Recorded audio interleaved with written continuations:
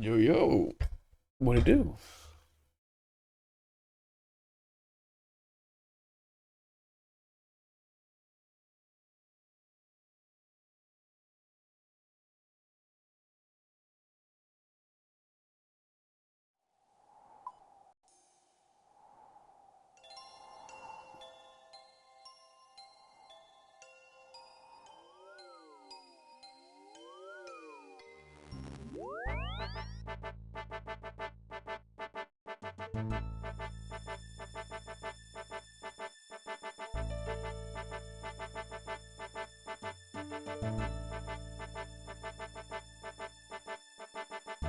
Good morning.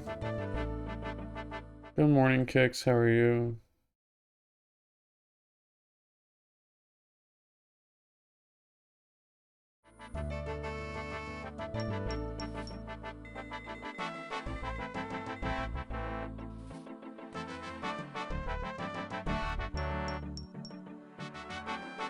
Good. How about you? I'm doing good, man.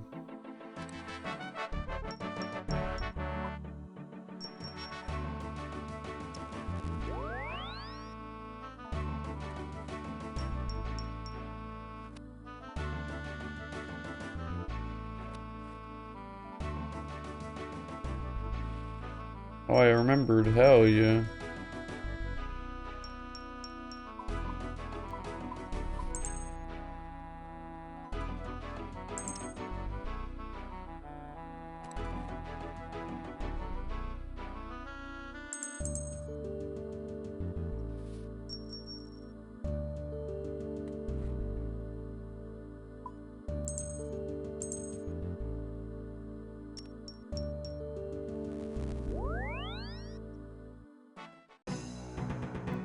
Hit that little TP. What you know about it? What you up to?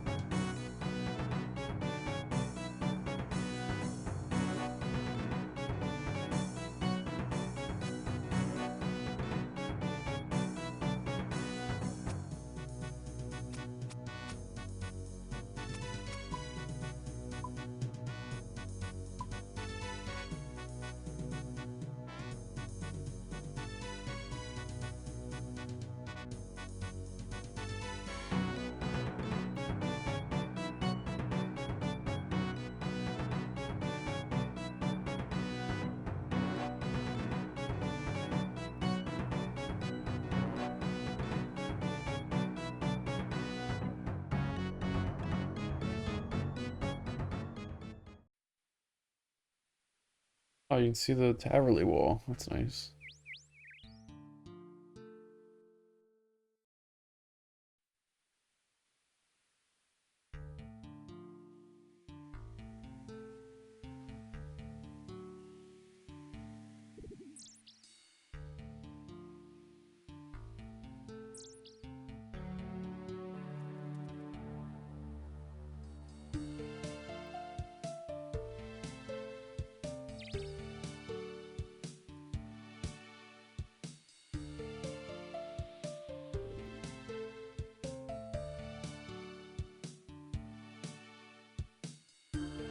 My tiara doesn't even fit.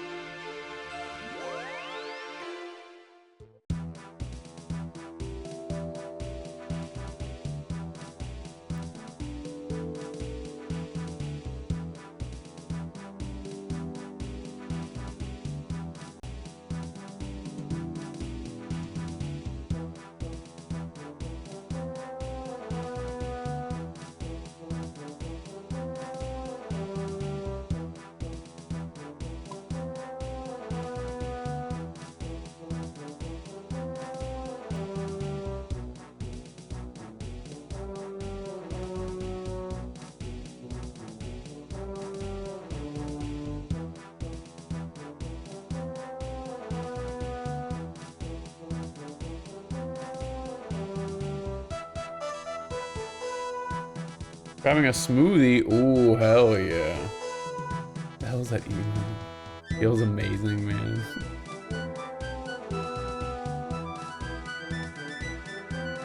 Oh yeah, you grab that smoothie.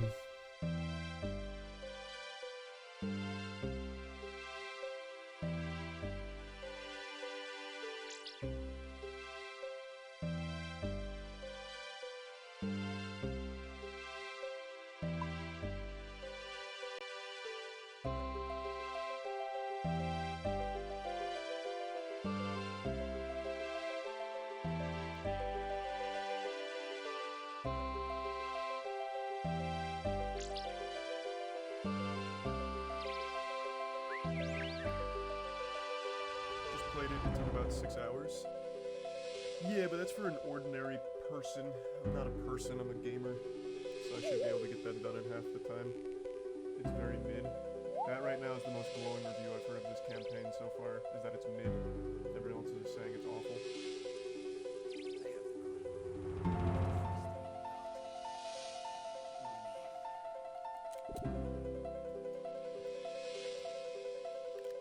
Why is Makarov now a babyface?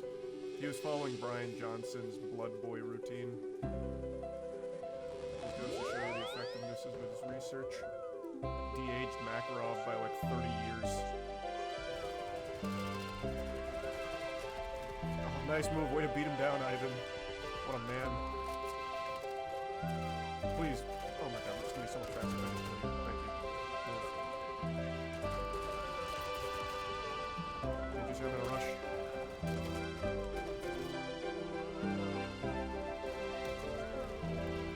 Wow, he took that like a who are you? Oh my god. That guy's immortal. We need him on our squad ASAP. Get this man a vest. Recruit him.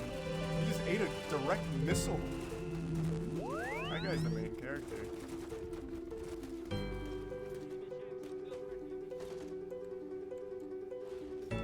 I don't know why I thought I could squeeze through there. Hold on. I'm letting down all the Patriots right now. Sorry about that. It looked like there was just enough room for me to wiggle through. It's so boring, it's literally DMZ. Hey, if it ain't broke, why try? Just print the same goddamn thing forever. That's the Call of Duty way, brother.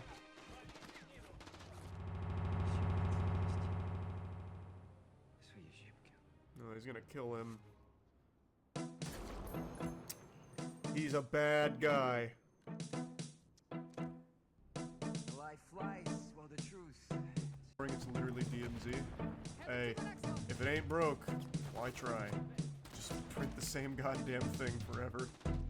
That's the Call of Duty way, brother.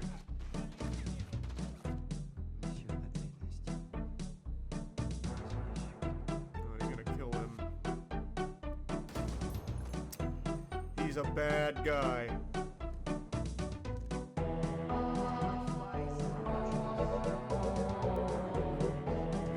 Thank you for touching me, sir. I appreciate that. You gave me the tingles. Oh, no. I really hope every open combat mission doesn't play out like the last one without this deception.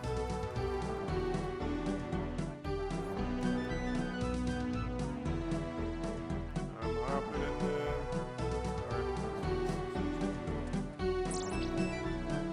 Being stunned.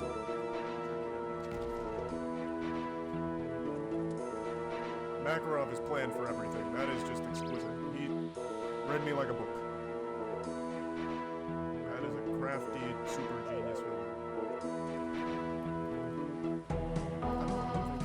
I don't know if that's the second time I've done that. I just really think that that shit's gonna, for some reason, squish together like a Looney Tunes cartoon. Oh my god. Oh, I'm so Oh, sorry. and mine is back. Shit. I've talked long for the campaign.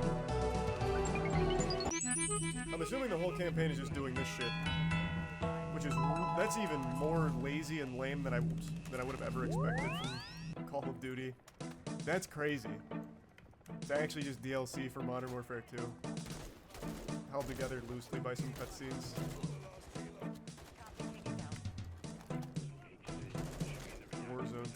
sounds about right, yeah.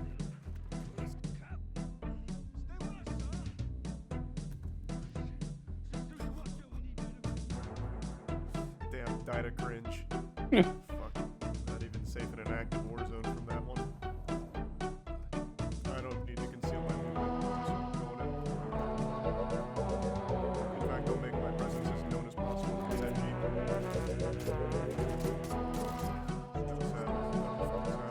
I got a silencer on. There's nobody silent.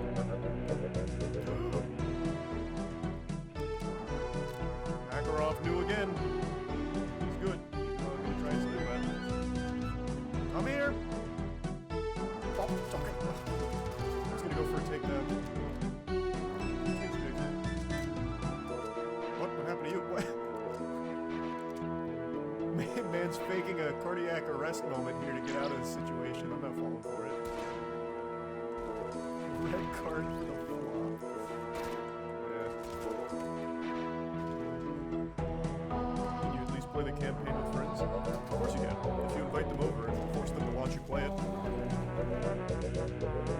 this isn't suspicious.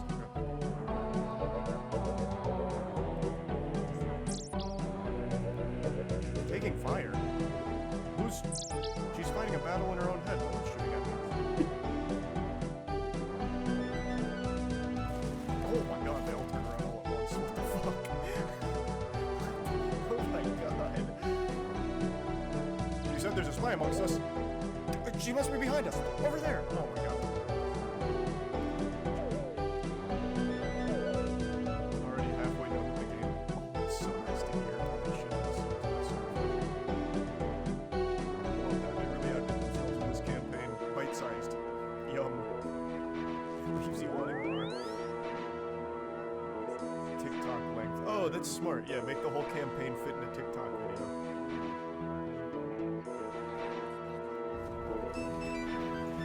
No! Kate, we gotta go!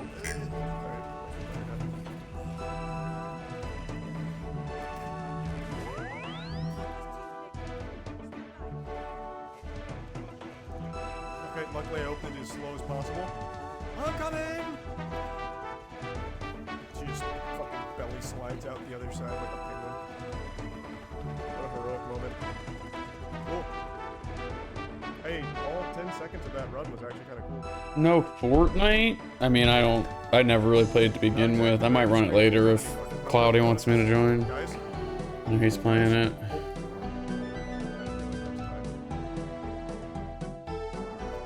Are you a Fortnite gamer? I'll fucking do it, okay. This is actually kind of similar to Fortnite in the sense that it's using like an old Just in case. Oh my god. like an old snapshot. Playing, you maniac. Hey, can you guys move? Hey, can you move? Oh, okay, okay, come on, buddy.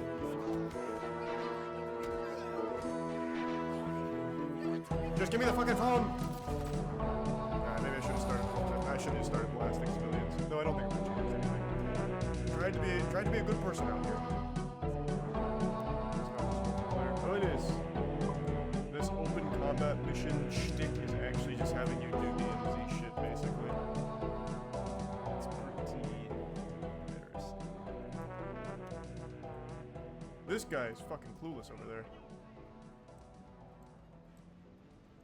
It's so good. Take it from me. I've been Oh god, no! on no, it for a no. total of That 11 hours. I have not switched games at all wasn't today. enough time Nice. to get back.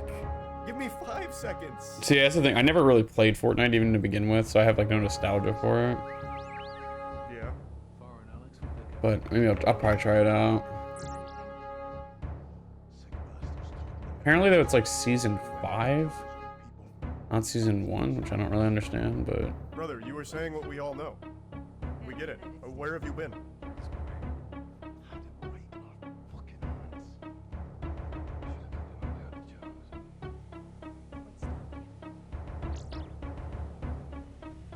every week the season will change.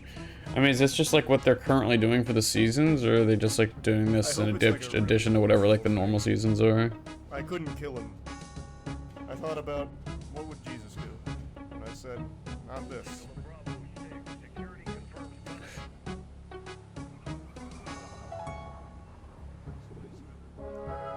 This is in Warzone, isn't it? Wait, is this whole...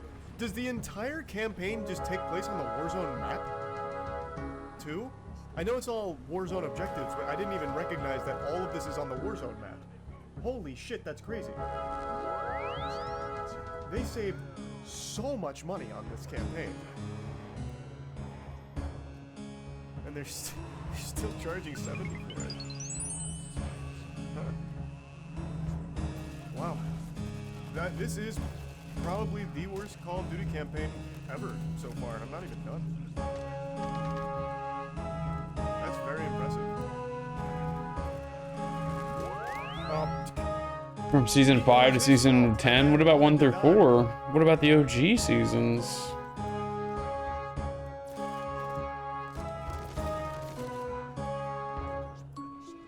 Are you alive or dead? Sending me mixed signals here. Okay, he's haunted. I'm not fucking with the paranormal. Chemical weapons, fine. Supernatural ones? No, sir. Is that a... I had a feeling. I should have just trusted my gut. You bastard. Oh, damn. You got me. Why would they drive into us? You could've just drove away. Unless it's a dead end over there, I guess. It's a stupid plan. This guy's a dummy. It's like an escort mission now. Go on, come on. Pat him on the back. How about poor cardio? Can you just run? Hey! Help! Ouch! What? Wait. Oh, that was like a scripted thing. What? I looked away for a second, like a split second. We need to do something about the zip ties here. He was able to escape so easily. Wait, how quickly does he do that? Let me see. Oh!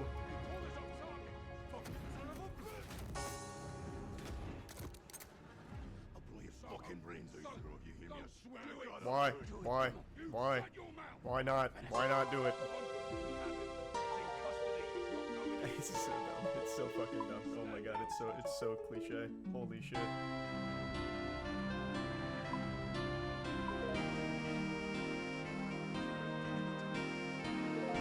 Oh, it wasn't. It wasn't the right thing at the time. What are you talking about? What are you talking about? This is, oh my god. This is, oh god. Like, if you need a reason to keep him alive, then make it be like an intel thing. Like, Makarov may have reported to someone higher, or we needed more information from him. This is just, the Gulag will take care of him. Throwing knife. Bitch. Oh god. The battle pass for the mini season is 50 tiers. It has remixes of the old skins. Oh, so this is just like the current season that they're offering. I don't know whether to be like, hell yeah, or to be like, that's kind of lazy. You know? Those plans are getting rained on. That shit is gonna be so soggy and fucking indecipherable. You could also just do that meeting indoors, right? Why take it out in the rain with the blueprints? Man, Makarov's an idiot. Well, his teams are idiots. I understand the Call of Duty bad thing gets kind of tiresome, but this is without a doubt the laziest campaign I've ever played. Most of it is just doing Warzone maps and doing the same fucking objective of grab here and run here. It's very bad.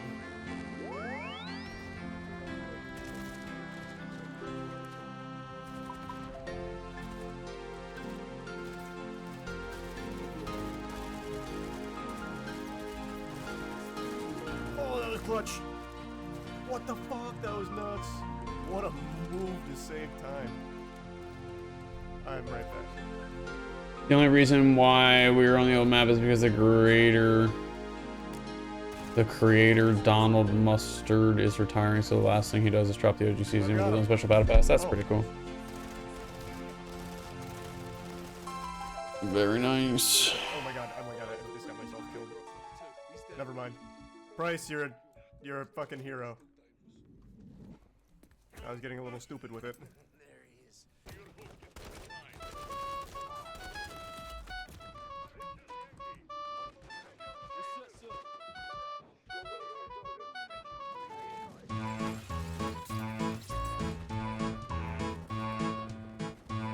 Like Price got blown away by that syntax. Is he okay? My man, he ate that whole explosion. The replacement for Charlie Wen is the creator of God of War and Kratos. Interesting. Like he was in his natural state there, I would say. Very cool. I'm sure a lot of people are playing it right now.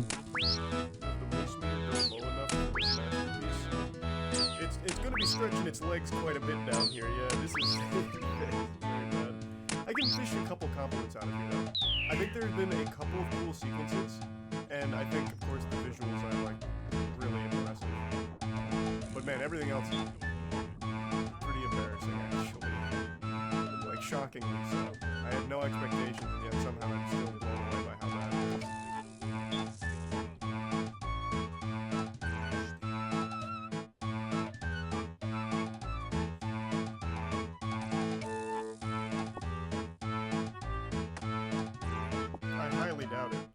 Yeah, the game overall has a player count right now of 2.7 million. It seems like people are nostalgic for what Fortnite used to be.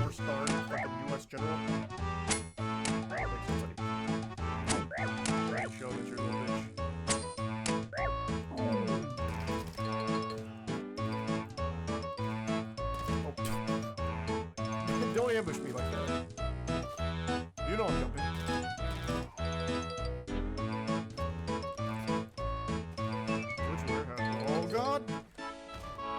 These grenades, man, they're predicting the future. I wasn't even anywhere near this staircase, and he just fucking dumped it. He's like, I know he's coming.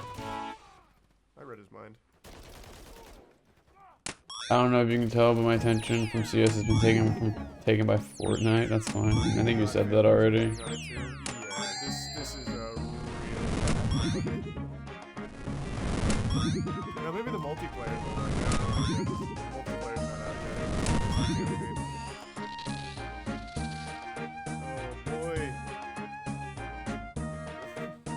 AC-130 mission? Cool.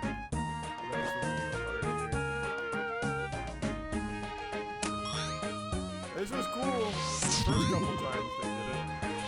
Now it's just fucking boring.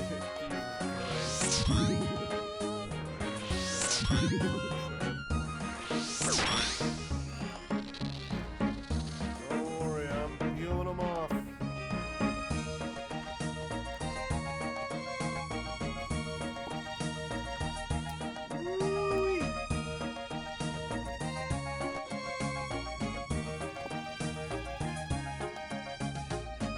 He's going at fucking light speed.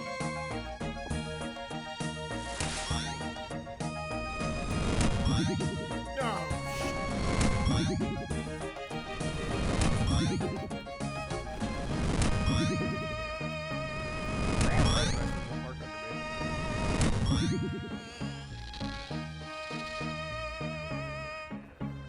That's a good way to farm runes.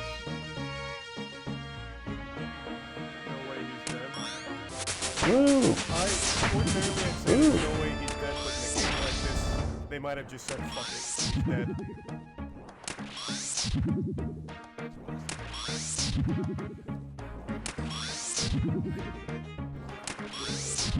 Someone's dying.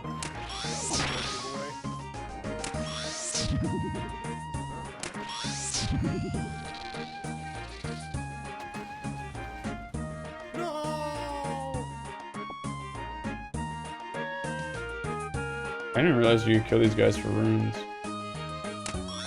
I'm gonna die again, fuck, no!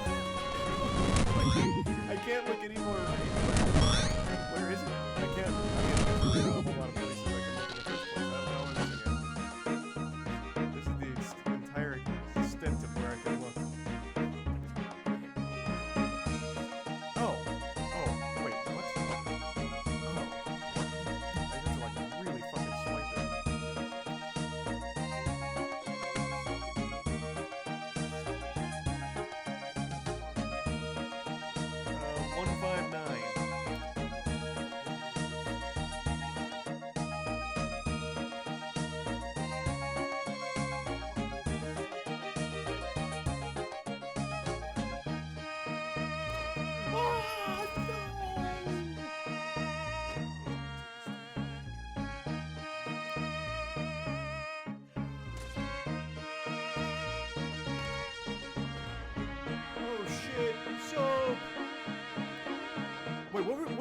Ghost and Gaz doing?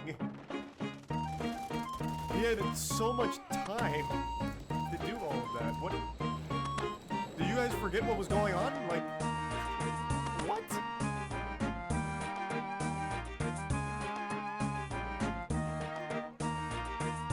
We have to cut. Were you not listening to him at all? Like, what happened to you guys? He told us what we have to do.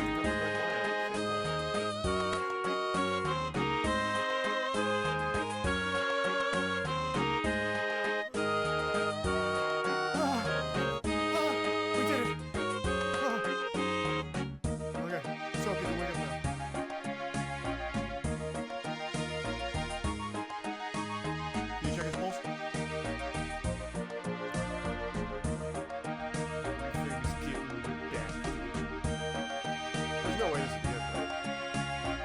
did it.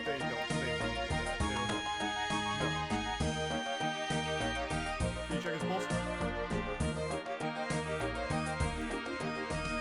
Everything's getting redacted. There's no way this is the end, right? They don't. They won't do that. They don't know. No. Can you check his pulse? Everything's getting redacted. There's no way this is the end, right? I thought it was a ghost in 2-hour camp. Why at the same time?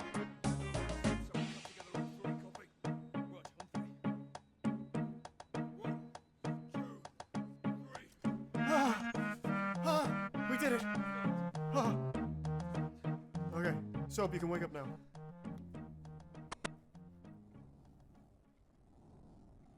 Did you check his pulse? Everything's getting redacted. There's no way this is the end, right? They wouldn't do that. They don't have. No, they're not that shameless. That'd be outrageous.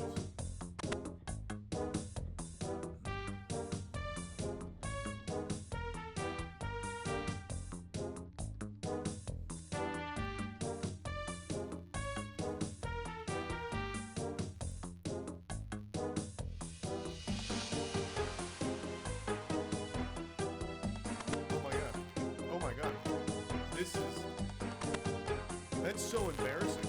That is so embarrassing. They're actually going to end it there. 3.5 hours. And literally nothing gets accomplished except Soap dying.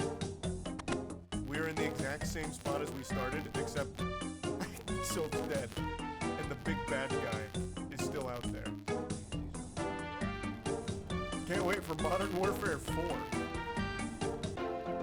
They're going to innovate even further into saving money and cutting costs on the campaign by making it a 2-hour campaign, and it only uses a single mission.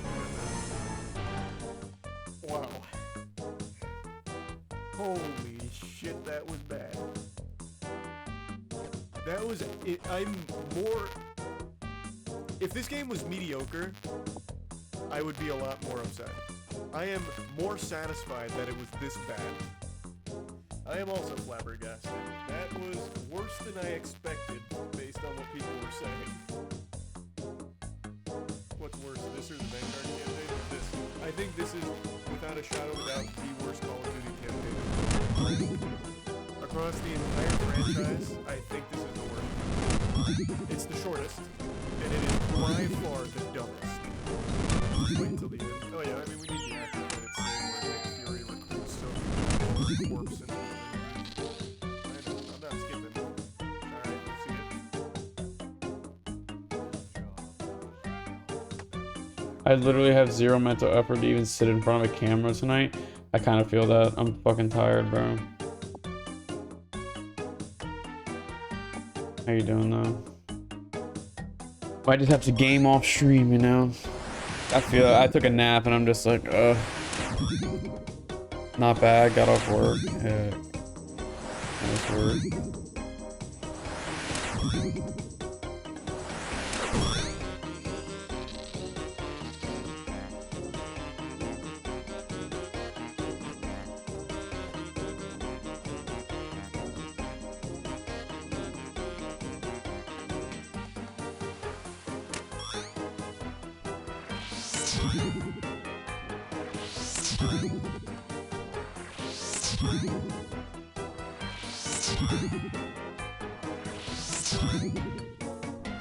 I need to shower and eat, but after that, I'm not sure how I'll be. Yeah, I feel that. Usually showers wake me up a little bit for streaming.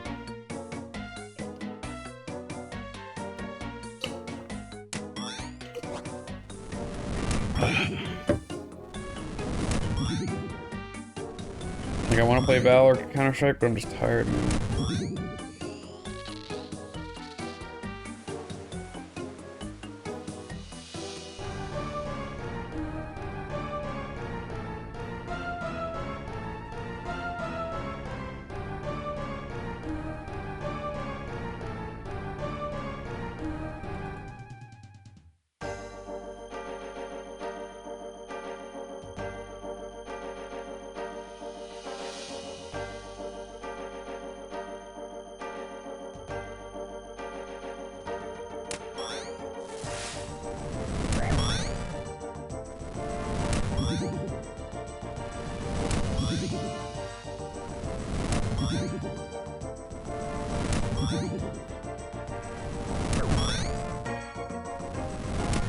You gonna eat good?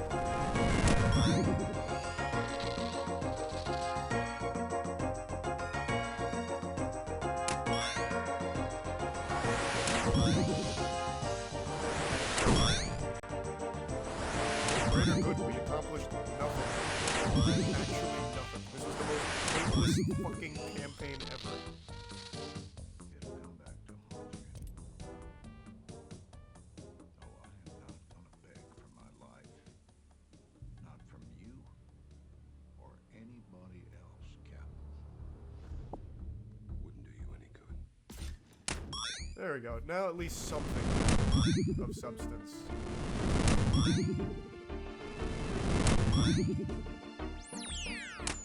Though, I will say, Soap's death is not his fault. You and Gaz were actually both just like playing patty cake while Makarov beat us down for like a good 30 seconds. You had plenty of time to shoot him. Right, fuck. It was Gaz and Ghost. Yeah, I thought it was Ghost and Price. You're right. That was me. You're right.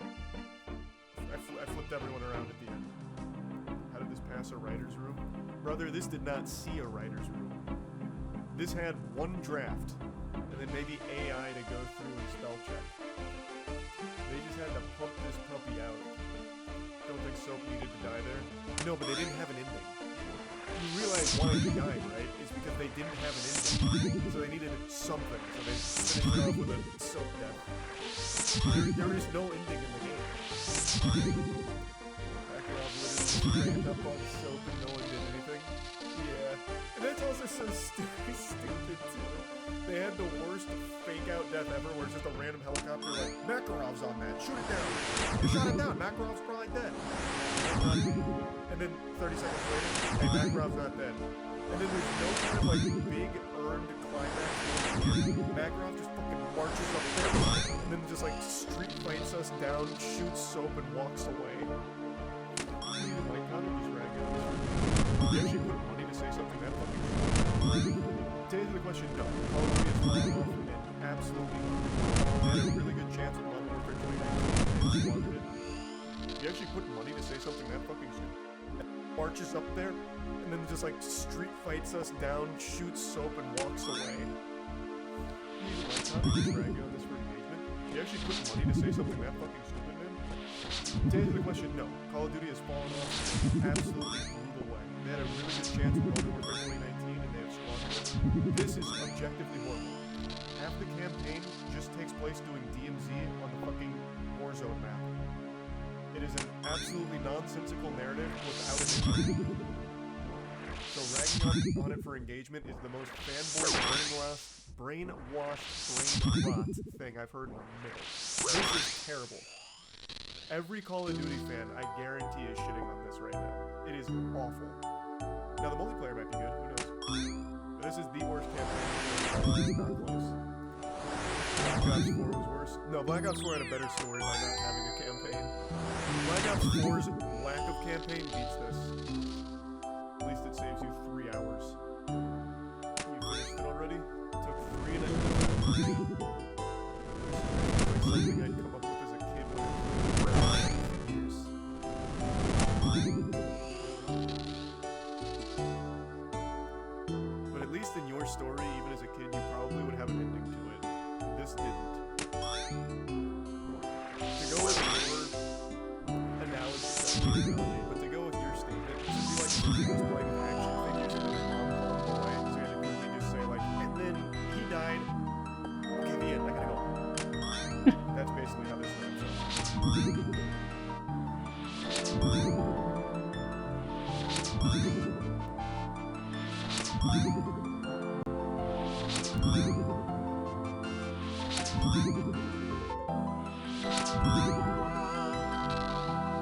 Is this the first stream after Sober October?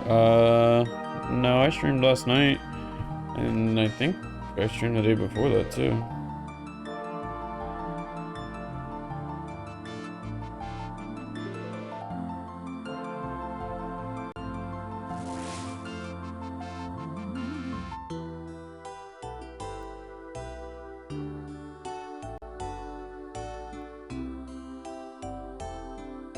Twitter is working. Let me see if we have it.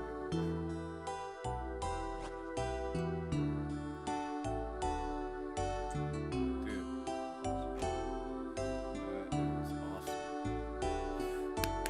Okay.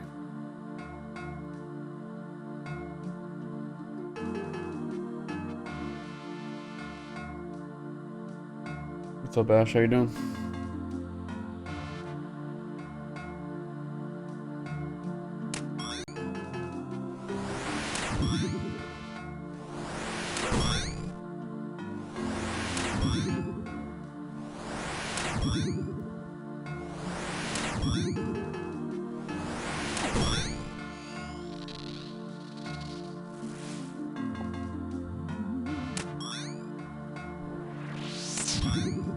Ooh.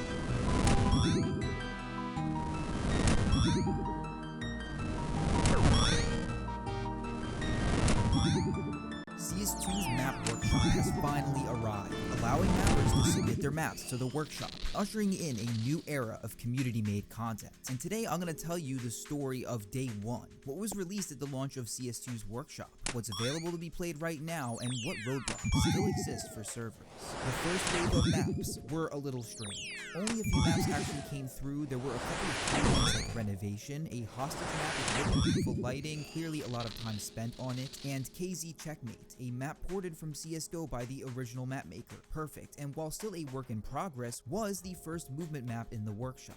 And there was this very useful crosshair generator already ported, but the rest of them were like this. This is somebody's high school, I think there was nothing in it, very broken. Or this map called Funeral, kind of sad. Most of the maps were a mess. The community's first attempts at mapping in Yeah, they have workshop maps in CS now. Garage, a message to the devs asking them to add asset packs or fast download for community servers. Basically, fast download is what's going on at the bottom when you join a server. It downloads maps, trails, and when Workshop launched, server owners immediately figured out that FastDL and other core features still aren't in. But the update does mean that we can now download maps from the workshop rather than an external file, making joining servers far, far easier. And just a few minutes later, I found my first server through the community browser, playing a port of a soccer football, with a working ball. We still had guns, but it was nice for a first game. And then the first Surf Rebel Resistance. Deployed, and no, it doesn't look amazing or even better than the CSGO or CSS versions, but Surf has officially arrived in the CS2 workshop. And then the maps started pouring in. AIM maps, competitive maps, more KZ maps, Surf competitive maps. I'm pretty sure that's Ascent. Maps, competitive. This is Ascent. From Valorant. I saw somebody on YouTube working on that. This 100% what that is. I think I bet my life on that. I probably shouldn't, but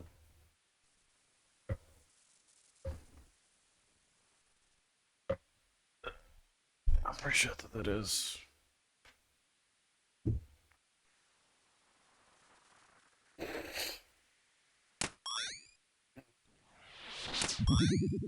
You should play the new tank character in Overwatch. Is he out?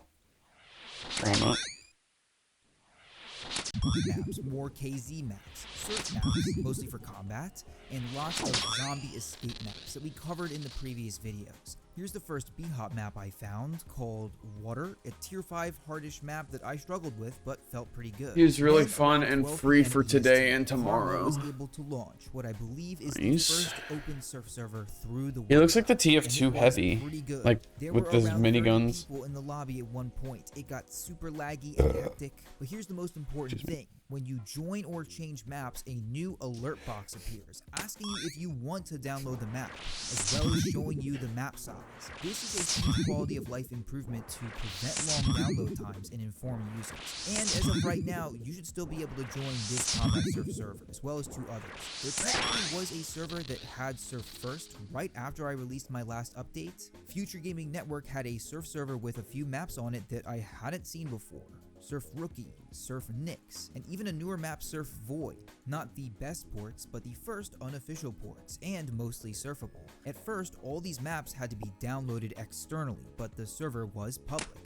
So they were, as far as I can tell, the first server in CS2. And now, as of this afternoon and the following days, you should expect to see servers start to pop up in the browser, if there weren't hundreds and hundreds of fake servers, as well as CSGO servers still in the internet tab. This was a problem we had in CSGO, and was a big barrier of entry for new players. I really hope Valve fixes this, as they just released the workshop and people are going to be confused and they're going to start mentioning it. In the meantime, the best way to find your favorite servers, if and when they switch over, is looking at your favorites tab to see if your owner has switched that IP to CS2. Many server IPs may just be converted, not changed, but don't expect One this burns to and one happen crits while hitting immediately. burned Please enemies. be Yeah, I saw patient. that. It's going to take time for servers to set up, and It they're sounds going pretty to be very strong. bare bones without the necessary plugins. To hold you over, I've put every real IP I could find in the description. Just add them to your favorites. In the coming weeks and months, I'll do my best to update you on the most important community-made CS2 content, including but not limited to Surf, the other movement game modes, and Zombie Escape. So if that's something you want, please subscribe for more. Thank you so much for watching, and good luck sliding those triangles.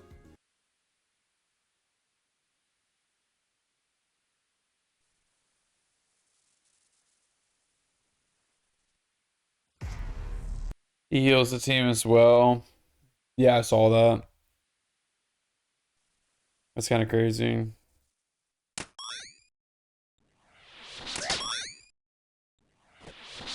It kind of scares me. It seems like a big power creep type thing. Like he looks like he just kind of does a little bit of everything, you know. He's got like a Rhine dash. Like a dashes through and slams. Got 2 fucking miniguns. He's got an ult that locks you down.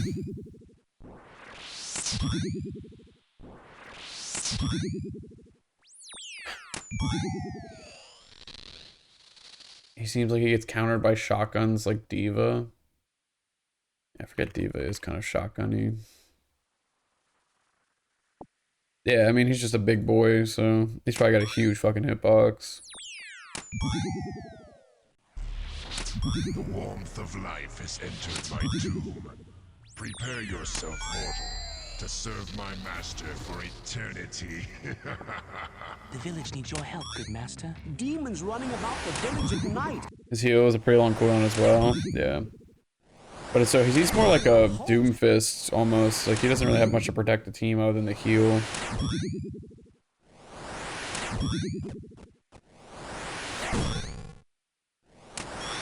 Is nothing sacred? So what the fuck are crits? Does that just mean it headshot as long as they're on fire and you're shooting them? It's basically like headshot damage no matter where you hit them. Like does it or does it not? Does the miniguns not do headshots regardless?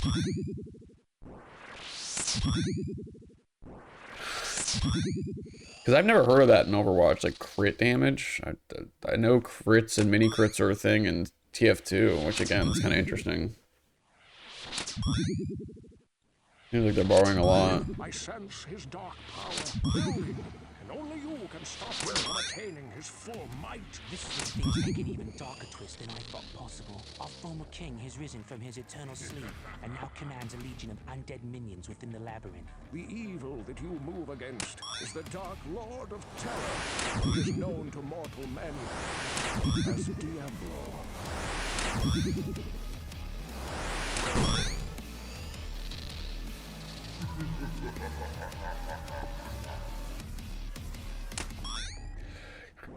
What's up, everybody? This is the Demon Slaying Man here. True. And today, I want to take you to hell.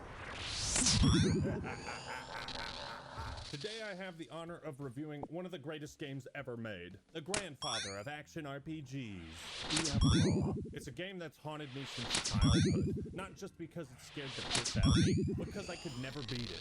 What the fuck? These days, it feels like Blizzard is a walking L factory, churning out logs after A logs of walking L unparalleled factory. efficiency. If you're not 800 years old like me, it might surprise you to learn there was a time when Blizzard took nothing but W's. Do you have to do anything special to play him, or is he in like all Was modes? started by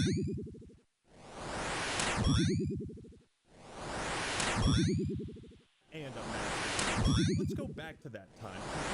The demonic roots of the Diablo series. The first Diablo is one of those genre-defining landmarks in video game history. It stands shoulder to shoulder with the likes of Doom, Super Metroid, Mario 64, Legend of Zelda, Metal Gear Solid, Dark Souls, Corey in the House, and any other Heyo. game that shifted the direction of an entire genre and this industry as a whole. Diablo is one of those games most nerds know about and respect, but relatively few have actually played. One of those games where people say, oh, Diablo? He gets countered by Ana. Ana counters every tank. Classic. Oh, fuck no, I ain't playing that. Are you crazy? The game's like 500 years old.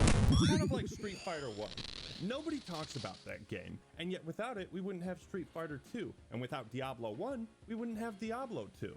It's time to solve this mystery once and for all. Does Diablo 1 still hold up on its own merits? Or was it merely a stepping stone to something greater? Is my love for this game blinded by nostalgia? And most importantly, is Diablo 1 worthy of being called a masterpiece? Well, let's Stay a while and listen. slay the butcher and descend into hell straight into this. This video is sponsored by Exter. Known for inventing the first trackable wallet, Exter helps you keep track. Diablo 1 is a lot more important than people give it credit for. Given their prevalence today, it's hard to imagine a time where ARPGs were considered a tough sell to consumers. That's exactly what Diablo was. So at the time, PC RPGs in general were kind of in a very strange state. Sales had really declined on any kind of RPG at the time, and even though that was a huge genre earlier, when we went to go pitch Diablo to a bunch of different places, we got rejected 20 plus times. But we knew that this was an unusual kind of style of RPG. You see, the RPG. Wait, when does he come? He doesn't come out until like December. Why are they doing a playtest for him now? Setting with elves, dragons, castles, princesses. It wasn't like the variety we have today. So a dark gothic RPG about descending into hell and slaughtering demons is a pretty radical idea, dude. In a lot of ways, we wanted to kind of make the antithesis of what RPGs were at the time. We wanted to make sure that the style of game it was much more like the way that I used to play Dungeons and Dragons. And so I wanted a game that was killing monsters and getting cool loot, rather than having a long story, with deep character customization. And I wanted to focus more on the action side and more on the loot side. And by making the antithesis of other RPGs, Blizzard had an immediate advantage over their competition.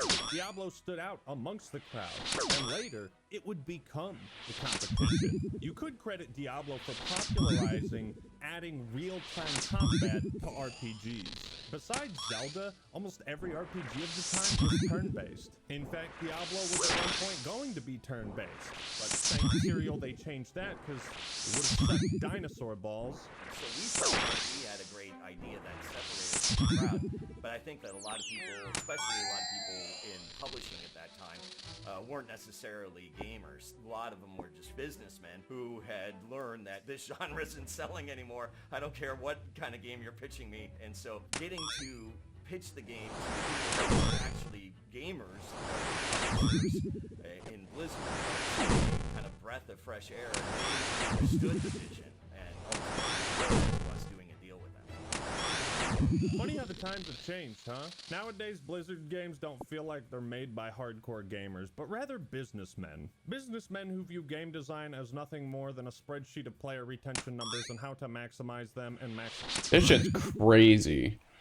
Diablo 4, like fucking, what would you call these effects? Damage with brawling, burning, cold, damage with look at all these damage types. What the fuck? This is crazy. Critical strike chance versus injured. Critical strike damage versus CC versus vulnerable with core, with earth, with lightning, with like what the fuck? These are like all stats that like your armor can have.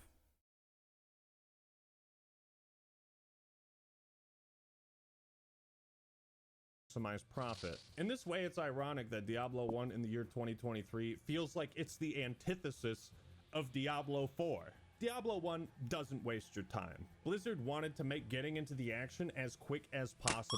We want to just press a few buttons and get right into the game.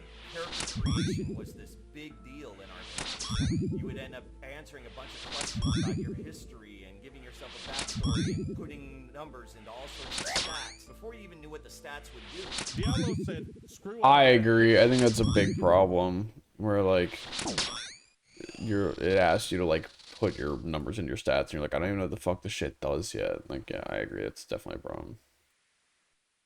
Good guy, choose a name, bing bang boom, you're in the game. Here's a club with an arrow to kill Satan. It's hard to describe how awesome Diablo Club 1 with is. an- You just look at that cover and damn, Satan himself is staring right back at you. Come and kill me, motherfucker. You always know a game is gonna kick ass when the Christian parents. Kill me, motherfucker. You always Kill me, motherfucker. It's hard to describe just how awesome Diablo 1 is. You just look at that cover and damn, Satan himself is staring right back at you. Come and kill me, motherfucker. You always know a game is gonna kick ass when the Christian parents hate it.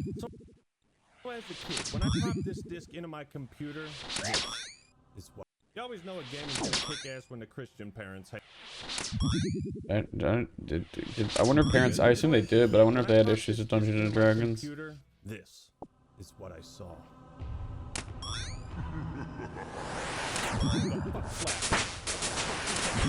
Nothing to worry about, my guy. Just my eyes. Diablo's intro makes it clear what kind of game this is gonna be, but you truly have no idea what's in store for you. Yeah, okay, the graphics are a little cheesy, but you know what still strikes terror into my heart?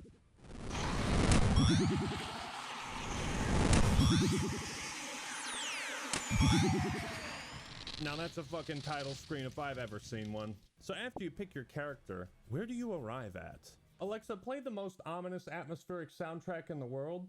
My name's Deckard Cain, and I come from Tristram. If you're looking for What? Diablo, then you What is just that? missed him. No. No, not that. No, turn that shit off. Greetings. Oh, Greetings. on the Tristram theme. When did Deckard Cain begin his rap career? Alexa, play the most atmospheric soundtrack in the world. Thank you.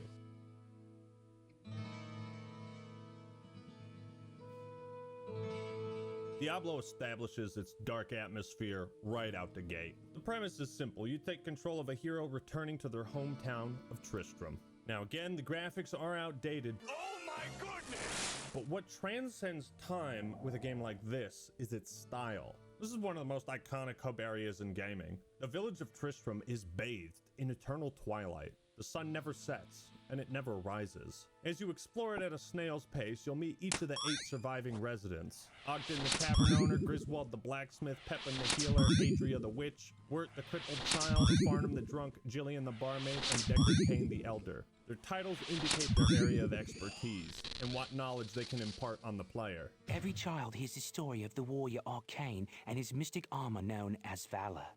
If you could find its resting place, you would be well protected against the evil in the labyrinth. The townsfolk point out that demons only attack at night, since they're afraid of the sun, and so Tristram feels like it's always on the knife's edge, verging into darkness. Like at any moment, Diablo will regain his full strength, the sun will set, and legions of demons will pour into the town, slaughtering its helpless residents. My goodness, demons running about the village at night, pillaging our homes, is nothing sacred? Now, this might be to explain why the NPCs don't ever move, but Ogden says that mysterious dark riders patrol the forest outside the town and hunt down any who try to leave it. All was peaceful until the Dark Riders came and destroyed our village.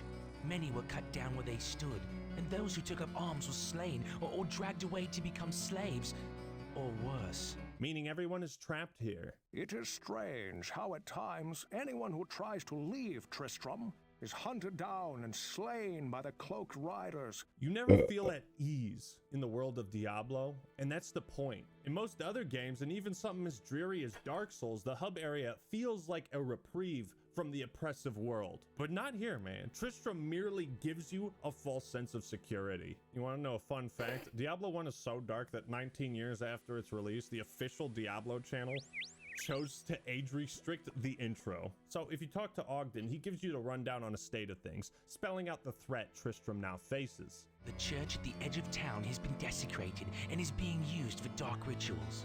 The screams that echo in the night are inhuman, but some of our townsfolk may yet survive.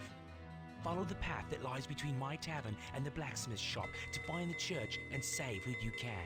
Normally this tell don't show type of storytelling is more stale than maggoty bread, but it works in Diablo 1. It's like listening to an audiobook, and you can let your imagination take over. The armories of hell are home to the warlord of blood. In his wake lay the mutilated bodies of thousands. Angels and man alike have been cut down to fulfill his endless sacrifices to the Dark Ones, who scream for one thing: blood. Now, some might argue the voiceovers are over the top, and you know something?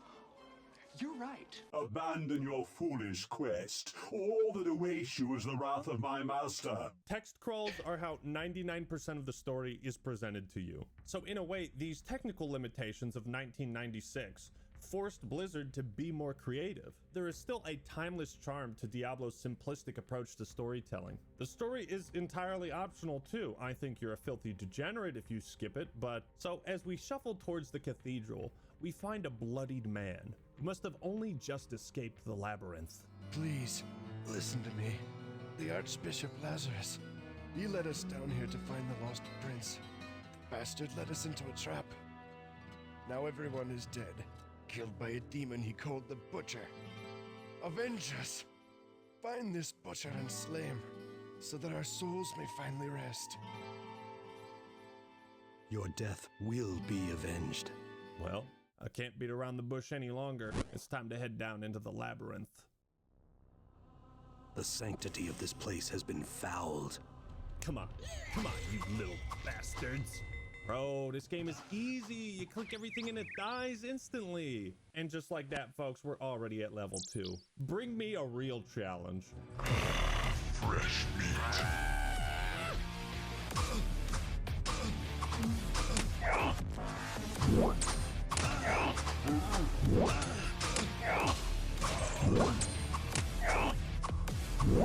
This, ladies and gentlemen, is the Butcher, and encountering him for the first time is one of the most memorable moments in all the games I've played. It highlights how tension and fear can be used to their maximum potential. All from a tubby dude in an apron who chases you at what can barely be called a brisk pace. There is no jump scare, just one line of dialogue, a demon wielding a giant cleaver, hacking apart his victims in a room soaked with blood, their bodies displayed in grotesque manners, almost like a perversion of the crucifixion. The Butcher is a beginner's trap. Part of the reason this guy is so iconic is the first 2 levels kind of fool you into thinking you can kill everything in 1 to 3 hits. So naturally you approach this door like any other, and when the Butcher appears, it's a goddamn reality check. If you think Diablo is gonna be a cakewalk, you haven't been paying attention.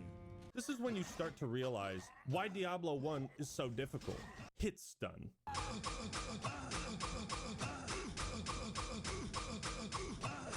If you get hit hard enough, you will be stunned, which interrupts any action you're taking, and it can suck you back towards the demon that's whacking you. Hit stun combined with the slow move speed makes positioning vital. If you think you can play Diablo 1 like any of the sequels, you are in for a real treat.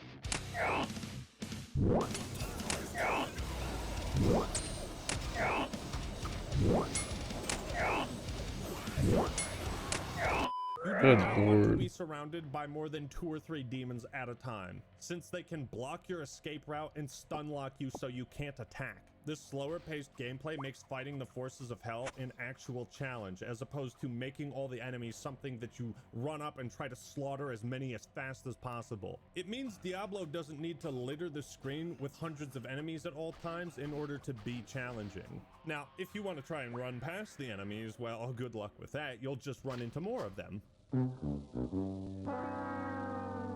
And because enemies don't respawn, you can't reset the dungeons, there is a finite amount of XP you can get. So you have to kill absolutely everything. The Butcher is great since he always appears in the same room, so once you know he's there, you can avoid him until you're stronger. But once you finally slay this red bastard, come on, he's so close. The spirits of the dead are now avenged. Oh my god. Loot! Oh, there's that loot drop dopamine. Ooh, I've been missing that so bad. And this is what makes Diablo so addicting. Tackling a hard challenge for a unique, awesome reward. May the spirit of Arcane protect me. If you ask the townsfolk about him, they all have an experience to relate. I saw what Farnham calls the Butcher, as it swathed a path through the bodies of my friends. He swung a cleaver as large as an axe, hewing limbs and cutting down brave men where they stood. By the light, I know of this vile demon. There were many that bore the scars of his wrath upon their bodies when the few survivors of the charge led by Lazarus crawled from the cathedral. I don't know what he used to slice open his victims, but it could not have been of this world. It left wounds festering with disease, and even I found them almost impossible to treat. Beware if you plan to battle this fiend. Cain tells you the Butcher was part of Lazarus's trap to lure townsfolk into the dungeon. Lazarus, by the way, is the archbishop who betrays everyone. None of them were prepared for what lay within the cold earth. Lazarus abandoned them down there, left in the clutches of unspeakable horrors, to die. So, you just killed the Butcher, and you think you can rest easy for a moment. But upon returning to Tristram, Ogden tells us the story of the fallen King Leoric, whose son, Prince Albrecht, was kidnapped for unknown reasons. With each passing day, Leoric seemed to slip deeper into madness. He sought to blame innocent townsfolk for the boy's disappearance and had them brutally executed. The king's knights and priests tried to placate him, but he turned against them and, sadly, they were forced to kill him. With his dying breath, the king called down a terrible curse upon his former followers. He vowed that they would serve him in darkness forever. This is where things take an even darker twist than I thought possible. Our former king has risen from his eternal sleep and now commands a legion of undead minions within the labyrinth. Please, good master, put his soul at ease by destroying his now cursed form. Approaching the tomb of the Skeleton King, it's our duty to destroy his now cursed form. The warmth of life has entered my tomb. Prepare yourself, mortal, to serve my master for eternity.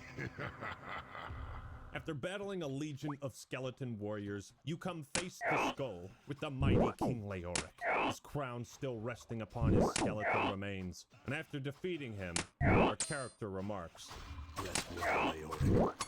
I'll find your son." This line has always stuck with me because, despite him being a servant of the Lord of Terror, despite his hostility and the threat he poses, he was once respected by all the townsfolk as their noble king. The tragic fall of Leoric was a harsh blow to this land. The people always loved the king, and now they live in mortal fear of him. The question that I keep asking myself is how he could have fallen so far from the light. It's quests like these that get me so interested in the lore and backstory of Diablo and its characters. You know, when Decker King drops his catchphrase, "Stay a while and listen," he really means it. If you stay and listen to what the tomes and townsfolk of Tristram have to say, you will unravel an amazingly dark, spooky tale. What makes Diablo feel like a horror game is You are the underdog. You get no allies, no help in the labyrinth. You never know what's around the next corner. It forces you to be careful about waddling into the open without a plan. The game handles its lighting and darkness in such a genius way. Light radius is a stat that reveals a greater area around you, making it easier to see approaching enemies, but also easier for them to notice you. Some demons can open doors, others can't. You can use this to exploit their AI, but this truly felt like a fight for your life. And you never get this same feeling in any of the later games. The encounter with the butcher teaches you that you never know what is going to come through that door. But Diablo's fear factor extends beyond its gameplay and steeps into the story as well. Try to listen to this and tell me you don't feel a little bit intrigued. Beyond the Hall of Heroes lies the Chamber of Bone. Eternal death awaits any who would seek to steal the treasures secured within this room. So speaks the Lord of Terror, and so it is written. So after you hear this, you're like, what the fuck is the Chamber of Bone? So you go back to town, and Deckard Cain tells you it's a place filled with treasure. These tomes inferred that when the lords of the underworld desired to protect great treasures, they would create domains where those who died in the attempt to steal that treasure would be forever bound to defend it. A twisted but strangely fitting end. If you talk to Adria, she says, "You will become an eternal servant of the Dark Lords should you perish within this cursed domain. Enter the Chamber of Bone at your own peril." You see, unlike the nameless, forgettable, copy and pasted dungeons of Diablo 4, every dungeon and level in D1 has a purpose beyond gameplay. The Chamber of Bone is a quest where you whack 100 skeletons for treasure, and that's it.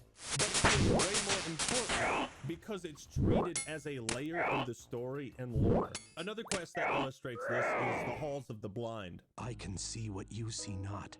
Vision milky, then eyes rot.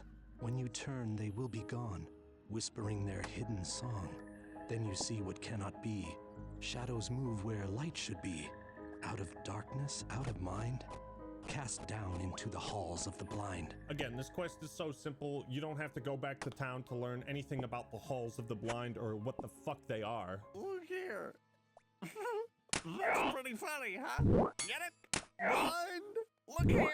It's just a bunch of rooms filled with invisible enemies, and you kill them, find an amulet, you're done. But the way it's presented, like this poem, it adds mystery and intrigue. This is what I love about Diablo. No quest is treated as filler. Now, the serious, grim tone of Diablo is balanced quite nicely with a few rare moments of comic relief and humor. Please, no hurt, no kill. Keep alive, and next time good bring to you. God the Week is interesting because it's like one of the few times a demon is trying to reason with you, but he ends up just like betraying you. Then there's another quest called Ogden's Sign, where a bunch of the Fallen steal his sign with the rising sun, thinking the sun is some sort of powerful thing. But talking to these demons is actually a little relieving because, as Cain puts it, perhaps they are not all as smart as we had feared. Then, of course, you have the Black Mushroom quest. Now that's one big mushroom. What is that? Why does the mushroom say whoa when I pick it up? Now that's one big mushroom. Now that's one big mushroom. Why? I've never seen a mushroom that size. You always have clear audio and visual indicators of what's happening when an enemy gets hit or is staggered or dies.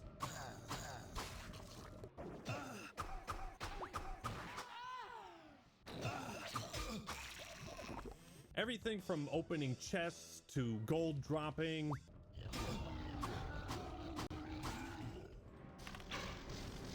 The sounds are so good that Diablo is still using them 26 years later. The screeching, grotesque sounds demons make when taking damage, attacking, or dying, they're all so memorable. And combined with the incredible sprite work, it looks and sounds awesome. What's crazy though is how little music is in Diablo, yet how impactful it is. The game is split into 4 sectors: dungeons, catacombs, caves, and hell. Each area has its own theme, which escalates the feeling of dread. Every level changes the enemy rotations too, and everything looks and sounds completely different. You're immediately put on edge. You realize you aren't just descending into hell, you are descending into madness itself. So Diablo has 3 classes, each with slight differences. Warriors get faster melee attacks, rogues have better ranged attacks, and sorcerers can access the top tier spells. What separates D1 from later entries and most other RPGs is that no spell, weapon, or piece of armor is class specific. Each class can use pretty much 95% of the loot they find. This gives the player quite a lot of freedom, as you're not locked into a specific playstyle at the start of the game. Most of Diablo's issues are a result of it being older than dirt and one of the first of its kind. Don't get me wrong, there's some annoying, dumb, tedious crap in this game, but I don't think it'd be fair to treat these problems as anything more than tech limitations or small oversights by the devs. It'd be like criticizing Pong's graphics, you know? It's like they did the best with what they had. Did you guys know Diablo 1 was actually the first Strand type game? Yeah, if you walk from Wirt to Adria, it's gonna feel like Death Stranding, man. Yeah, walking in town is like the biggest complaint, probably. Managing the inventory is also tedious. As far as I know, you literally have to drag and drop each and every item or potion into your belt or whatever. It's also pretty funny that there's no stash, so everyone would just throw their shit in the middle of town. Gold also took up inventory space in stacks of 5,000, so it was possible to see an item in the store that is so expensive you literally can't buy it. But these antiquated issues are fixed in the Beelzebub mod, which I talked about before. I'll actually put a link in the description to that video. But that mod, in my opinion, is the definitive way to play D1. Still, there's a charm to the archaic design and difficulty of Diablo, and the lack of quality of life features we take for granted, like having no autosave and 1 save slot per character. You can actually hard lock your game if you panic save at the wrong moment. This happened to me as a kid when I was fighting a butcher. I saved right before his last hit was coming to kill me, and every time I tried to load in, I would just die instantly. That's it. The game is over. So took up into a specific Garbod the Weak is interesting because it's like one of the few times a demon is trying to reason with you, but he ends up just like betraying you. I'm not impressed. Then there's another quest called Ogden's Sign, where a bunch of the Fallen steal his sign with the rising sun. I thought my computer was lagging. I was trying to figure out what was going on, because my mouse was like stuttering across the screen. That's because my mouse is dying. That's fun.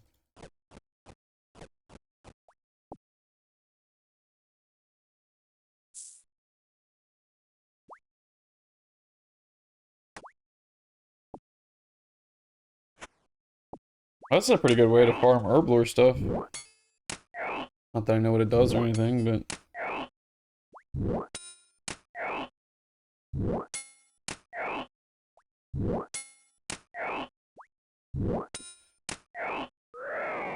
Oh, my strength level went up, I didn't realize.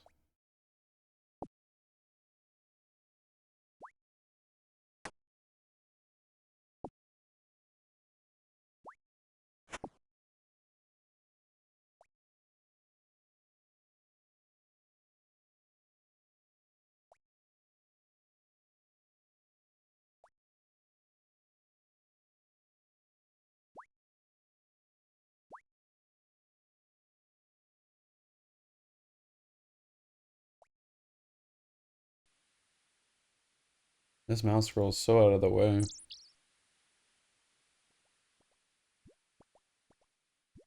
Sort of powerful thing. But talking to these demons, We're using the shroud. What is it, the 303, the G303? Perhaps they are not all It's like a diamond shape. It's very interesting. But the mouse scroll is like sticky. The black mushroom Because quest. whatever it's made of is like deteriorating. Big mushroom. Whoa. What is that? Why does the mushroom say whoa when I pick it up? That's funny.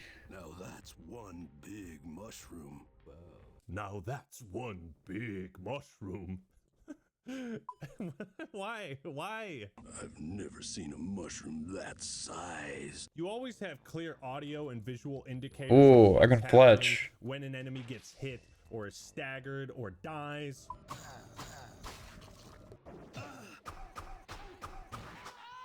Fletching out here. Everything Fletch from me, opening daddy. chests Yes, to that's a new gold fletching level. dropping.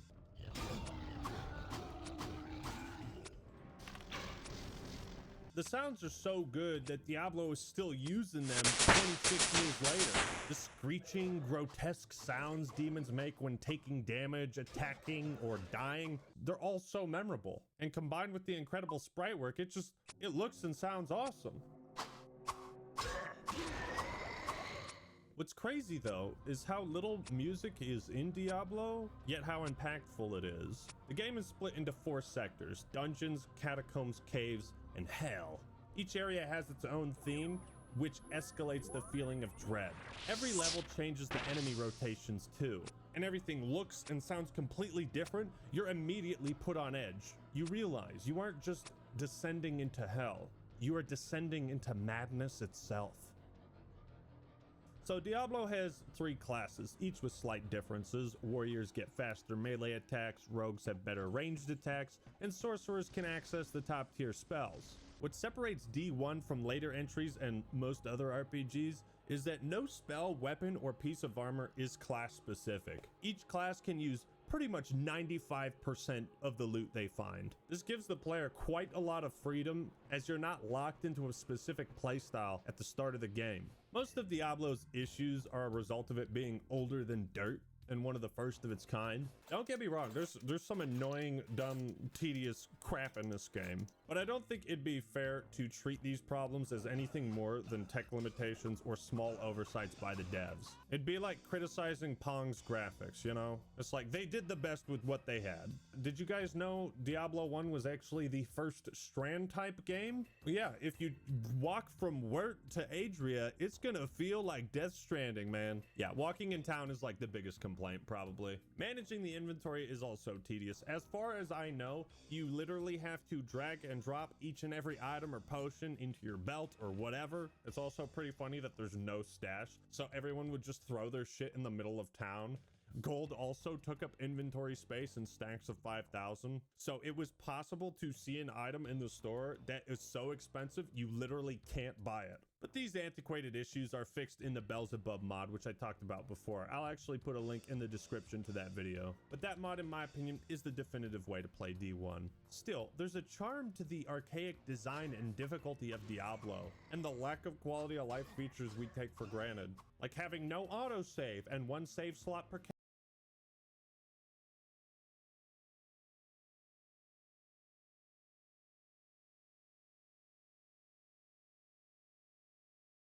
I have no idea how Slayer works. We're gonna check it out.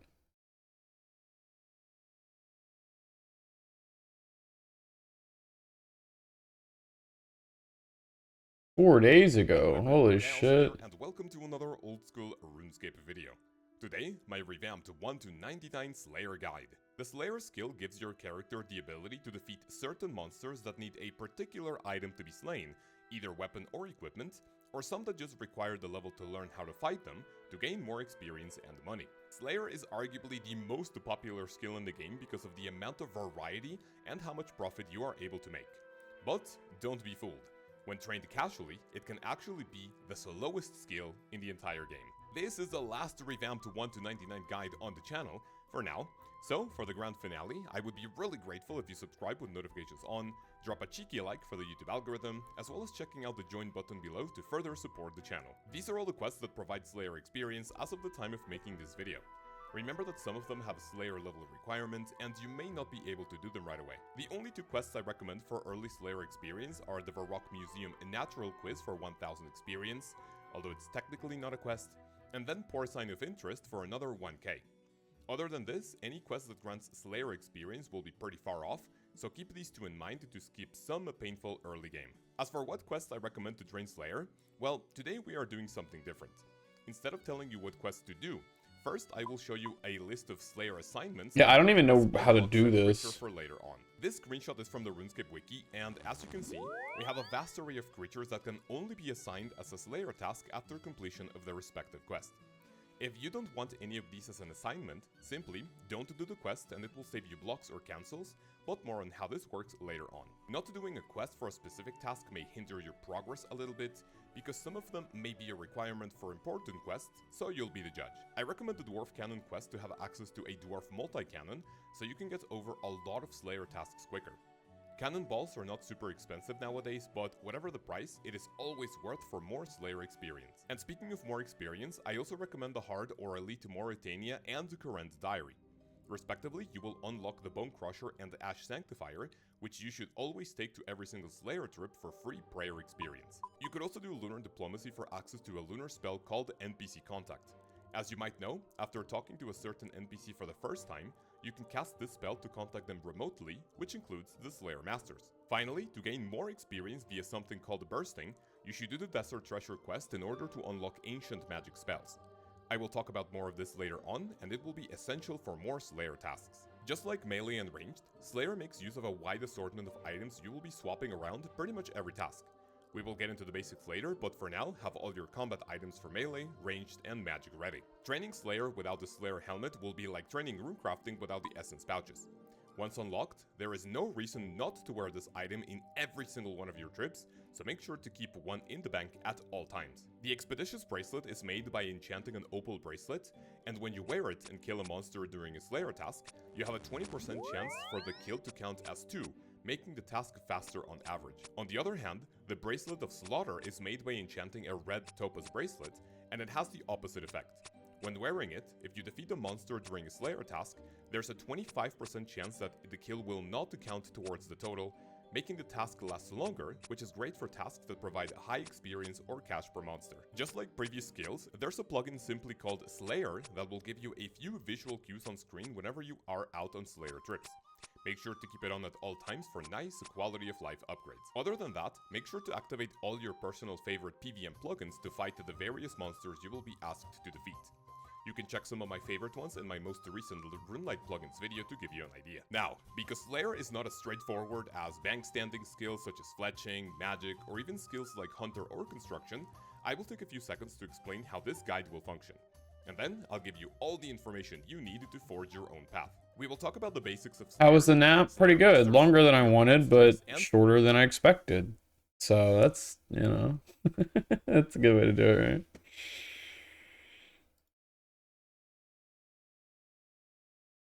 Skills such as fletching, magic. What's up with you, Mr. Day? Good to have you. Were you napping as well? I will take a few seconds to explain how this guide will function.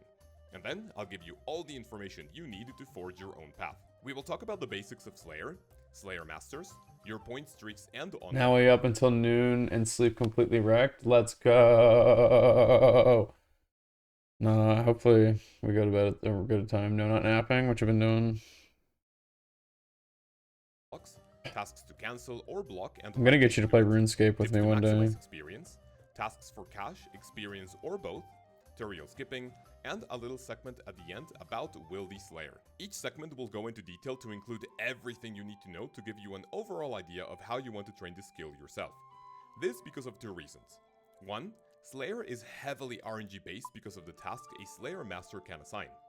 And two, because monsters I enjoy killing. I installed Windows 11 on my streaming PC last time. It did not work out well. I'm convinced you're a masochist. I'm convinced you're just like, I need something to solve. Like, why? I mean, if it's like a sex thing, I get it, but like, character. Wrong video. Be enjoyable for you. This is why instead of telling you what to do at every level, I am giving you all the information I have learned over the years. I love figuring things out. Yeah, same. Let's figure out how to get the fuck out of 4K Counter-Strike and out of Golden Plat Valorant. Let's troubleshoot that, because we fucking suck. Let's do that. I'm done troubleshooting shit. You just need me on your team? Yeah.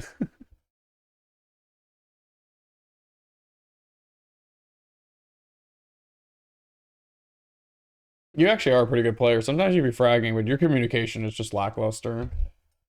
But that's like everybody we play with. Me and Day will carry you. Day will definitely carry me. He will definitely carry me in his big, strong arms. I have no doubt. What the fuck am I doing? What is my goal? How do I do Slayer? That being said, let's begin. Alright, so what is Slayer exactly and how does it work? If you have played any other classic MMO, it's basically one of the generic quests. Go to this area and kill a certain creature X amount of times, or until Yeah, go learn all the Anubis smokes. I need to get better. I need to pick mine up as well. In old school RuneScape, you talk to NPCs called Slayer Masters, and they will tell you to defeat a certain number of creatures, each giving you Slayer experience when they perish. When done, and if eligible, you will be given Slayer points which you can use with said Slayer Masters for tons of benefits. After completing multiple tasks in a row, you will be awarded with even more points. Your streak does not reset if you ask different masters for a task.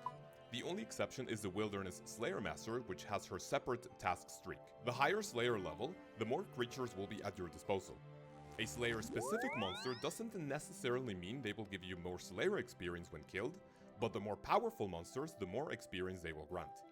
You have Slayer-specific creatures, you only need the level. Wait, what the fuck? I need level 5 item requirement like a spiritual mage. Slayer. What? Wilderness Master, no requirements. Drainer, Village Master. You Oh. have Slayer-specific creatures you can only fight Oh, and they're more different. damage if wearing a special item throughout the entire kill. For example, if you try fighting an Aberrant Spectre without a nose peg, they will massively drain your stats and deal heavy damage. Or even a Karask, which you may only damage if wearing leaf-bladed weapons such as an axe. All of this told you by the Slayer What Master. the fuck? What the fuck is all this info, bro? What the hell are we talking about? Your Slayer trait. Finally, there are areas in the game where monsters for which you need a Slayer assignment are fairly common. For example, the Fremennik Slayer Cave. What's even better though, is that there are areas in the game in which you can only attack monsters if you are on a Slayer We honestly, Day, you're right. We should like spend time at the beginning of our sessions, like going into a map and just testing out smokes. You need to learn the fucking Anubis A smoke, because I see you just winging it. we need to know it. We need to not, like, it's something we have to learn in this game. Honestly, I need to learn it better in Val too. We gotta learn fucking lineups in Val, honestly. What? For example, the upstairs Blue Dragon area in the Taverley Dungeon. You don't need any extra requirements for said rooms other than... I try to hit around mid with it. Yeah, you throw the camera con mid smoke. That one's good. I usually throw the heaven one, and that's fine. If we want to do that, that's cool. But we should be able to interchange if we need it, or if we're like in clutch situations, or got to throw it by ourselves or whatever. Or one of us is lurking. How the fuck do I start this? Well, we can't start training Slayer without a Slayer Master. So, let's talk a little bit about them. We have a total of 9 Slayer Masters. That answers in the my game, question. each with their own pros and cons. I will briefly talk about all of them, location, how to get there, how many points they give you when finishing a task as well as a streak, and towards the end I will give you my general rule of thumb when choosing which one to stick to. Turiel is available on a fresh account, and these are the easiest tasks you will be able to do in the game. He is used for something called the Turiel skipping, which is used to farm Slayer points, but more on that later. He does not provide any Slayer points for any task whatsoever, and if you follow the melee guide you should be higher combat level, so realistically there's no reason to be using him as a master outside of skipping. Spria is the newest Slayer master added in 2020, and to grab a Slayer task from her, all you need to do is request the Poor Sign of Interest. She's almost like Turiel when it comes to the ease of her tasks, as well as giving 0 points after an assignment. I do not recommend you train with her whatsoever. And speaking of not training with someone, Maskna is a Slayer Master located in the north entrance of Canifis. Her tasks are pretty bland, and you'll be getting an astonishing 2 points per task, and a respective point boost after an important streak. Because of all the early game questing you should have done before starting Slayer, you should easily be able to skip her, so no need to go into detail about her tasks. Vanica is located in the Edgeville dungeon, and this is where you will most likely start Slayer quote-unquote seriously. The way to get there is not the best, but his tasks are pretty decent for the combat level 40 requirement outside of Metal Dragons. His task list is incredibly diverse, and you'll be killing from low to high level monsters for 4 points per task. At level 70 combat, and after completing the quest Lost City to access Zenaris, you will be able to talk to the fairy named Cheldar for a task. This is where Playing some wingman with brick will keep it open. Sounds good. You're looking. Alright, hell yeah. Enjoy. Let me know when you get done. I'll probably come play with you as well. Have fun, good luck. Are you streaming? I can pull it up. That are more in line with your combat level. What's up, Kicks? Welcome back. How's your smoothie? Levels are going to start flying by in the mid game for you to move on to the next one. The first of 3 Slayer Masters we will focus on later on is Konar. She's the second most recent No, Slayer what? monster released in Mount Karun along the Kebos Low Yummy? Coast Hell yeah, in what's in it? 2018.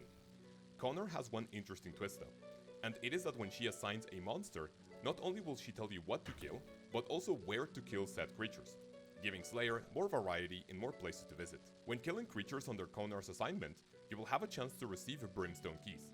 You may use these to open the Brimstone chest next to Connor for even more loot out of your Not creatures. everything is ready for The important oh, part about yeah, Connor yeah, yeah, is okay. that she Sorry, I is the forgot what I only asked. Slayer Master who will be able to assign Hydras in the Mount Karun Slayer dungeon, and should definitely be camped if you're looking for the pet or the claw. She also gives the highest point per task out of all Slayer Masters outside of Cristelia, of course given you have the elite Karen Diary. Next we have Neve. If you have completed Monkey Madness 2, Steve will take her place after being sat down by Gluff. Neve and Steve are great at assigning tasks for which you can use a cannon and get the trips over with quicker. And also a lot of tasks which you can execute at a boss instead of the lesser monster. If you're looking for Jad or Zug tasks, Neve and Steve have the highest chances at offering to Zar tasks, so keep this in mind when hunting for one of those.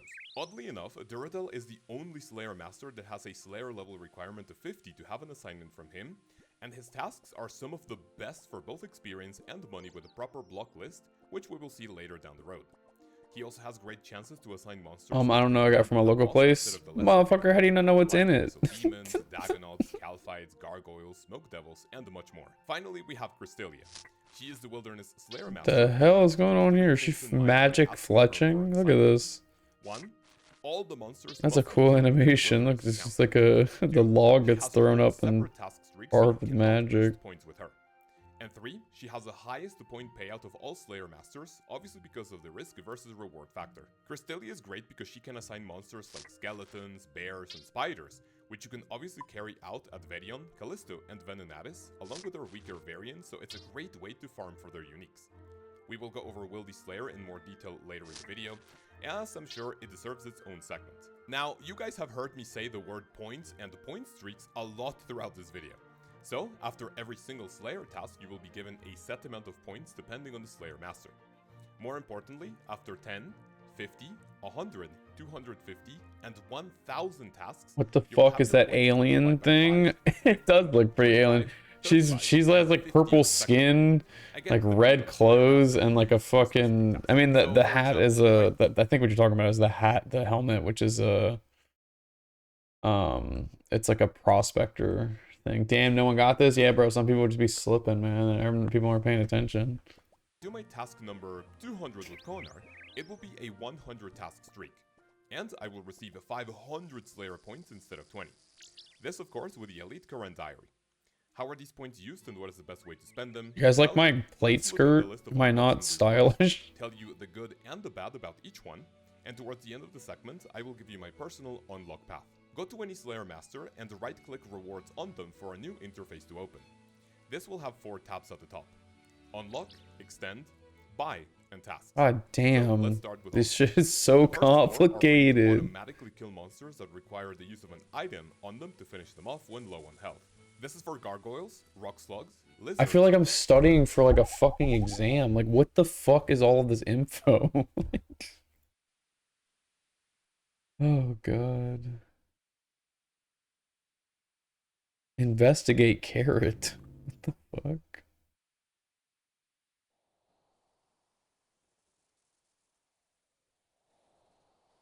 And zygomites. I recommend gargoyles only since the other 4 will be extremely uncommon later on. The next 3 give you the ability to create Slayer-related items, and these are ranged ammunition related to broad items, the Slayer helmet, and the Slayer ring. Oh, I only recommend the Slayer helmet as the other 2 are not that useful for a main account. The following ones are for a Slayer Master to be able to assign other creatures. This means that if you don't want these tasks, simply avoid unlocking them. These are Red Dragons, Mithril Dragons, Avian Seas, and Lizardman Shamans. The unlock named the Hot Stuff is for you to have an option to be assigned a Jad or Zuck when given a Tazar task. The unlock named the Bigger and Badder will make it so you have a 1 in 200 chance to spawn a superior variant of Slayer monsters, and these have a chance to drop special uniques as well as give you more Slayer experience. It is worth pointing out that not every single Slayer creature has a superior variant, so don't get This is what I get for exploring. I tried a cave. It looks like I'm trapped down here now. Crap down here, my entry rope slipped off and now there's nowhere to go but deeper. I think I'd just be safer just waiting and praying for rescue. If anyone finds this, get out while you can. Oh, hell. Well, that's not exactly reassuring. Oh, fuck. What level is this, dude? Oh, God. Oh, fuck.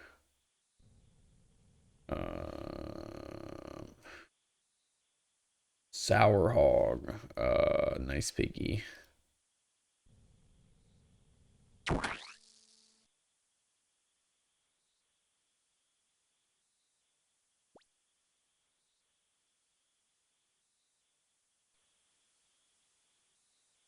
Hey, yo, what the fuck? Look at my look at my skirt. This is weird without the music. I can't turn it on the mid thing.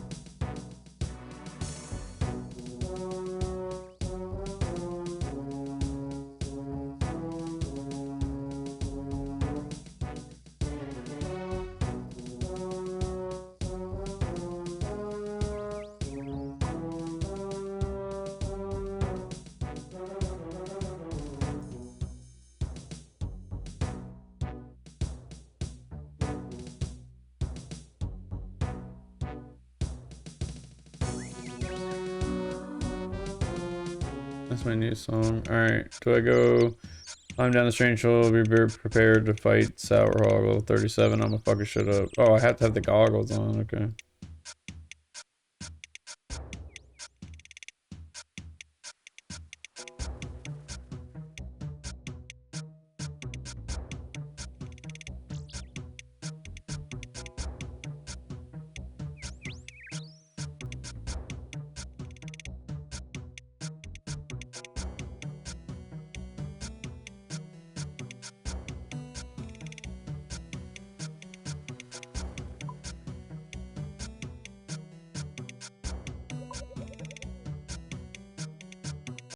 The ability to assign a small amount of bosses to be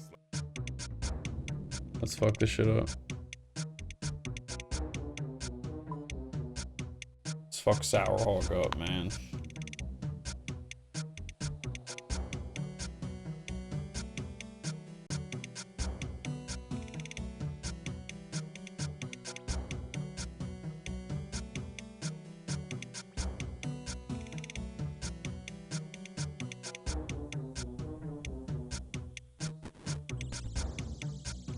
Come here. Oh shit. Torching his ass.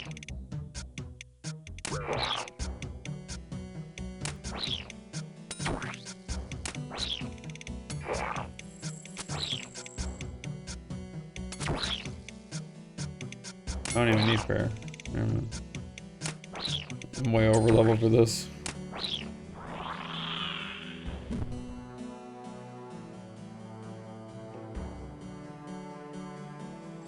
Oh, I'm out of inventory space, you bread.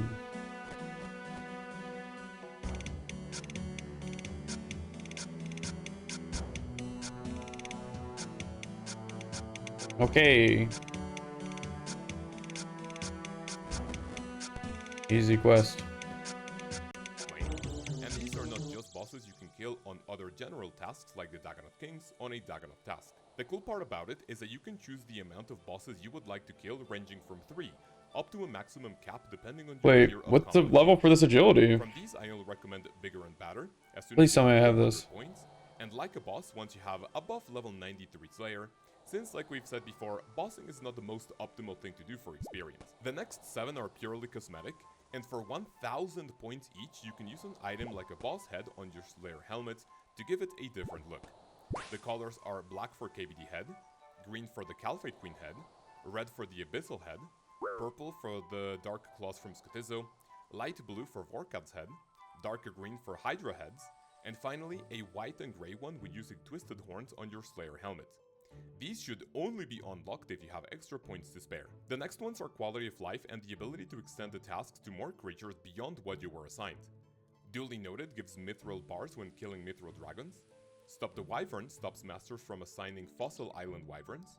Double Trouble will make it so each Grotha's Guardian counts for 1 Gargoyle KC instead of 1 for the whole encounter.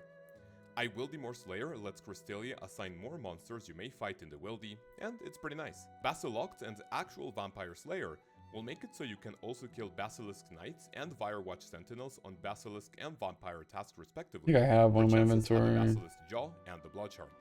The newest one is Warp the Reality, and the Master will be able to assign warped creatures in the dungeon where the Path of Glufry takes place.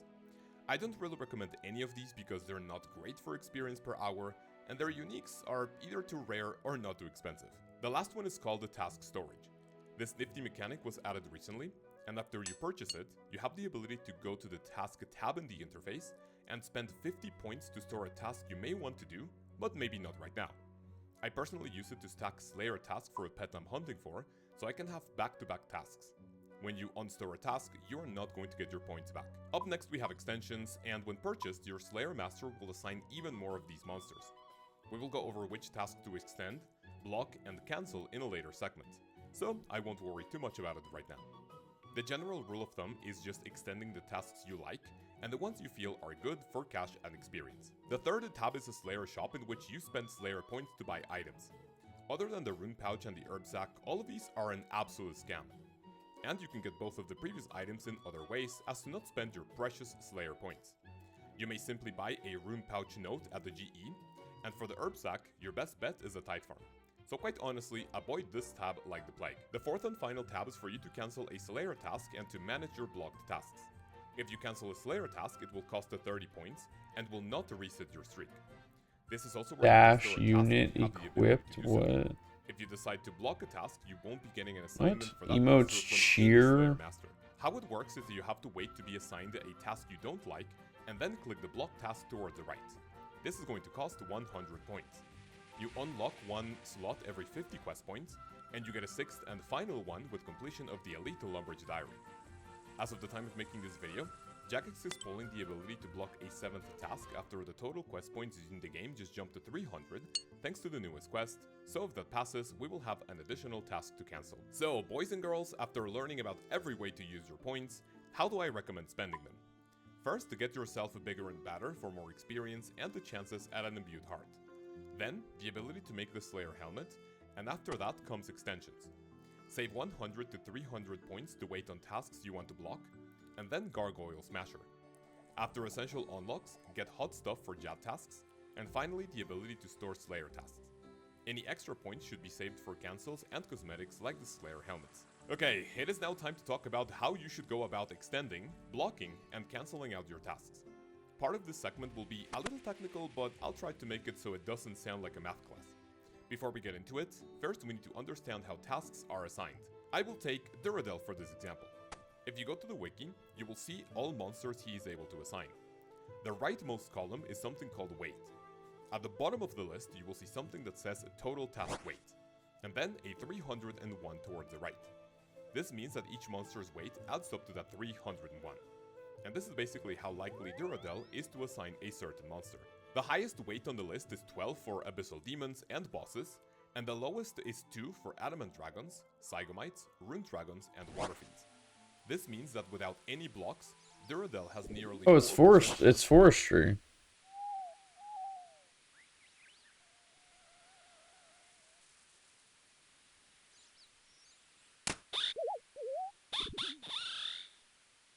It's like a group thing too. There's other people here.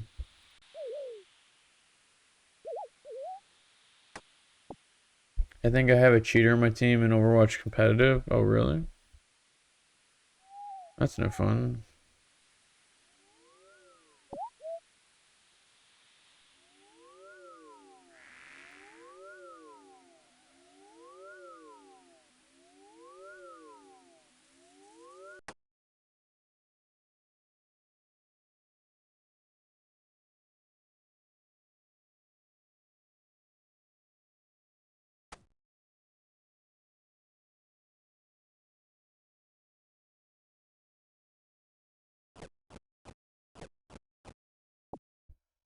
I got a leader hosen hat.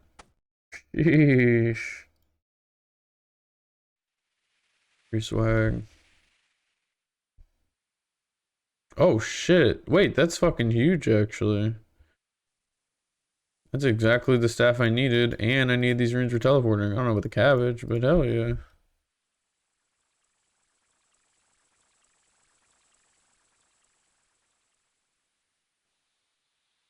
Why do I have a second forestry kit though?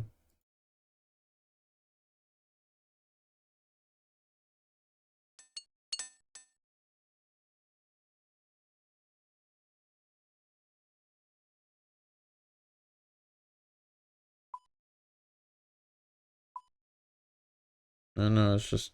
Oh, I took it off because of the. Okay. The red cape.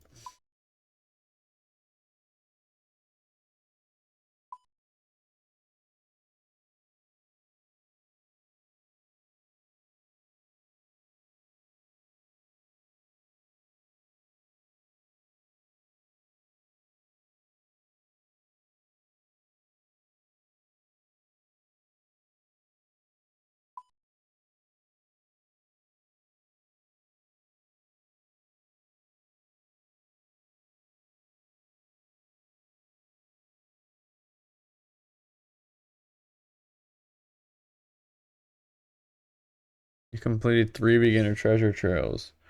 Treasure's worth around 26. Wait, where the fuck's my shit? Wait! Wait, where did my fucking runes go? Oh shit. Oh fuck.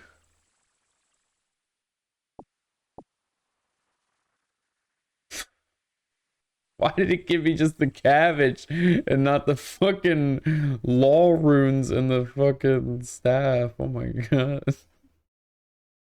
Whew. Glad I remembered.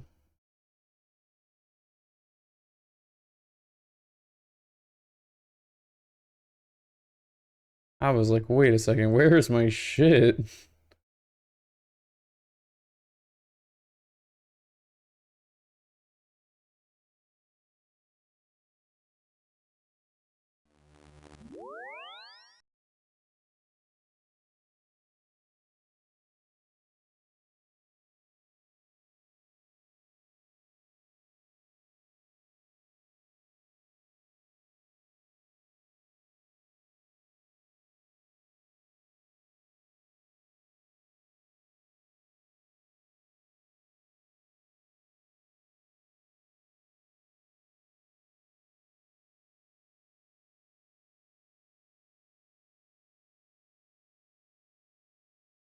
What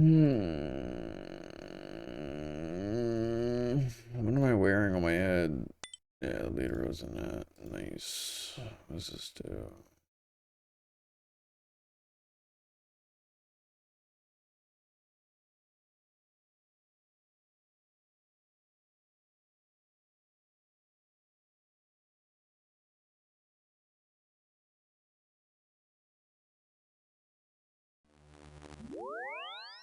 I need a better fucking shield, bro.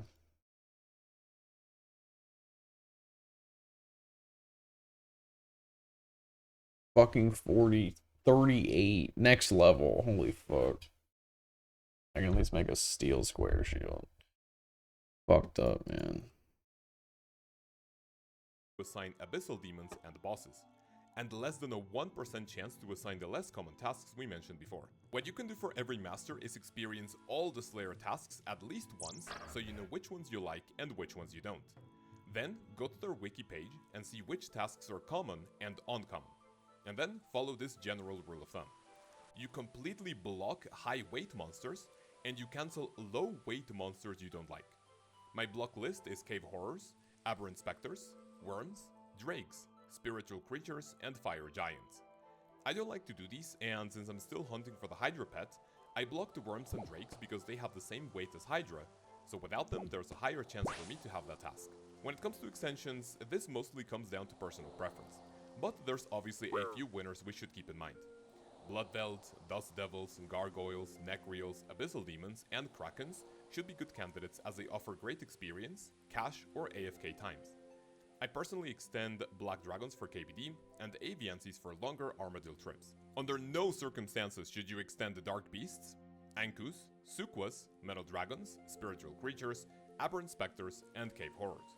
This means that Greater Demons, Black Demons, Skeletal Wyverns, Scabberites, Fossil Island Wyverns, Basilisks, Vampires, and Revenants should be extended under your own judgment and if you like to do them. Up next I have a few tips for you to maximize experience gains. These are things you can do while training Slayer or preparing for you to squeeze every drop out of your available time.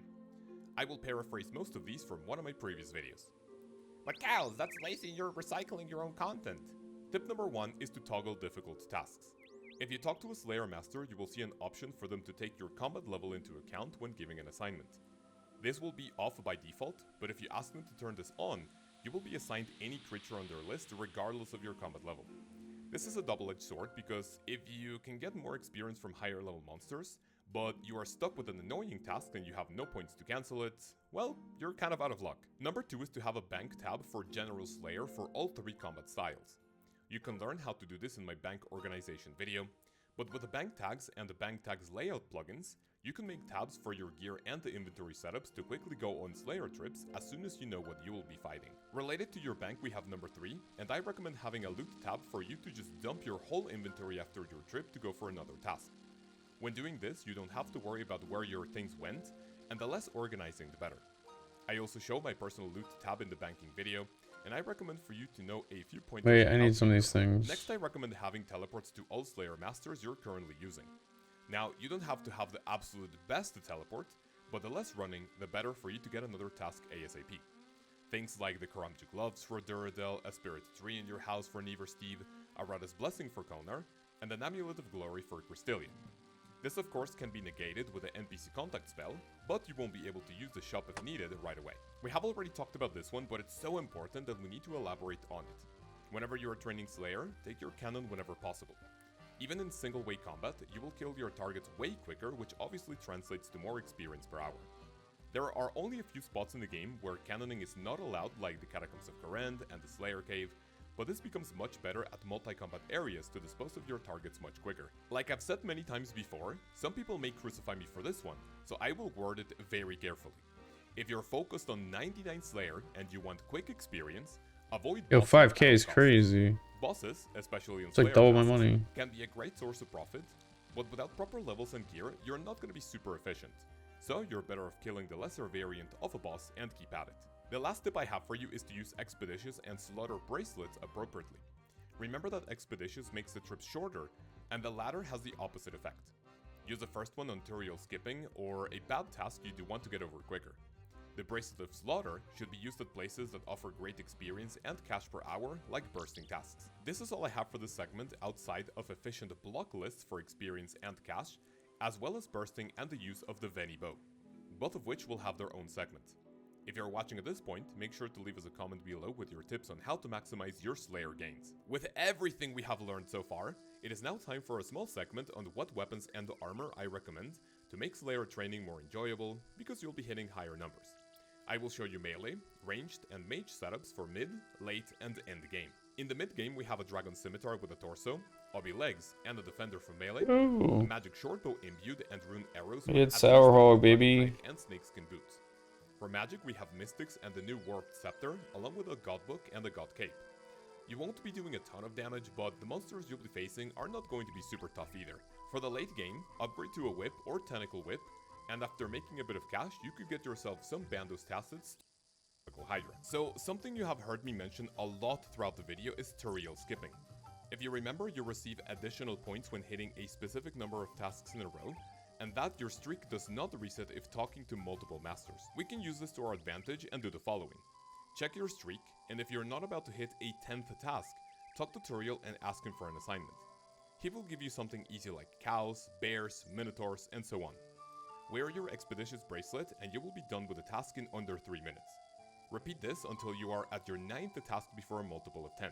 You are then going to hit up your favorite Slayer Master that isn't Cristelia, and you will have a regular assignment. If you have the Elite Current Diary, it's almost mandatory that you do the task with Konar because she grants the highest amount of points per task.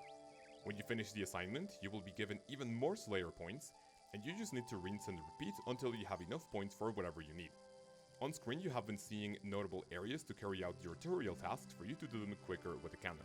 The second to last segment has to do with Wildy Slayer. I have this as a separate part in the guide because it's a little more specific, and being in the Wildy is of course going to be high risk at high reward. If you have a Slayer task from a master that isn't Cristelia, for which you can progress with monsters found in the Wildy, you can choose to do them there, although it's not going to be the smartest option. On the other hand, if you ask Cristelia for a Slayer task, you will only be able to progress through monsters killed within the wilderness. Most of the tasks can be done at the Wilderness Slayer Cave, and the entire place is multi-combat. This is a double-edged sword because you can use both a cannon and barrage for every single task. Hey, my Slayer's level 9? Wait, what the fuck? You're pretty screwed if I you leveled don't me have up a 8 rogue times. The best part about Wilderness Slayer is that the risk versus reward factor is also found in the point system, since Cristelia will grant a 25 points per tasks, and all the multipliers for a higher tier streak are absolutely Sheesh. on screen you are seeing a few viable setups for all 3 combat Gained styles, 8 levels of and if you fucking die, Slayer. you won't be losing a ton of GP. Make sure to protect those wieldy weapons at all costs, and by going in there with protect from item on, you'll avoid being as blasted by PKers. Ladies and gentlemen, we come to the most crucial part of the video, the roadmap showing the best ways to achieve level 99, putting together everything we have learned so far. And let me tell you what, this one is going to be a little anticlimactic. From levels 1 to 13, you will do the Varrock Museum quest and Poor Sign of Interest. And from 13 to 99, you are going to do whatever the hell you want. Now, hear me out. Outside of melee and ranged, Slayer is pretty much the only skill which will have you going around different places in the game, so this is one of the skills I chose to go with the flow and just enjoy a mix of profit, sweat, AFK, and even a little bit of bossing. Skills like construction, hunter, fishing, woodcutting, and so on will have you follow the most efficient path to 99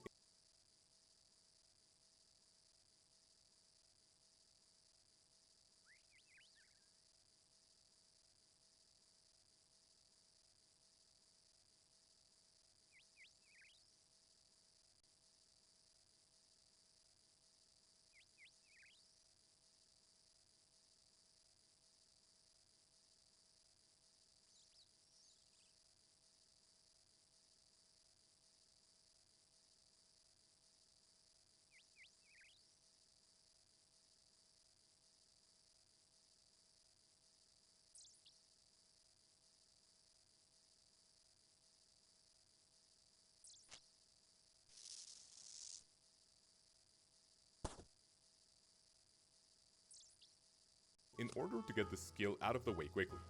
On the other hand, Slayer is pretty popular because it is just so diverse, and you literally cannot do anything in specific to 99 because of the random nature of the skill. I mean, sure, you could stick to bursting tasks, profitable tasks, or AFK tasks, but the beauty of Slayer is switching it up every task, and that is why for this one only guide, my recommendation to reach level 99 is just to have fun and try every single task and boss to figure out what you enjoy. But again, you can follow all the tips and advice you have seen so far in order to make Slayer either fast by bursting, profitable by killing creatures that drop tons of cash, or AFK by using the Dwarf Cannon and the Veni Bow in multi-combat areas. So make sure to go over all of the tips carefully to forge your own path towards that shiny Slayer cape. Scapers, we come to the end of the video. Thank you so much for watching. Not only this guide, but also any 1 to 99 guide you may have come across the way. You have no idea how much fun this has been, and honestly, it made the 2023 fly by, as this series has taken a whole 10 months with bi-weekly uploads. I want to give a massive, chunky, and girthy thank you to all the channel members. Your support means the world. A little anticlimactic. From levels 1 to 13, you will do the Varrock Museum quest and Poor Sign of Interest. And from 13 to 99, you are going to do whatever the hell you want. Now, hear me out. Outside of melee and ranged, Slayer is pretty much the only skill which will have you going around different places in the game, so this is one of the skills I chose to go with the flow and just enjoy a mix of profit, sweat, AFK, and even a little bit of bossing. Skills like construction, hunter, fishing, woodcutting, and so on will have you follow the most efficient path to 99 in order to get the skill out of the way quickly. On the other hand, yo, multi-re, what it do, Six Raiders? How you doing? Hello. Hello, hello. How the fuck do I lockpick this? Yo, Digby Gaming, what it do? Where the fuck are these guys at? Found northwest of Lumbridge. Ham members. I have to go pickpocket somebody. Yo, what's up?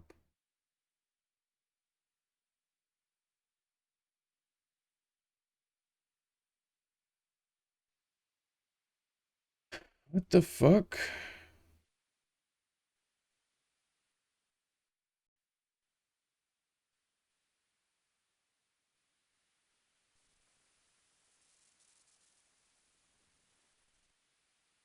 What's up? How's everybody doing? How's your stream?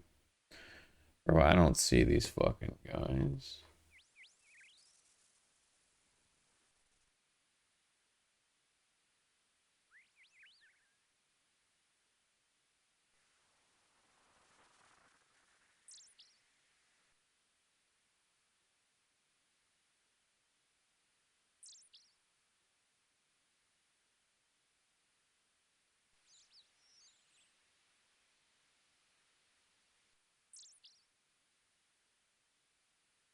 I'm confused. Anything in specific to 99 because of the random nature of the skill. I mean, sure, you could stick to bursting tasks. It was great. Promise and misses I finished the movie, so catch up. Have a good night. Thank you, man. All good. Appreciate it. I usually run after I raid too. I don't blame you. Have a good night. Yo, where the fuck are the ham members, my brother? One only guide. My recommendation to reach level 99 is just to have fun and try every single task and boss to figure out what you enjoy. But again, you can follow all the tips and advice you have seen so far in order to make Slayer either fast by bursting, profitable by killing creatures that drop tons of cash. Have a good night, man. Thank you for the raiders.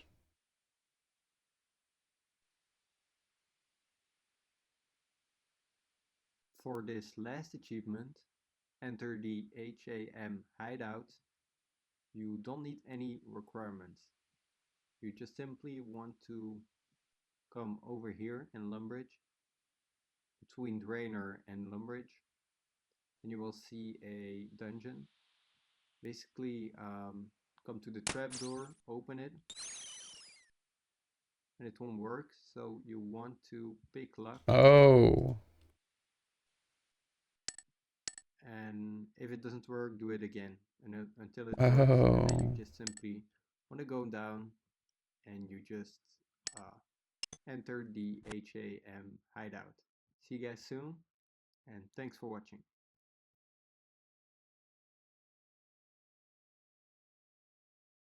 You can just come down here and pickpocket all these people.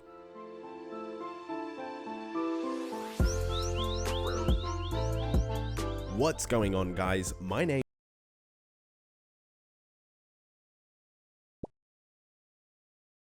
What do you even get for it?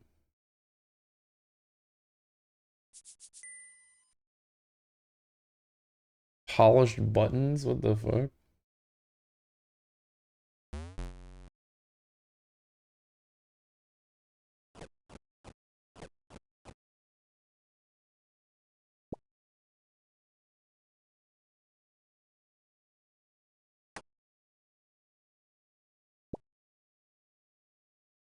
The fuck? Why do I have two fucking iron kaiju?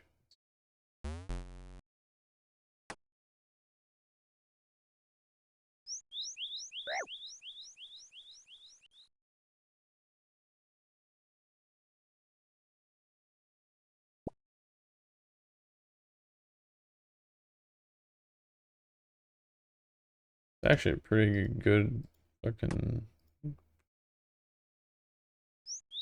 Dude, how am I still getting... Like, it's level 15. I'm way above that.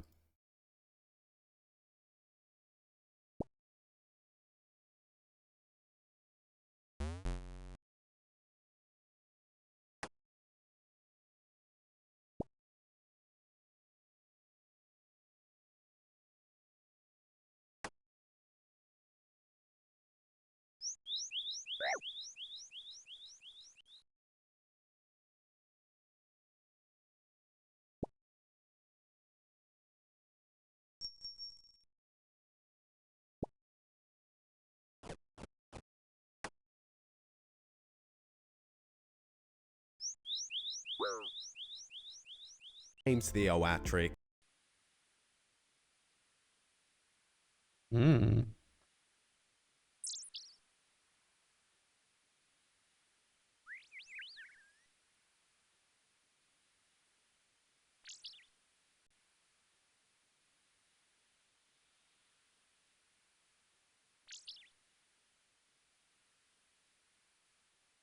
All right.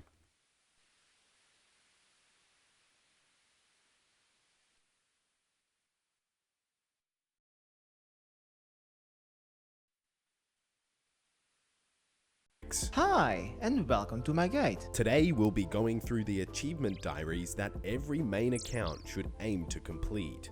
Each diary boasts a broad range of benefits and buffs to your account, ranging from skilling, bossing, and PVM improvements, unlocking teleports and shortcuts all around RuneScape, as well as giving access to a range of powerful money-making methods. In order to maximize your account's potential on old school, diaries are almost necessary, otherwise you're playing at a large disadvantage. We will be going through each achievement diary, highlighting the best and essential rewards for each region. The Ardoin Diary provides a broad range of skilling benefits to your account. After the Easy Diary, the Ardi Cape 1 provides unlimited teleports to the monastery south of Ardi. This is handy for low levels, allowing easy access to the nearby altar and also the nearby fairy ring. You also get a range of thieving boosts. After the Easy Diary, there's a 10% chance that the guards will ignore you when you're thieving from a stall in the marketplace. With the Medium Diary, there's a 10% greater chance of not getting caught when pickpocketing anyone in Ardoin. With the Hard Diary, that 10% chance is changed to anywhere in RuneScape, not just Ardoin. From medium through to elite, you can use the cape to teleport to the Ardoin allotment and herb patch to the northeast of the city, which is an essential teleport for increasing the efficiency of your herb runs. The medium diary only allows 3 teleports per day, whereas the elite has unlimited charges. By talking to Wizard Cromperty in the house northeast of the marketplace, you can claim free pure essence every day with up to 250 with the Elite Diary. This is great for Ironmen to gradually get the essence they need for runecrafting training. The monsters that you can spawn in the Tower of Life are a great way for low-level Ironmen to get the secondary supplies for Herblore. With the medium Ardoin Diary, the drops become noted, allowing you to stay here for far longer. With the Elite Diary, Bird delivers 84 buckets of sand to your bank every single day for free, just as long as you log in that day. This allows Ironmen to easily train their crafting, since sand is an ingredient used when making molten glass. The Varrock Achievement Diary is another essential one for your account.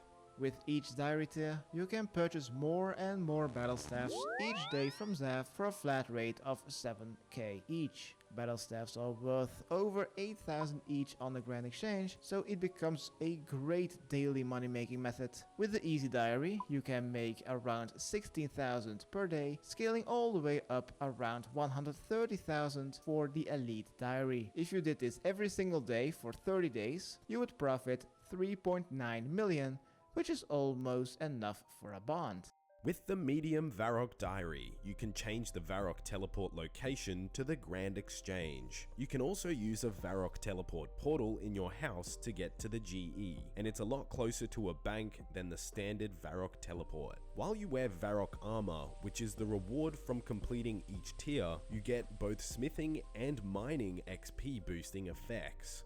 You get a 10% chance of mining 2 ores at once, and you get experience for both of the ores that you get. So overall, you get 10% more XP per hour. Each tier of armor only works up to a certain type of ore though. Tier 1 allows double ore for anything up to gold. Tier 2 works up to mithril and also works with granite and sandstone. Tier 3 works up to adamant. Tier 4, so elite, works with any type of ore. However, none of these work in the model load mine, blast mine, or with mining essence. So the best use is with power mining iron or granite.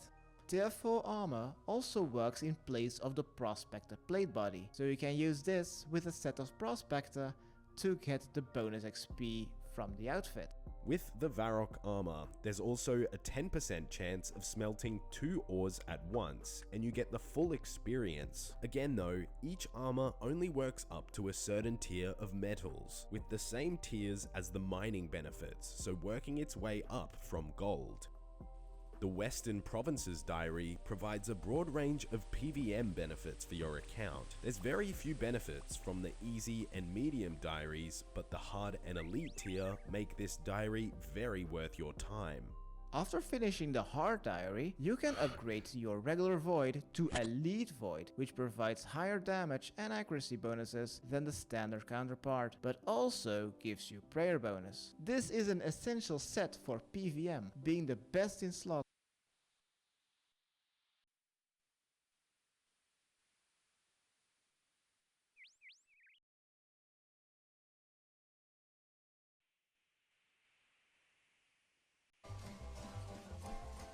Yo! What's up? What's up? What's up? What's up? Good to see you all. Pretty big day. Pretty big day in the news. Let's see here. Can't wait to talk to you about it. Sweater Atriot, yes sir. SBF did nothing wrong. That's one take. Not the one taken by the jury. We'll talk about it. Is that BBC Star? What does that mean? BBC Star. What? I like your sweater. It's fun like the whale one. Thank you. Are you talking to a child or what? It's fun. Yeah, it's a nice shirt. I mean, I wear. Oh, I was on the BBC. You're right. Yeah, I was a star. Yes, of course. And I'm back with the same hat. BBC. There is a Lord above. And if you guys believe in the Lord, or whatever higher power finally got a white-collar criminal sentenced to jail, then I need you to do one thing for me. I need you to look at the screen and fucking tag yourself. Ladies and gentlemen, welcome to Marketing Monday, Emergency Marketing Monday, here on November 2nd. As I sit here in this ironic FTX hat my wife made for me, I have just 3 words for you. Fucking crazy, dude. Hi, what's up? You see this shit? Fucking Sam Bankman-Fried actually going to fucking jail for life, man. Here's the thing. The cryptocurrency industry might be new. The players like Sam Bankman-Fried might be new. But this kind of fraud, this kind of corruption is as old as time. And we have no patience for it. We got him. We got Fucking him. crazy. The world's most generous billionaire. Okay, the guy you see next to me is the Basically they just used customer funds to try to cover bad bets and then gamble with it, pretty much. But while also telling people, like, we have enough capital to cover all your withdrawals and everything. the most generous billionaire The in big the no-no. world, and I found him. Hi, my name is Sam, and this is my Hey, story. my name is Sam. Sam has crazy hair. Sam is vegan. Sam sleeps 5 hours a night. It gets so crazy. The craziest thing about this is that his whole, like, persona was, like, crafted. Like, he, like, obsessed about, like, appearing as, like, this, like, messy-haired, like, slightly autistic. It's crazy. Like, he's a sociopath. Like, it's crazy. Yeah. And I use this exchange. I got my money out, like, a week before it collapsed, just off of pure luck.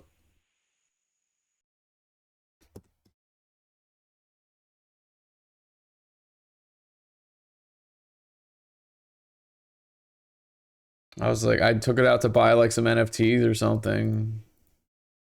So it doesn't like hit as hard for me because I like dodged it luckily, but like, and I didn't have a ton on there anyway, but like, you know, I did like a couple weeks prior and I took like most of it off and then I like went back to take the remainder off. And then like a week later it went under and like nobody could get their money out. Not good.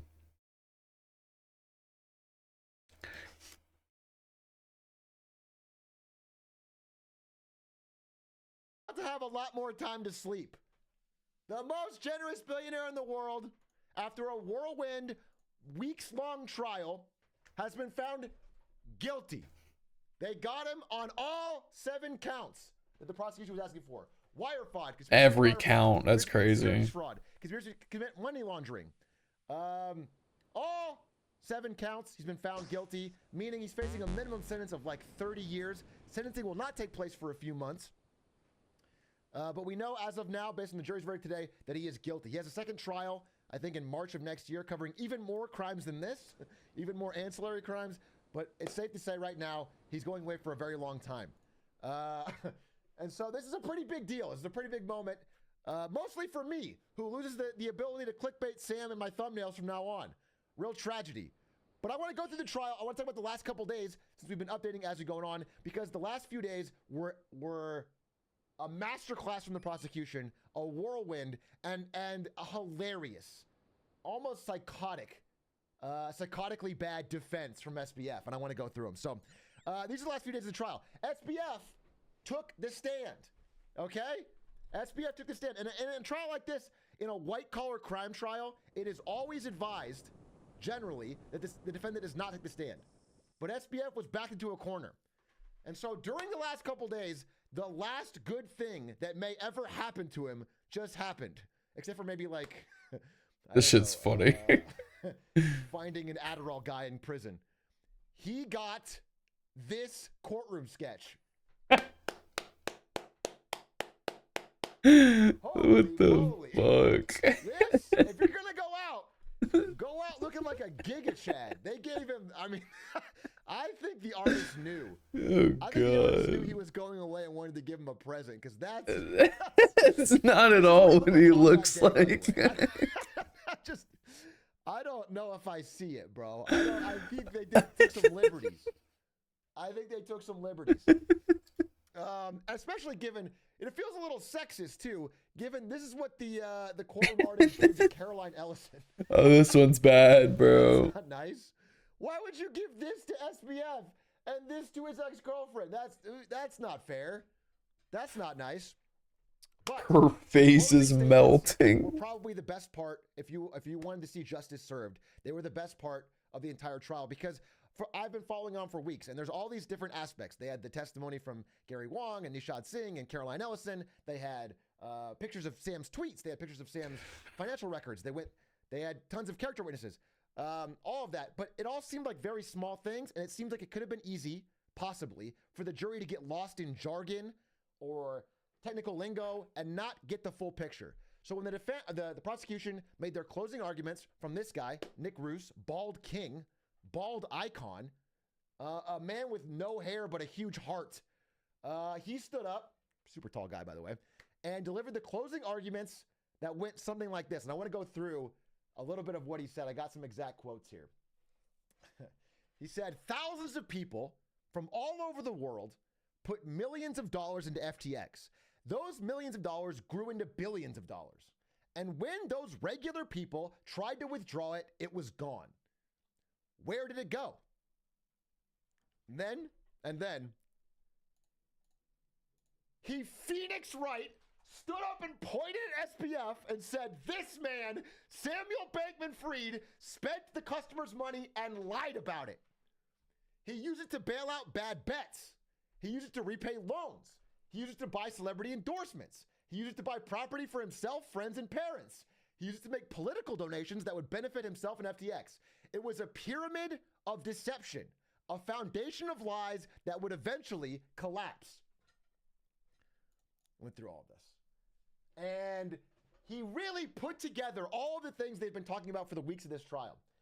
He said employees like Caroline Ellison, Gary Wang, Nishad Singh, Adam Yedida, all testified they were aware that the taking customer funds was wrong and that customer funds belong to customers. There is no way SBF, the leader of the company and prime beneficiary of this fraud, was not aware of that. He said this is not about getting buried in technical crypto jargon. This is about stealing and this is about greed. The core question that he asked the jury, this is what he asked the jury, is like, the core question you need to answer is, did the defendant, SBF, know that taking this customer money was wrong? And I think beyond a shadow of a doubt, in his closing arguments, they proved it. Now, I want to rewind a little bit because he talks about this. SBF had taken the stand immediately before this. It was the last thing SBF did, a last-ditch effort, because the testimony of all of his former friends and coworkers and high-up executives What the at fuck? Alameda Research and FTX was damning.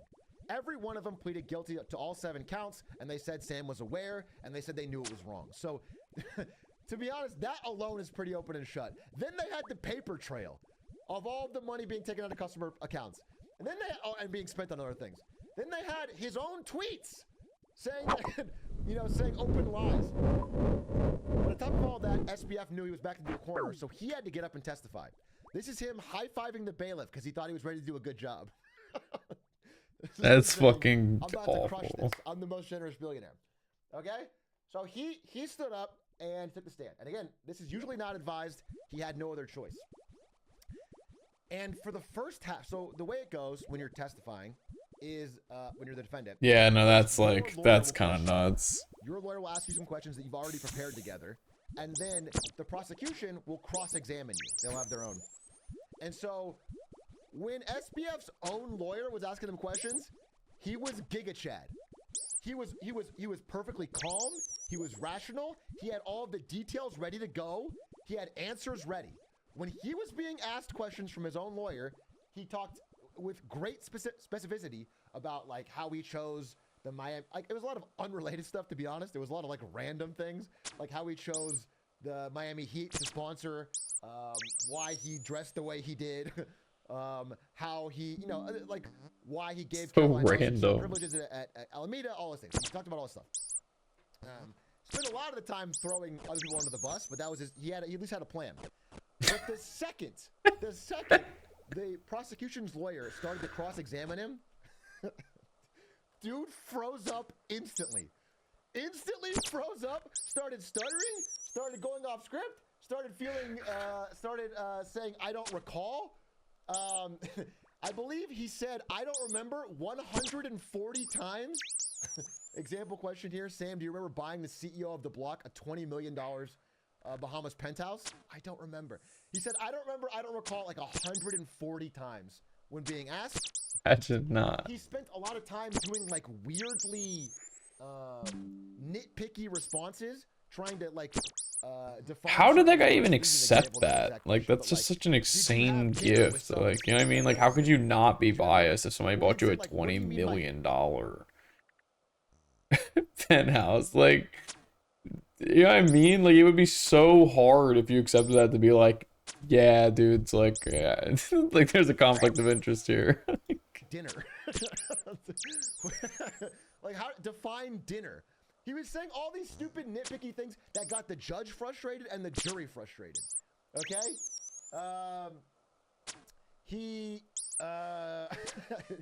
And again, the general gist of it was that it was an accident. Everything that happened was an accident. Like, he didn't fully understand what's going on. He was given bad advice by people around him. He had no idea, even though he's the president. And I mean, it's actually a giant frog. He's gonna fuck He my had shit no up. idea, okay? He had 90% ownership of Alameda. He was the CEO of FTX, and yet he never. And so, he said, I don't recall so many times. This is a pattern that happened over and over during his testimony, where they would say, do you recall saying X? And then he would go, no, I don't recall that at all. And they said, does this jog your memory? And then they'd put up an actual picture of one of his tweets. Like saying FTX has enough to cover all client holdings. We don't invest client assets, even though that's exactly what they did. And they didn't have enough to cover them. And then he would go, yep. He said yep a lot. Does this jog your memory? And he would look at it and go, yep. And then no reference. Just like left all the tweets up and I everything. hate to tell you, I'm no lawyer. Feels like a bad defense. They found other tweets. They found the tweet where he said, a competitor is trying to go after us with false rumors. FTX is fine. Assets are fine. They were not fine. He was openly and easily provably lying, which draws back to the conspiracy, which draws back to the wire fraud, which draws back to the core prosecution's case that he was not oopsieing his way through this.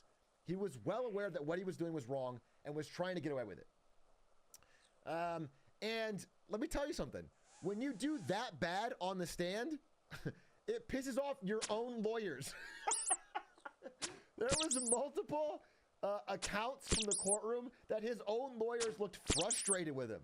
They were like frustrated. They were like wishing he didn't take the stand because he was undoing the little progress they had made in their own arguments. This is a good one. Did a quick summary of SBF's testimony today. I think that went well. SBF's lawyers. I mean, he just came off as somebody who was very clearly being evasive. And in fact, during the closing statements by Nicholas Roos, he called him out on it. He said, I believe SBF lied under oath during his testimony about things small and large. Even small, insignificant shit he lied about. Again, all looks bad. And it's all slam dunk.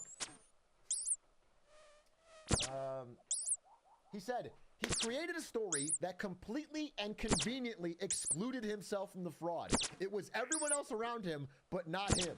To believe his story, you would have to ignore all of the evidence, all of the financial statements, all of the testimony from friends and business associates, and his own public statements. This defendant graduated from MIT, was a multiple billionaire, and testified before Congress. You have to believe he had no idea what was happening in his own company. Again, all pretty strong arguments from Nicholas Roos. So at the end of the day, SBF, after all of that, in a deliberation that lasted only 3 hours, the jury took 3 hours from that closing argument to say guilty on all 7 counts. Has been found guilty. We don't know his sentence yet, but the saga of Sam Bankman-Fried is now over. This man's going to jail and will serve some punishment for his crime. But I want to talk about something else. This is the only part of this thing that I'm interested in. Because, to be honest, a lot of people, you know, this is all fun. I'm making a lot of jokes. This is fun. We'll turn this into entertainment. But at the end of the day, a lot of real people lost important savings in their real life in this collapse. This is William, a construction site manager from California. He's 40 years old. He put $85K in, thinking it was something he could trust.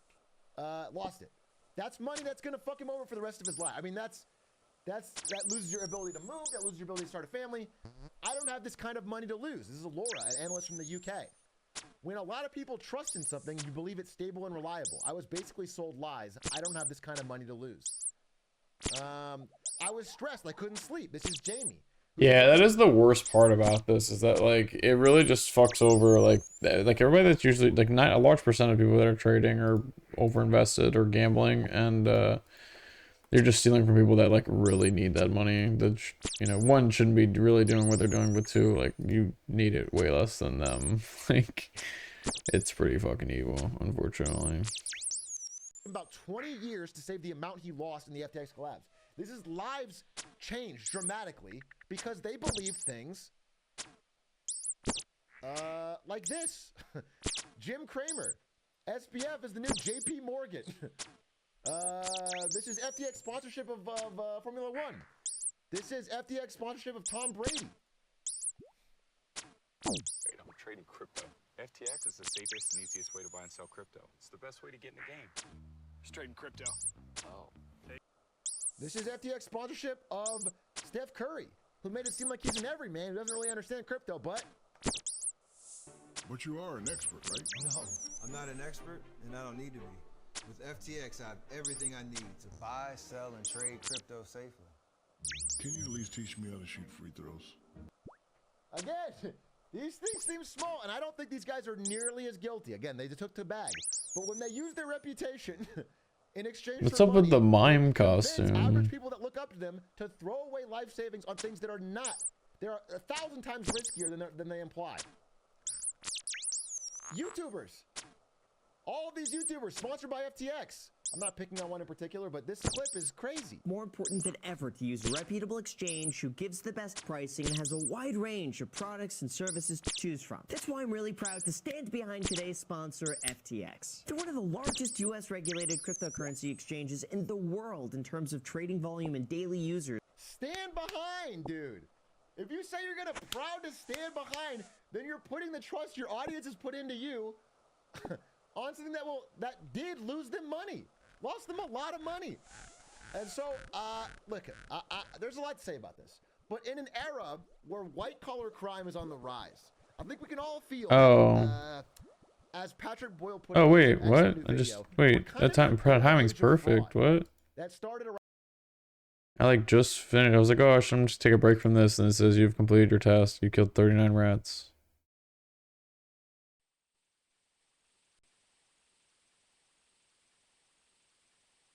Hmm.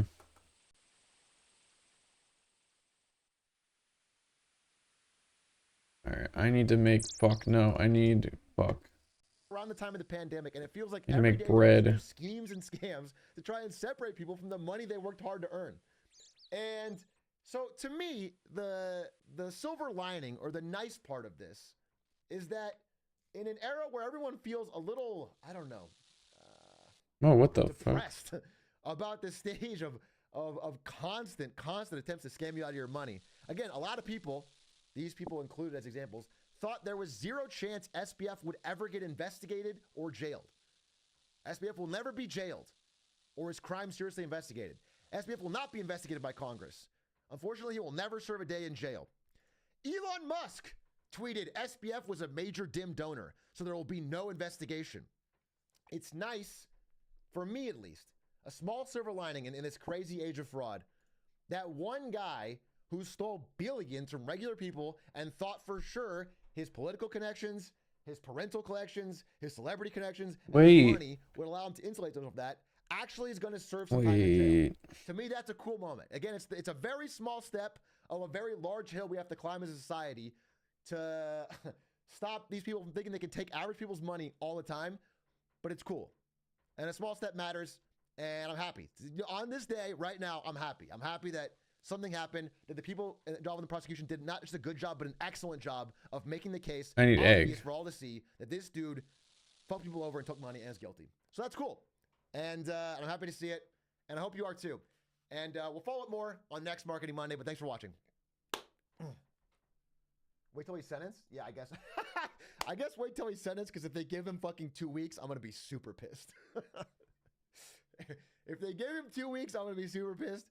But based on his crimes and the minimums, I think he's fucked. I think he's got 30 years, bro. They didn't even deliberate, bro. It was a 3-hour deliberation. The jury unanimously thought he was guilty, so I think he's... I find it very hard to think he's not going away for a long time. I do hope they give him League of Legends in jail. What am I missing I about really this? do. I think that is an increased level of punishment. Oh, bucket of water. Wait, what? Oh, I'm making a cake. I guess that's cruel. You're right. I don't want to torture him. And it's so annoying because I don't know. I got like a soft spot in my heart where I shouldn't have. So the reactions, again, they didn't film any of the trial. My understanding is that when he was being sentenced, he just stared off into the distance and played with a piece of paper. Whatever. But his parents apparently were really sad. And it's like, not only are his parents likely guilty too, there are so many quotes by his parents that are extremely sus. His mom said SBF would never lie about anything in his entire life. I don't know. I'm frustrated with myself for being even sympathetic to him, but I hope they also see some investigation there. Does SBF come out of prison ripped? It's hard to come out of prison ripped when you go in at 30 and come out at 60, bro. Never forget they had a group chat literally called Wire Fraud. That's just based. Bro, I call all my group chats Wire Fraud. If all my Venmo requests are like for illegal drugs. Completed my first easy diary. Lumbridge and Draenor. If not, big cool day. Small day, but it's a step. And I, big hats off to the entire prosecution team and Nicholas Roos, who delivered incredible arguments and made even non-crypto savvy people in the jury understand what was happening clearly and easily and make it, very straightforward to prove the guy was guilty. Oh yeah. And a second announcement and a big announcement. I am going to fulfill my promise. Because SBF was sentenced, Hate we are us, now able. cause you ain't us. Fancy man.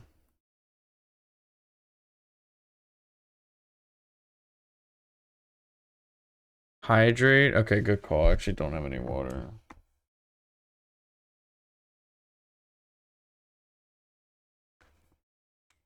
It can recharge half of your run energy twice per day, and low-level alchemy without runes 3 times a day. That's fucking crazy, actually. Wow, thanks. If you ever lose the ring, come back to me, reclaim it.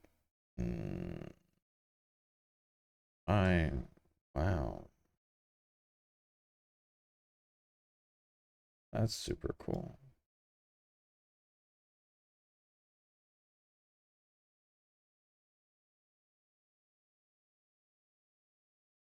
Sit up while you slouching? True. I've been sitting like shit all week. I think it's because I'm cold, actually. I think it's because I'm like trying to warm myself up because the window's open. So yeah, you're right. Let me get some water. Let me stop slouching. Yeah, thank you for coming in here and checking. Yeah, let me do a posture check. You're right. Because I'm grinding so hard, man. I can get you some warm. If I close the window, I'll be good.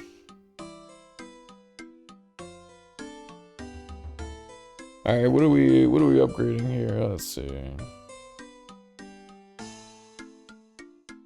Something you have to have a level 30? Oh. Probably prayer.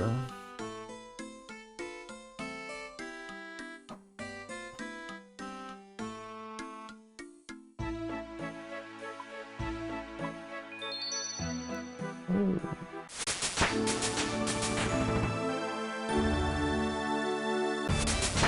Oh, snap.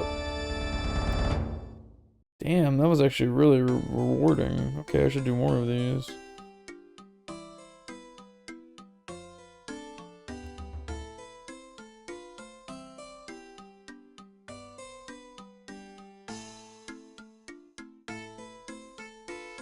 If you're cold, stop showing them arms. Are you trying to get the ladies? But damn, what are you talking about? I'm just chilly. If you're cold, it isn't worth it. What, having the windows open? Yeah, true. Don't mind me, I'm tired. Alright, I did what alright, let me go clean my inventory out real quick. I'll get water and close the window to all this stuff.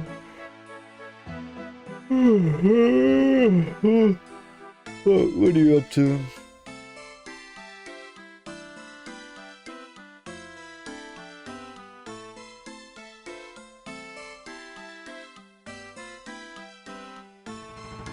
Fucking AFK, hell yeah. You got me on the mobile?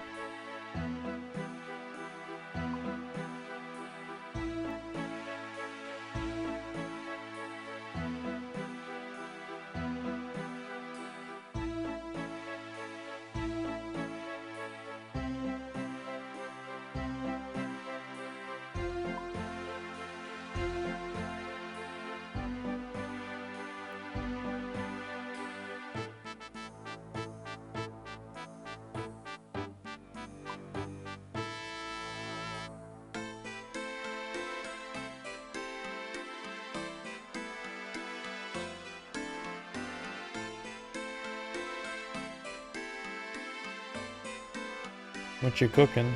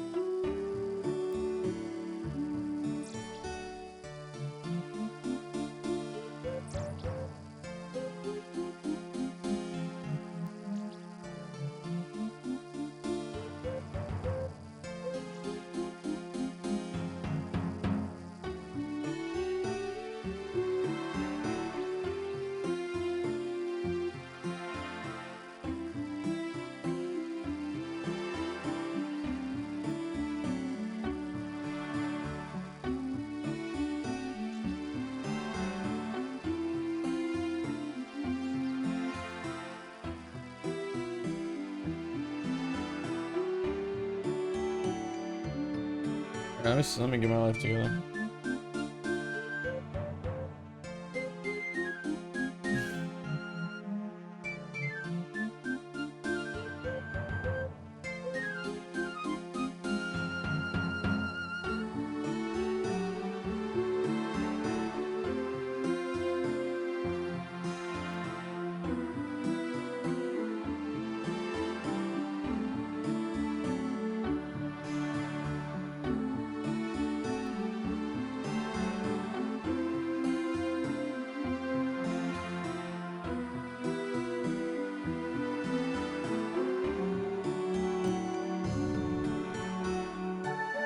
Oh man, if only I could pick up all these fucking seeds.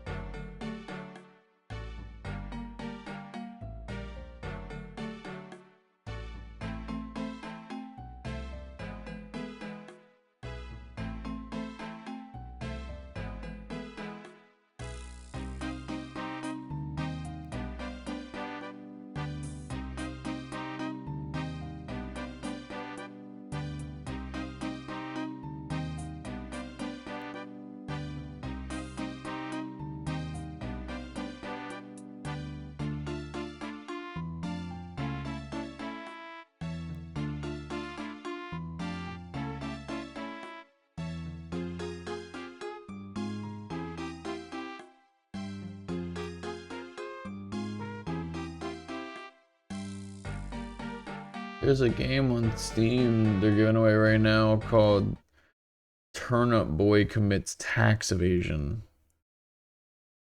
Sounds up my alley. Might have to give it a trot.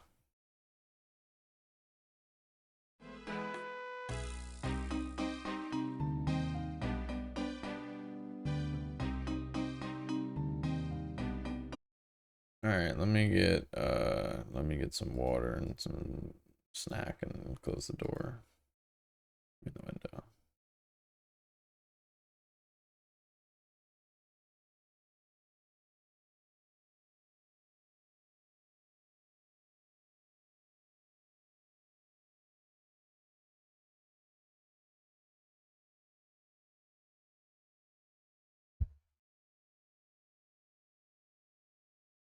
Going to eat.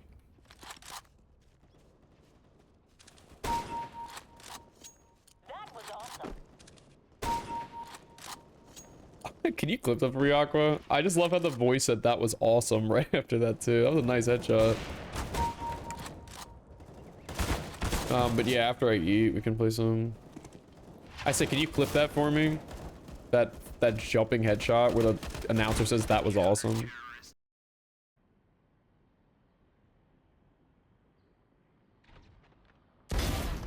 Don't make any noise. I'm just sitting over here. Deleted Aqua. Yep. Yeah, Hey, you can set a cam up. Hey, another sheriff here if you guys want. I think. Yeah, is there anyone over there? Don't push too much. Just get the grab. Right here on me. I have a thing. Wait, just fall back. Reyna pushing him in. Sure. Out. Yeah, dude, is that the pin thing where it's like the pin is fucked up? Dude, I can't use a pin on Windows 10 because if I type it in wrong. Oh! Oh! Nice. Club it. Oops, enemy spotted B. Last player standing. Found them.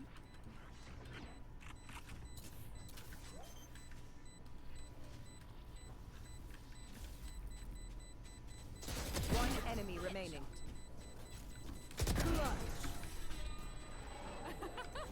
Oh, my genius doesn't stop in the lab. Oh, it ends alright. Goodbye.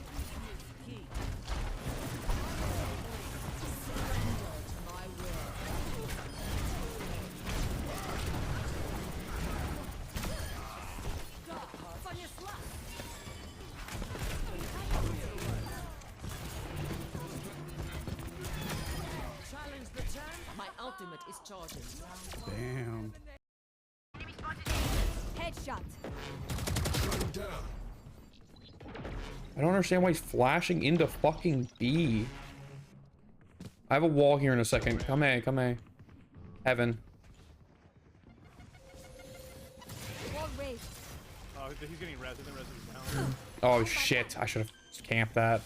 Joke's over! You're dead!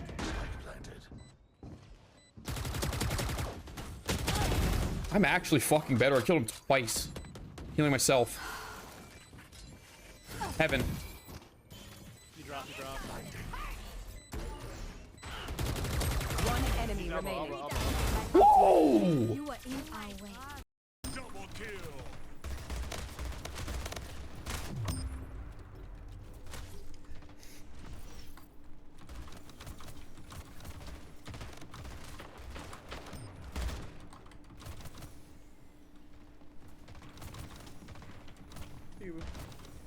What's that guy saying? That's me. Haha. TP 1, 2, 3. Tell me where that molly lands. Sky- Tell me where that molly lands. Wait. Sky with showers. Bait for me, middle 1 and done. Never mind. Got it. I fucking love you. Got you too, baby. Anytime of the week. Got the showers? Okay. It went where? Flashing Yeah, long. Not long. He said, I love you. I'm watching Heaven. Woo-hoo! Got you. Thank you. You're good. Someone clip that shit. Holy. Good fake bird. Flanking. Last player standing. Short. One pushed up short. One enemy What the remaining. fuck? Come on, take nice, bro. What the fuck?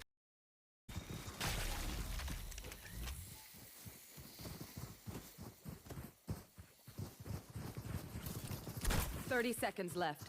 Defeat them.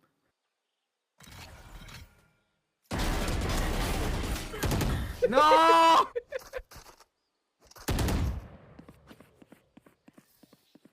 Last round before the switch. I heard them outside B. Outside B.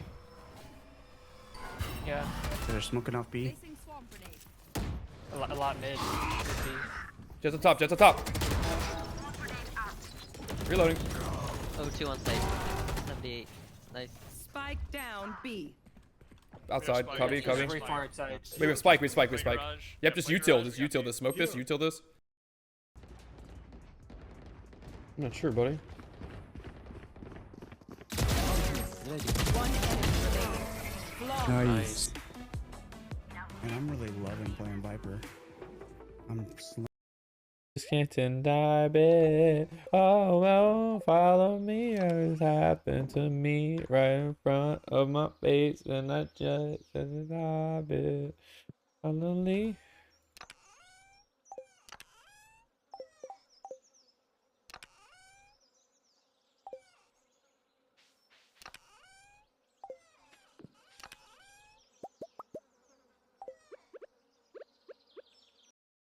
Mostly good. Backside. Yeah. Raises. I'm blinded. Decaf. Who saw that? Who saw that? Not me. 94. Cover. The fact that you killed him. Raise 270. Clip that. Somebody fucking clip that. Why are you ulting? Because I can.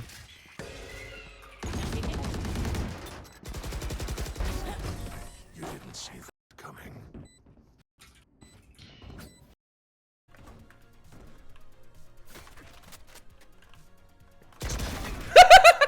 I knew it, bro. There's no way I just gave you head and mid and killed him. For the content, bro.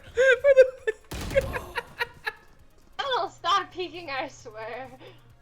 Right here. Smoke's down. Reloading.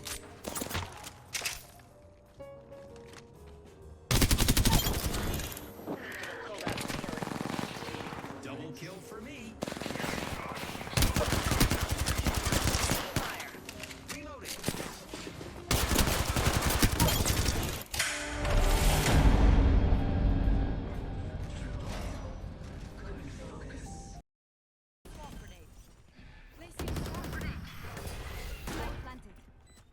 Sage, you only gotta check on. One enemy Got it. remaining. The fuck? There. Right there, link. Hey, you said I got it.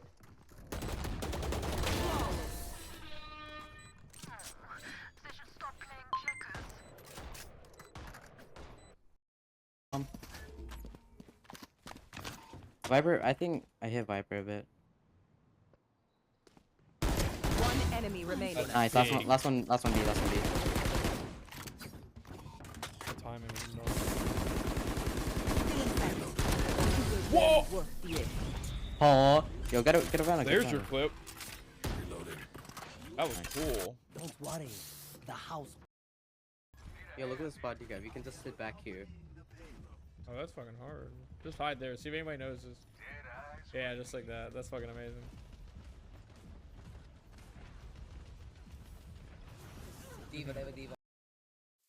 Oh my god, your floor is pink. What is it made out of? Wool. Is this glowstone under here? Yo, these. No, it's Look just, at these torch. Doge. They're so well This is my trained. dog, Oh and this is my cat. my god, this is so good. Hi, cat. Why do you have it blocked in? You can It's have in a bed. I you made can a have bed. glowstone or redstone lamps under Oh. under This is so wool, good, Soon. like Good job. And then carpets up and the here is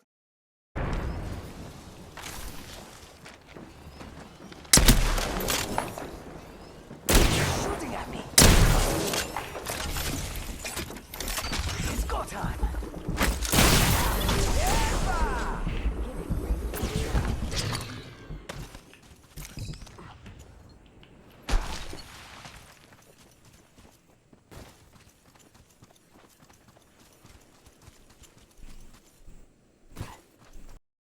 And that's No, I don't. I'm not good at opping. Oh, Oh my god, you're I'm gonna good. kill myself. Sorry, Jet. Sorry, in. Sauce.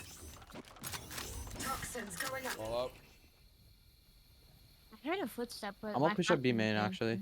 Okay, go ahead. Take control. You playing Heaven Sauce? What diffusing? You are divided. Toxin screen Astro down. Wall A. Yeah. Astro Wall in. Mid. Heard. One enemy remaining. Left side. Spike down. Nice. Okay. Oh shit. What happened? I peeked Chamber. He goes Chamber man. I said okay, and I peeked him and I double headshot him with a classic. From here to here. Where you got hookah though? One to your right. To your right. One backside. Spike down. B. Yeah. You're good. Bomb's not down. Spike planted. People One plant. enemy remaining. Huge. Last player standing. Near elbow. Oh my fucking word! Whoa. 3 kills. Probably playing main.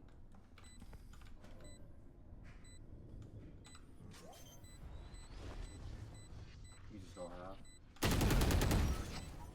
How do you get over there? Not expect that. What you got for me, Zetri? What is this?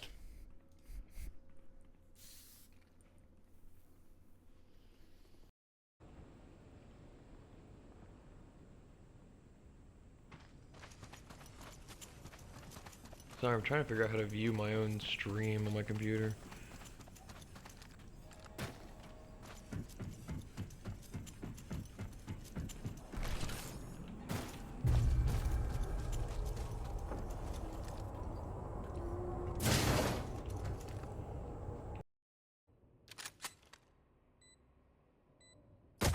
Teleport's ready. Do better. Yeah, this game isn't for you, bud. I'm going back to jerking off. Go back to jerking off. You're 10 years old. Nothing comes out, bro. Look your enemy in the eye.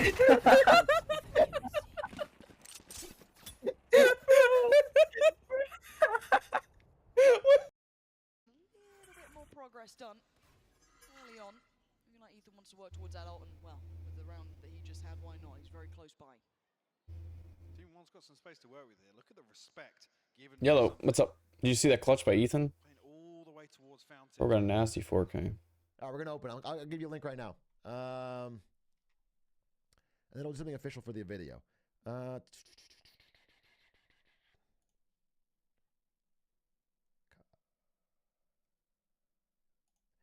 No limits. I'm gonna make this a 1 day. Ladies and gentlemen, if you'd like to join the Marketing Monday Discord, here you go. Oh, wait, that's my title. Where's the Marketing Monday Discord invite? Invite people. There it is. Okay. There it is. If you want to join. I just dropped it a bunch. Give it a shot. Again, just be careful. Don't spam. Whatever. That link expires after a day. I'll put it in the video. Can I drop news about tech innovations? Yes, of course. Talk about news. Talk about anything. Drop links. We'll use it for wins and fails to find interesting stories. It's gonna be great. Just be normal. You know, it's simple. We got a lot of mods in there. They will ban you, and we just won't think about it. And we're not gonna do unban forms. So.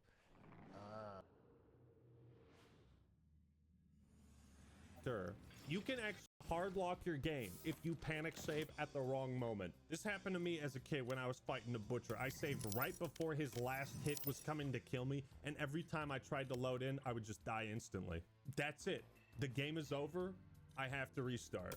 There's more than one way to fuck up your playthrough, by the way. These yellow zombies, fuck them to hell. Every time they hit you, it permanently reduces your HP. There is no cure for Black Death zombies. The name is fitting. The game doesn't tell you they reduce your HP permanently. You need to have the Match found in order to see that. Yeah, by today's standards, these things would obviously be criticized, but it does create some very real tension. I mean, think about it. The zombies are the easiest, slowest enemy type to fight, and they made a variant that is 500 times scarier. Diablo 1 is a game that you must respect. You need to pick your battles carefully, and if you pick the wrong one, you could end up at what the fuck is going on? At times it feels like the Diablo 1 developers set out to troll the player base. There are traps everywhere. Diablo has several moments where the game just says, fuck you. Oh, you want to see what's in this chest? Eat shit. Your mom wants to open this chest? Opening chests and doors is a complete crapshoot. Shrines? Oh boy. Oh, these are infamous for being disguised as a power-up. But when you click it, a cryptic message appears, and you're like, what was that about? Oh, my stats have been permanently reduced. Identifying items is a thing, which makes getting loot exciting and bringing it back to town. There's like a little process there. But sometimes you pay money to identify something that is literally worth 0 gold. Griswold won't give you a dime for it. Shrines and bad loot doesn't bother me that much. Diablo is a series all about taking gambles. It's about rolling the dice and seeing what you get. So the loot lottery is kind of a system by which random items are generated. And the best analogy is it's a slot machine. Every time you kill a monster, you put a quarter into the slot machine and you pull the lever and out can come nothing. You get your quarter back. You know, you could do pretty well or you could hit a jackpot. And so if you can think of pulling the lever as every time you kill a monster, it's got kind of this addictive quality. Just as slot machines are addictive, So is the I am going to maybe win something big here. You need negative consequences attached to that gamble in order for Spike the rush. positive ones to feel whatever stunts you're satisfying. planning today, Diablo 1 has what I like You to know call I will. archaic difficulty. Can't pull a Gunga It's double challenging without because the it's double. so unlike most other RPGs you've probably played. What happens if you try to talk to an NPC in Oblivion? Everything around you freezes. Not in Diablo, okay? If you try to read a tome or talk to a character in the labyrinth, the demons don't just wait for you to finish Give it the back. conversation. Break you down. Inventory. Tough shit, nerd. Get good. If you play melee Enemy build, down. God save you. Ranged enemies will be the bane of your existence. You can't run these guys down. Try to Healing run over some here. Moon Clan bastards and Stopping fire. They trigger groups of enemies. And, oh my God, leave me alone. I thought he It's was times like these already where cleared. Diablo I starts shouldn't have throwing done that. waves of bullshit at you that you learn to catch that shit and redirect it right back. You start to realize that you can stun lock demons too. And yeah, you can get surrounded by demons, but in the same vein, they can get in their own way. In the early levels, you learn to exploit doorways. To 30 fight them seconds one left. At a time. You can cast magic or Time to firewalls to kill enemies without directly engaging. One enemy Kill remaining. this playthrough. I went through the dungeons, the catacombs, and the caves without dying. It was difficult, yeah. Once you reach hell, it's a different story. There is a type of enemy in Diablo that is usually exclusively found in level 16. Last player standing. If you have managed to piss off God himself, when you reach level 14, you will encounter Fake teleport. Blood Knights. You're about to watch me make the biggest mistake of my entire life. Are you ready? Did you catch my mistake? No. Well, unbeknownst to me, Blood Knights are the toughest enemies in the game. They resist fire, they are immune to magic, and like Nice, good and play. I just aggroed 11 of them. Ladies and gentlemen, Thanks. what you see right now is an image taken before disaster. I remember that one.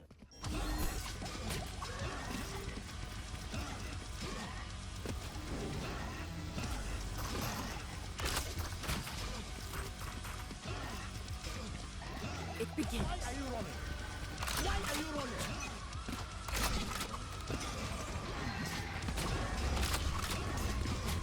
Focusing.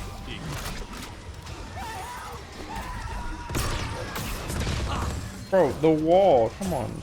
Cutting through. Hawk out. Blocking movement.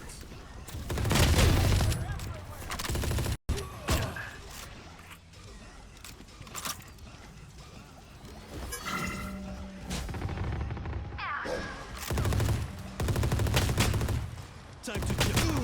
Wave crashing. Shield going after this.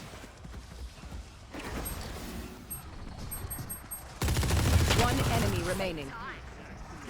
No, I'm just running a spike 30 rush. seconds left. I'm just doing dailies and stuff. What you up to? Well, actually, why don't you just run to safety? You see, I can't grind experience. Wall up. I have no choice but to fight these guys. There's only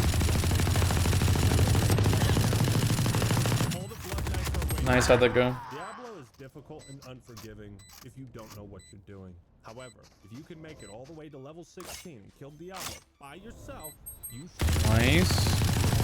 Plus this bit. damn proud of yourself. Let's talk about the corrupt Throwing net. Last round before the switch. It's pretty solid.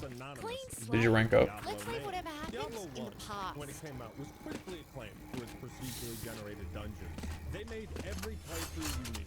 The levels were so convincing that to first-time players, you could beat the game without knowing any of it was random. You see, Blizzard could have settled for simply making No win 4 in a row and nothing. Okay, what the fuck? I don't understand. There's another. It's you and me. point in advertising and promotion of the game, there was 3 no for 3. monetary incentive for Blizzard to keep fans playing this game over and over. But they included procedurally generated dungeons for the player's benefit. They took the extra time to figure that shit out when no one else was. Next. Make it subtle enough, you'd think what you played was made by hand. No distractions. Oh man. Destabilizing. Blizzard has managed to take this concept of replayability and absolutely and that's the big difference. Where Blizzard used to You should run. improve the player's experience. Fuck did that come from? One enemy remaining.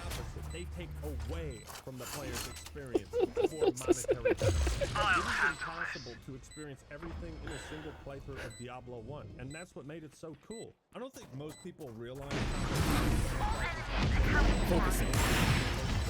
much like how Halo 3's plot is just the cut second half. Switching of Halo sides. 2, Diablo 1 Match already point. had the plot of D2 and parts of D3 mapped out. Glory and approbation to Diablo, Lord of Terror and leader of the Three.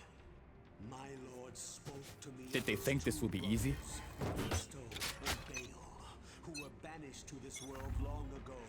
They talk about the Far East, an important setting in the second game. Not enough.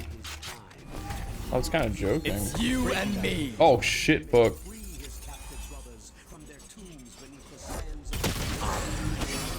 Of Anguish, cut side quest from the first game.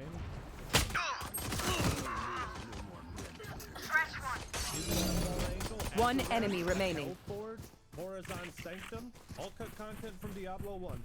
Even lesser evils. Oh, we got an altar. I was like, how does he have that on pistol? Josh. Window, I mean. First appearance Last player standing. no escape. Has such amazing, rich lore. Nice. Planned out ahead of Defenders win. This is GG. GG, good night. Good luck.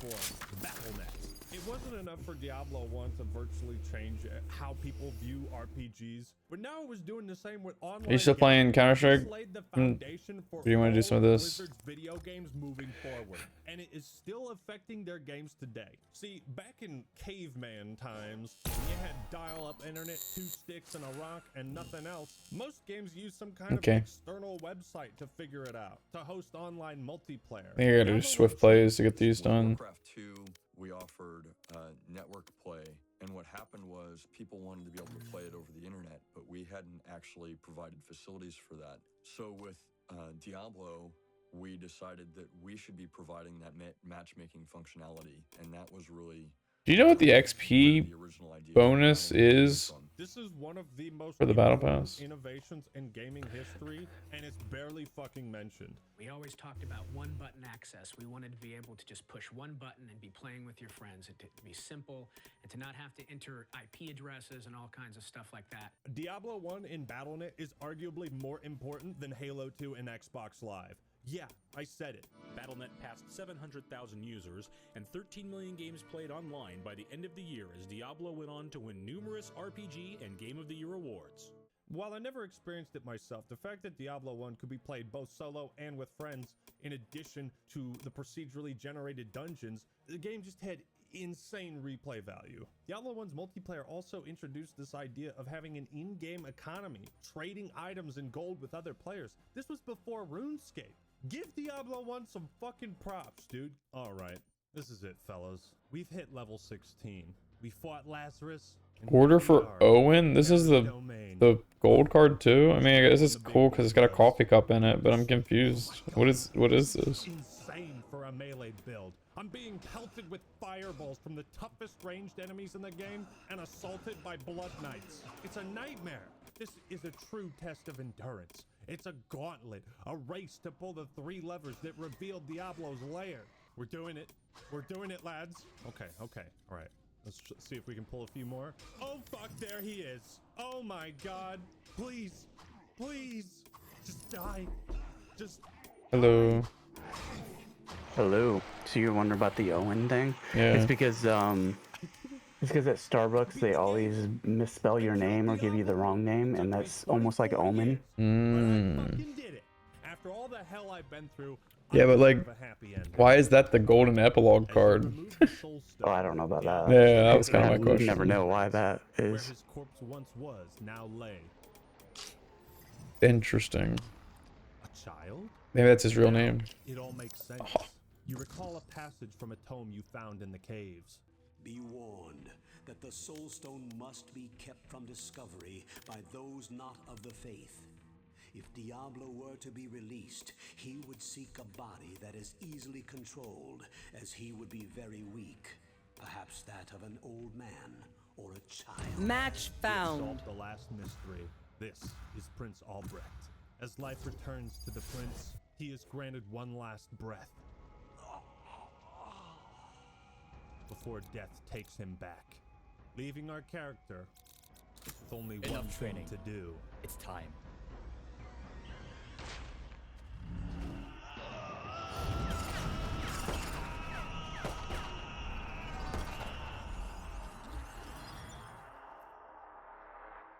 There are two major twists at the end of Diablo. The protagonist and hero who slays the Lord of Terror will eventually, quite literally, become the very thing he swore to destroy. The other twist is more of a theory I have. Why would Diablo and Lazarus wait for us in the deepest bowels of the labyrinth? I believe Diablo used Lazarus to capture Prince Albrecht, to lure the strongest warriors down to his lair. One who could fight through his legions, defeat his generals, and make it all the way to Terror's domain would be a strong vessel for him indeed. Perhaps then, it was Diablo's plan all along to be slain, so that eventually he could be reborn again. Much more terrifying than before. The Soul Stone burns with hellfire as an eerie red glow blurs your vision. Fresh blood flows into your eyes, and you begin to hear the tormented whispers of the damned. You have done what you knew must be done. The essence of Diablo is contained. For now. You pray that you have become strong enough to contain the demon and keep him at bay.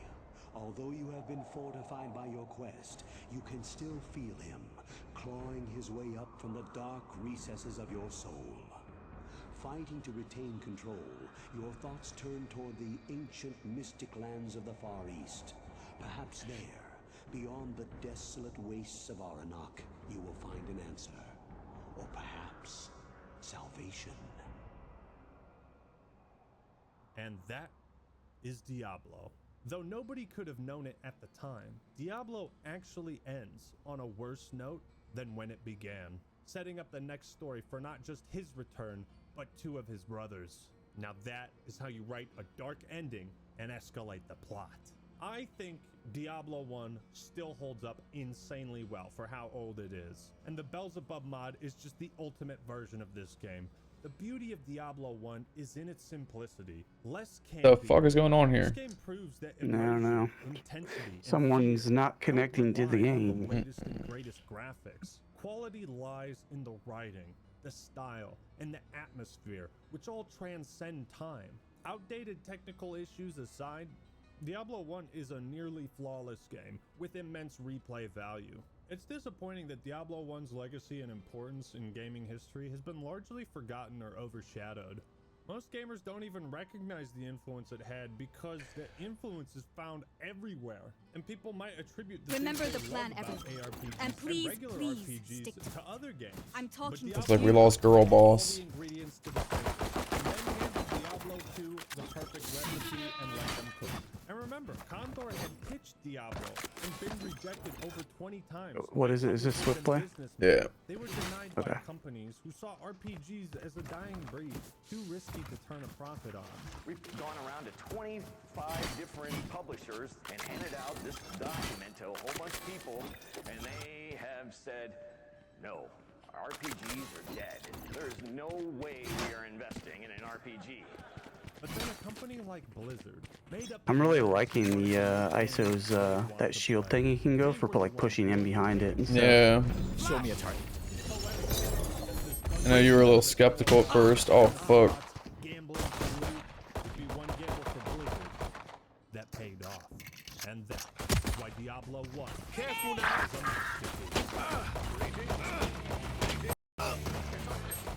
Spike down B. Healing. Last player standing. Flawless. With the recent release of Counter-Strike 2, and many people having to make the... Phoenix. transitioned from CSGO for the first time, this got me wondering, what was the real Counter-Strike? We all know there was CSGO, Source, CS 1.6, Counter-Strike 1.0, the original Half-Life mod. But what about just Counter-Strike? Well, recently I stumbled upon a copy of Counter-Strike that I didn't even know existed. Time's up. Let's go. And by dumb luck too.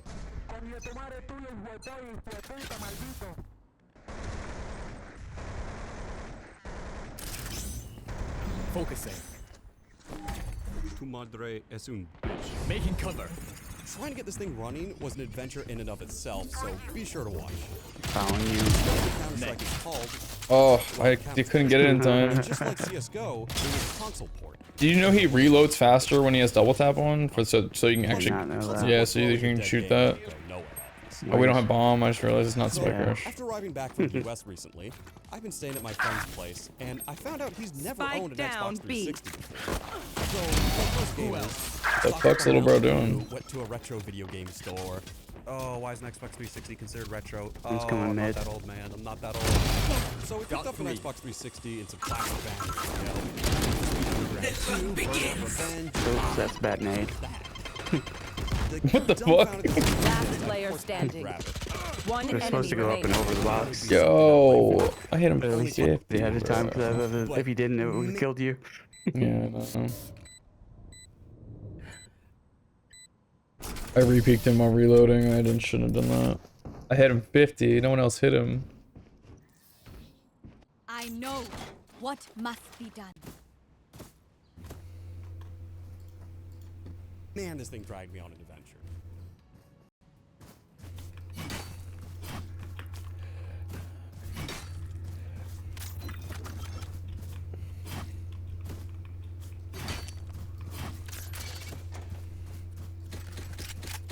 Like, compared to modern Counter-Strike games, it's actually incredible.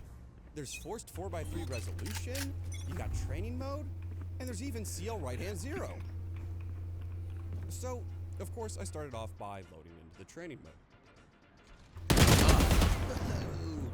Oh, it's got the CSGO bio wheel. Come on, let's go! Got one. Okay, start with. Yes. Yeah. Oh, they got the right shield. Enemy down. Oh, I gotta buy ammo. You gotta. Right. Okay. Oh, you trigger. Oh, it's trigger. Watch your eyes! Man, shows For how much I you. know about Counter-Strike. I've never played reading to buy ammo. Wow.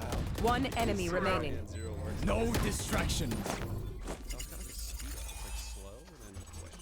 Let's pack it up. But I think ISO's ult is really sometimes not that good because Last round in the half. if he does it in like a 1v2 situation, the other person can Camp just the go body, right where you yeah. want them to. Yeah. Same thing with Phoenix. Even if they lose, they're gonna win. Right. If you're 1v2 situation. I've seen that happen a few different times. Yeah, I don't think it's great in like the clutch scenarios. I think it's better for opening sites. Like if you know a Viper pit's down, all right, I'm gonna go grab her. I'll be right back. And then even if I don't kill her, you guys can go swarm her. You know.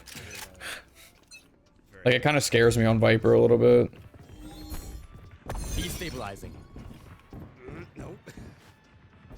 It's so hard to controller. Is this a world's first? Destabilizing. Stopping fire. After unsuccessfully trying to B-hop for 5 minutes, I finally made my way to the bomb system. Focusing. Congratulations, you found the bomb site. Can I like give this to my teammates and fuck, wait, stop running long. If I look, okay, you gotta look. Oh, there's some coffee. I got. So does that mean I can Show me a target. There's two mid. Two of them mid. Heard. Found the skybox. Last player Oh, standing. okay. Okay, this is On bomb, Randy. One enemy remaining. that I already knew how to play Counter-Strike and play. Didn't see. I went ahead and just checked. Ult! I mean, fuck it. Dude, who cares, bro? You're gonna get killed. Ulting that. It's gonna kill him. He's got it with that. Easy. How do Scope in. Better than alt. Let's go. Clutch. Hey, drinking mommy needs to step it up and get a kill. She does. Switching Oh, no. sides. Valve confirmed silvers. Left trigger is cracked. Why is the off We rusting fight this once fucking- again. Oh, how do I inspect? Battle scarred rust. Oh, okay, but how do I zoom in? Right trigger? Nope. Oh, so this is what's this? How do I scope in? Nope. How do I scope in if this is crouch? It's not left stick. It's not right. Right stick is the fast look. Left stick's not that. That's crouch. Jump. Bro, are you kidding? Bro, it's B. Eyes open. Scoping with the op is B. Oh man, he hit some nutty flick shots with this fucking. Oh, it's B. Bro, why is B scope not? Why is left trigger crouch? Oh no. What the hell is that place? Does it sound like someone just like opened a door in the middle of the recording take they did for that? What the fuck? Focusing. Flash! Breaking them. Spike down B. But then I was presented I wasn't exactly expecting. Bro, what the fuck? But first, a quick word from our sponsors for this video. If battling out in Counter-Strike 2 One is enemy too remaining. ready, then come on down to skin.com. You were a boulder. I'm on the board. Let's go. May, I'll go in first. Thin out their numbers. Whoops. Whoopsies. Oh, sorry. Whoopsies. Bro, what the fuck? That was weird. They completely walked down B silent all the way to Oh, site. this looks like some free-to-play Korean FPS game. What the fuck? Yeah, I knew they would too, because This is Viper, real. This you is already real. walked up the. Right. Viper did. Lead the way, Sage. That's it. Oh shit, my bad. How is this real? How is this real? Needing to make sure this was real, I had to show someone this. I want you to play Counter-Strike, right? This is Counter-Strike defensive. Destabilizing. Training. Do hostage rescue. Do hostage rescue this time. Rain is down. Just play it out. Just play it out.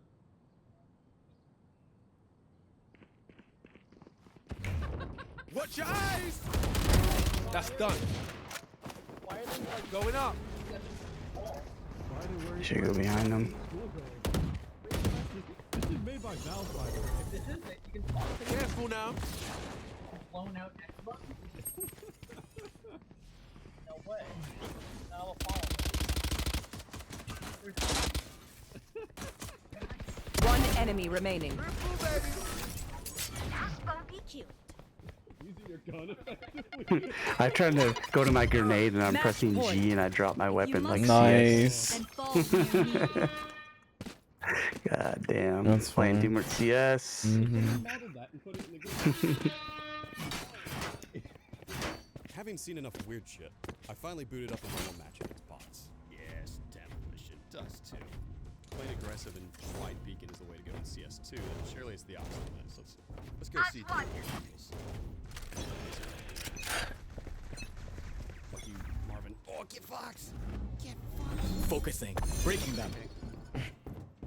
Oh, auto shot. Yes, sorry.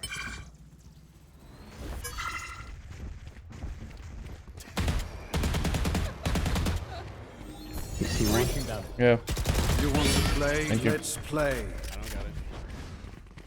I think The fact you get those on assist is actually kind of crazy. Yeah. Scout, yes. That's all you need, boys. I knew it.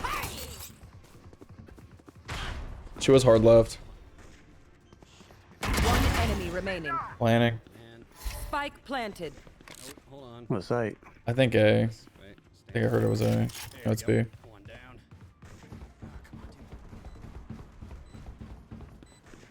Oh, come on, I got one. No, come on. Bomb buddy out. Going up. Bro. Careful now. I got more. Don't worry, guys. I got more. I got more. Don't worry, I got more. Wait, one more.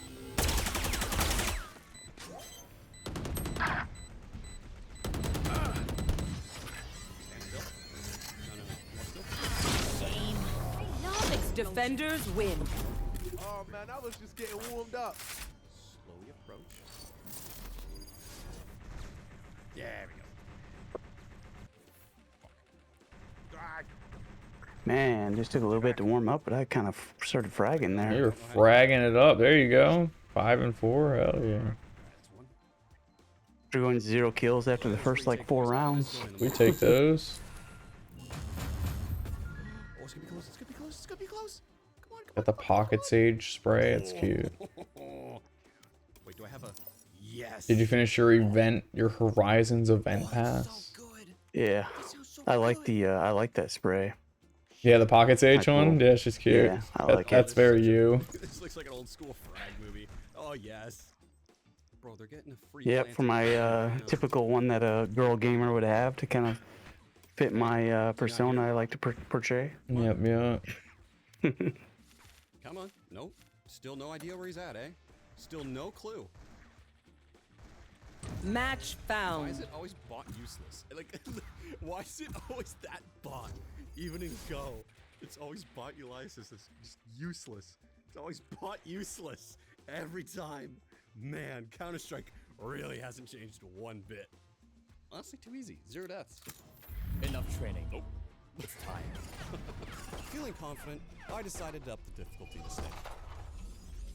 Oh shit! Oh shit! I see. No! Damn, bro, this is normal difficulty? God damn! Unfortunately, Pretty decent. my difficulty with the bots Hello. wouldn't stop there.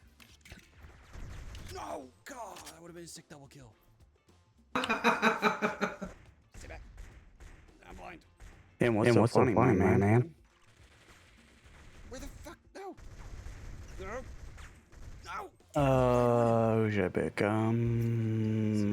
All duelists. Let's go with another duelist, I guess. Let's go. Who's a duelist left? Reyna. Let's go. Or yeah. Mouse and keyboard today. Oh. Mouse, keyboard. Okay. Xbox 360. Okay. This looks sketch. Oh well. Select weird connection of Oh no, this Okay. Oh no. The Bluetooth device is now paired. All connections are successful. Oh no. At this time. I don't think this. Oh, a 6% coupon. Fuck yeah, dude. I'm sold. I don't know if this is gonna work. What's the worst that can happen? Oh, dude, are you kidding me? Free overnight with $1? I mean, it's $3 for the overnight shipping, so if what's something for $1? What's the mission? Kill contract? Dude, there is no shot. You're level 638. Next day after receiving my There is 0 shot. He's a hacker. Wait, 638 because I'm not. I'm like 618. After I kept reading the How the instructions fuck for did you do it, that? I found out you need accurate. Bro, I've got this game since its fucking beta and I'm level 17. How did you do that? I gave the retro games. How, you're on what? You're only level 17 from the beta? Hurried over. Doesn't sound like you play very much. Dude, I'm like... I streamed... You know, like... I read? I didn't buy anything. I'm an idiot. Destabilizing. But there's like 2 people here. Or it's you running. Show me a target. No, it's Hello, you. hi strings. Idiot. Why did I have to walk through the stage last? One enemy remaining. Oh, you're all doing good. How are you? God damn. What? They think we wouldn't fight back? Dead wrong. I don't know. Oh man. I'm sorry to hear. Well, hopefully you got some sleep. Yo, I'm gonna kill 3 people. Hey, look at that. The siren. I don't know what that emo stands for. This just says sirens of police. The police are behind you. Watch out. Oh shit. Oh fuck. They're gonna get me. What a dude devoted. You're existing? Yeah, man. We're all just existing. We're all just vibing. Focusing. Breaking them.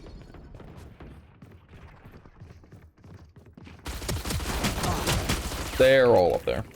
They're literally all in heaven. I'm going A.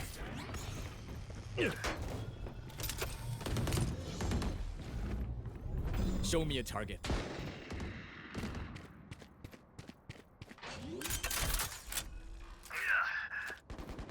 Is it playing for heaven? Okay, Yes, nice. yep. I'm staying heaven then. Wow. That blinds. Bro, you just blinded me twice. Call it. Breaking them. There's 4 people. Hit her 120. 81 breach. 40 gecko. Phoenix blinded me twice. Fake teleport. Just one.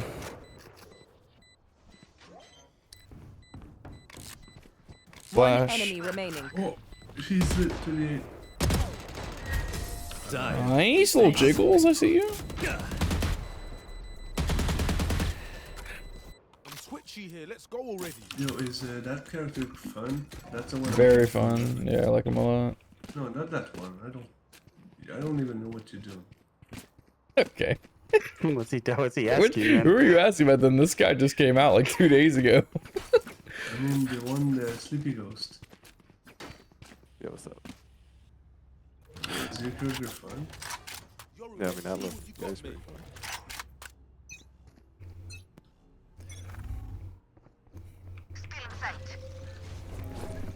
No distraction. Oh.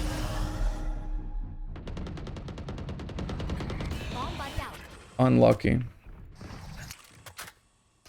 I saw her like when we crossed. That was weird. I didn't think I would see that. Man, I got the CSAK. What is bro doing? 80 gecko. 39 breach.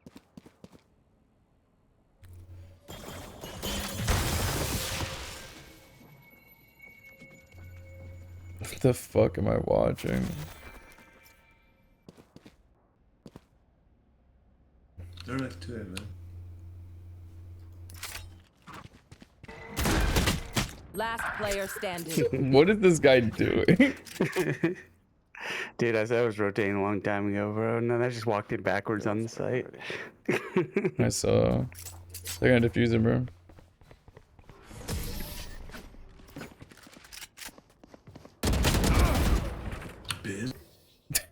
Last round before the switch. What the fuck? I didn't know that too bad, sorry. He walked into B crouching like the whole time and then like it just sat on site with nobody there.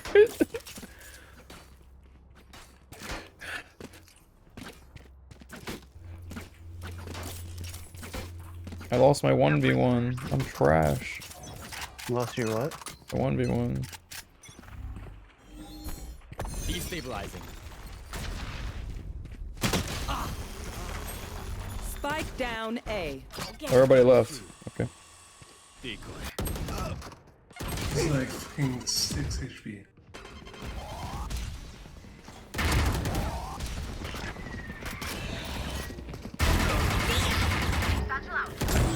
You will not kill my ally. Last player Oh my standing. god. Spike down A.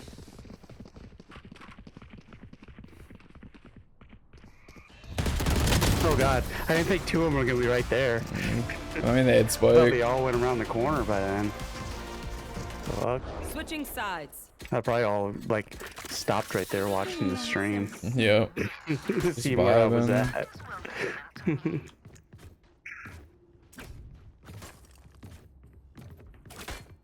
Trying to figure out how to become level 618 or whatever the fuck I am.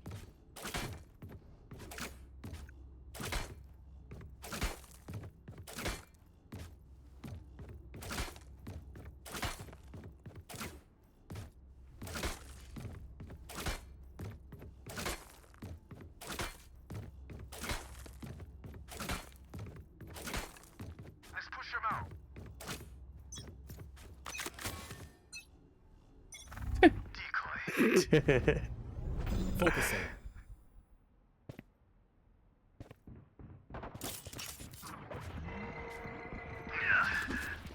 get 3 in the tunnel with B.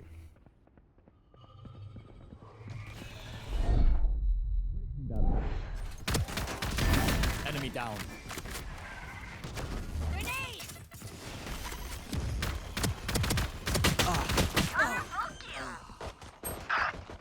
Go get him. Spike planted. One enemy remaining. Also on site. Back right. Was back right. Whatever that's called. Last What player the fuck is the standing. Euro doing? He's waiting to do a 1v1 with his 14 I know he's gonna die. Oh god, what a fucking idiot. That's what you get for baiting the race. I did not mean to do that. I'll take one side if you take the other. They'll be That's dead fucking funny.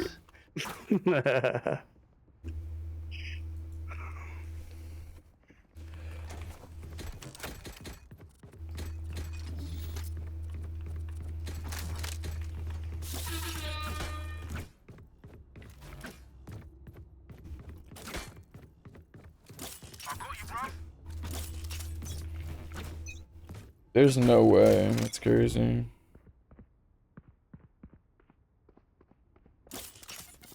Stealing sight.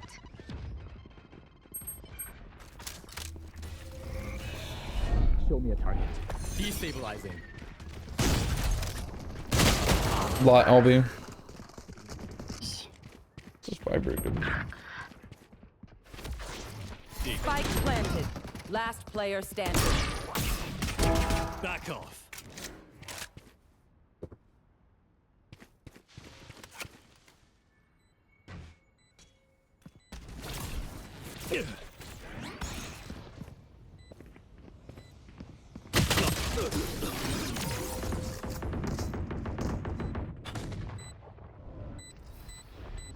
Match point.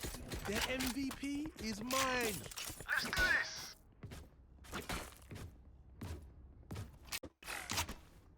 With the controller secured, plugged in, and tried again.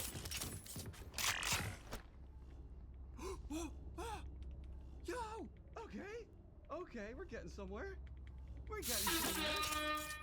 Oh shit. Okay. I just realized I left my mouse on the screen, and I can't change it now because Prepare for hellfire! Off your feet! Focusing. You tell they're watching your stream. You said get out of heaven, ISO. Stopping fire. Destabilizing. It's all good. We take the viewers. Yep, we do take the viewers indeed. Fake teleport. I'll handle this. Spike planted.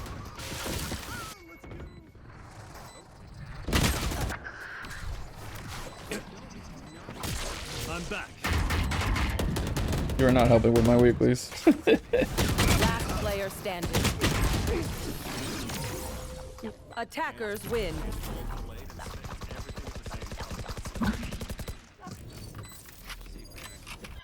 Spam everything on them. Mm-hmm. Oh, boys, you're gonna see the world's first B-hop on console here. Damn it, this sucks. Oh, come on, I just want to get one good hop. Dude, Went this from mouse 6 is to so 8 viewers in that little span there. Let's Now they're gonna go. Hey, but we take anything we get, right? Press F12 and keys 1. I'd rather have dailies. One is the lowest, 9 is the highest. You rather have what? My dailies. Oh, yes. Okay, it's really slow now. So if I hit F12. Match found. Oh, the fast look. Whoa. Oh, it still has that weird acceleration. Oh, I think I got a hop. I think that was a hop, boys. I think that was a hop. Enough training. It's time. Yes. Oh, you can. Okay, it's just really delayed. After successfully getting it working, I even decided to get a little fancy with it and tried rebinding my controller. let's rebind crouch. Let's actually do that now. Let's get rid of left trigger. There we go. Now crouch is what's supposed to be. There we go. So scope in is B, so that should be right click. Hi team. Hello. There we go. Yeah. What's up? What's up, ISO? How are you doing, man? I'm chilling, man. How you doing? That's good. I'm doing all. We Gets cut off. Let's see the old Cobble. I've never actually seen old Cobble. Joe, I don't think most CSGO players or CS2 players have seen Cobble at this point. It's been so long.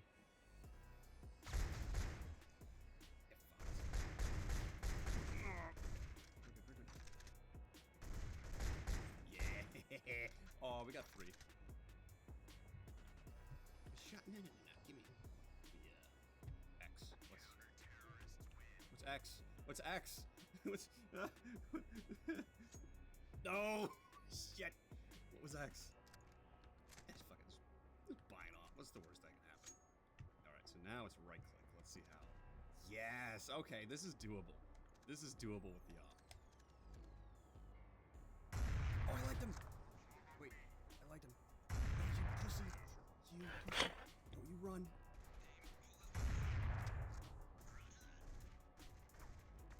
In the face.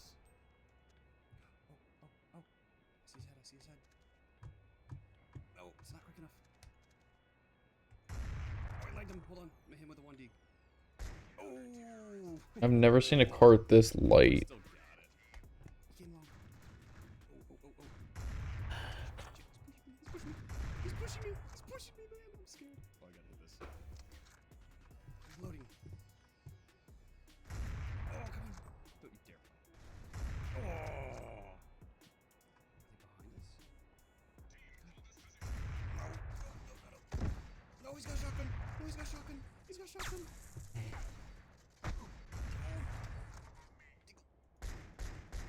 Oh, in the face. While helpful, this setup did have its quirks at times. What's X? There's a big ass cart. What the fuck? What's X? No. What's X? No! Who will they cry for once they know they're going to die? Damn it. Yippee! Oh my god, Day, it's the same person on the other team. Yeah, I just saw Bro, that. just fucking upgrade. Don't want that one. Unless they're like just doing some sort of thing, like just trying to level their account up from China or some shit. I don't even know. No. Hello. I said, do you ever get hairballs?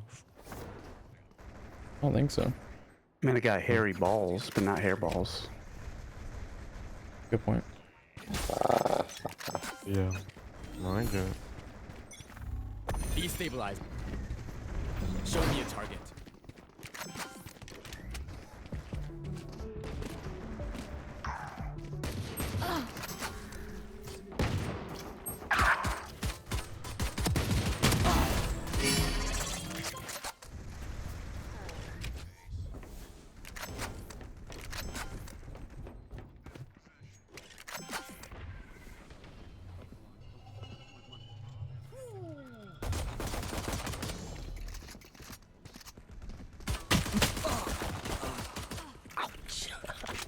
Man, this is good. Bro, I think the UMP's the play.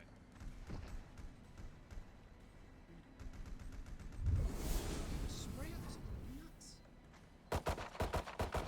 One enemy remaining. Alright, good one then. Spike down Clearly, A. the mouse and keyboard adapter was a bit of an upgrade. Feeling confident, I decided to try up the difficulty again.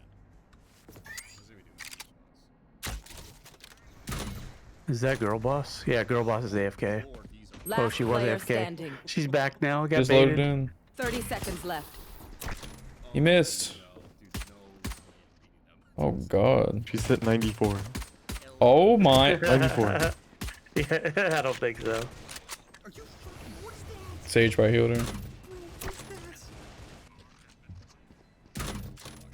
Just run, no time. 10 seconds left. Just time? What do you mean? Where's bomb? Well, Just gotta go get the spike. a little Yet. bit. Oh, I don't know where Spike is. yeah, Has hit those time. darts though, huh? Oh, she might have made it.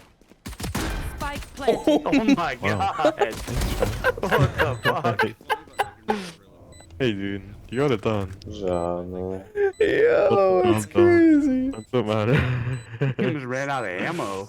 I was gonna need an even bigger.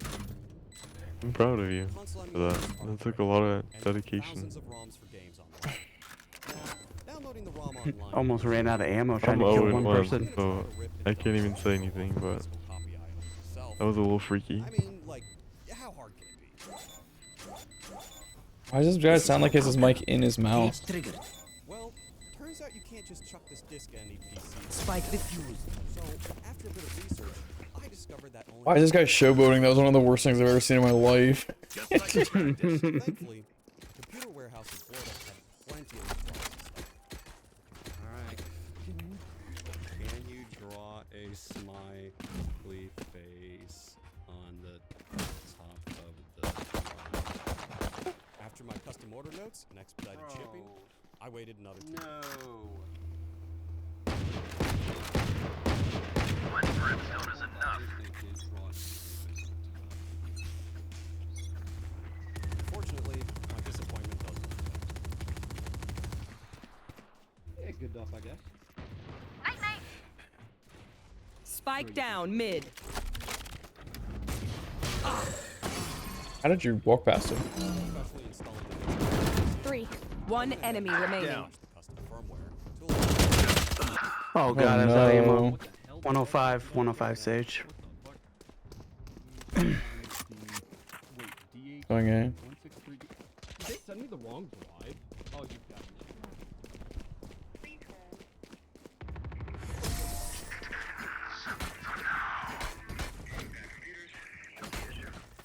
I got the wrong Focus spot. on their stage. Like, I'm looking at the Few Lava Run resurrections. drive, and it doesn't appear to be the right one. Yeah, so we intentionally send compatible drives. Is it the one that you received not compatible? No, that's why I was hoping to get that specific drive. As far as the original exact drive, we don't have it available. Oh, it's listed on your website as being in stock.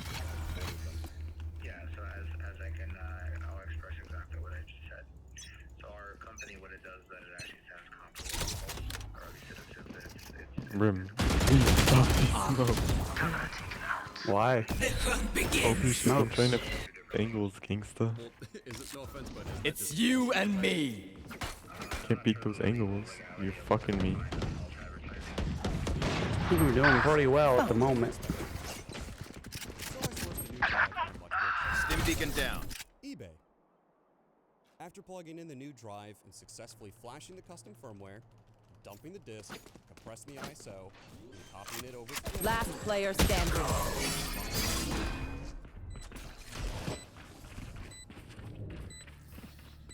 Last round in the half.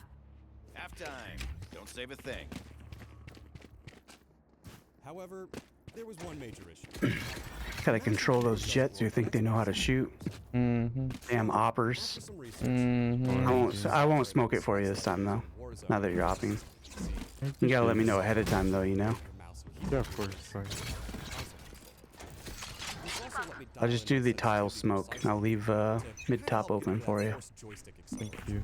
I appreciate that a lot. There you go, see? That's what's up.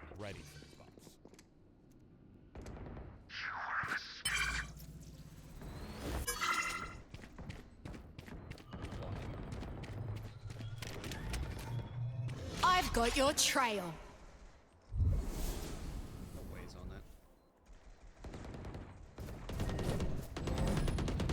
No distractions. Really? There's nobody named him. No time. No time. Gotta run. Alright, off to a good start. I reckon this might be it. I think we got it. If we do pop style. Oh, you actually can! Yo! Got a little hop in there. Watch this. It is way more. They put my crosshair on them at a long range, you know, like this. Like, oh, Camera taken out. Stim beacon here. Found my wire.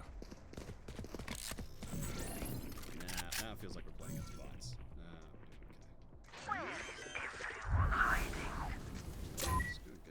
Spike planted.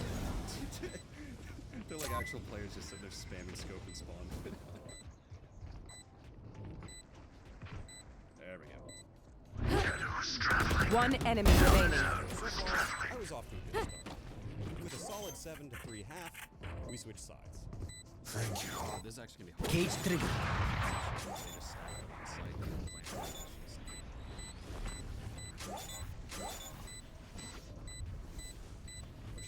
Spike defused. No, I'm with you. No. Switching sides.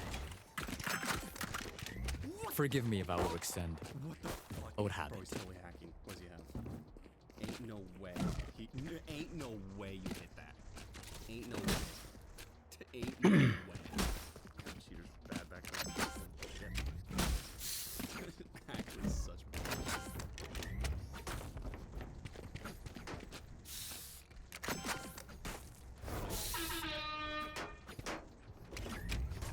Okay.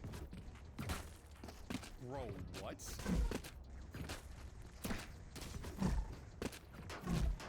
Safety's off. Launching smoke. Stim beacon here. Focusing.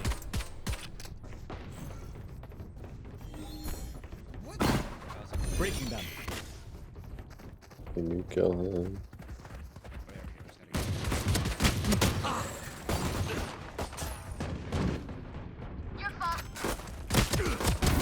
Woo! One enemy remaining. That's 3. Get him. Tree. Let me take care of this. 78. Then I remembered one key piece of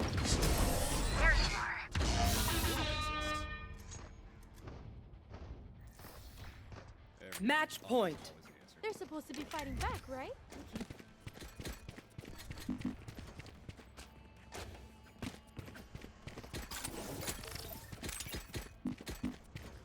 Oh, we won. Yes, yes, yes, yes. Can't hold ankles with scopes. It's the only way to win Seaside. What the? Can't catch us. Oh, I saw you. Oh, in the face. Guys, it's Focusing.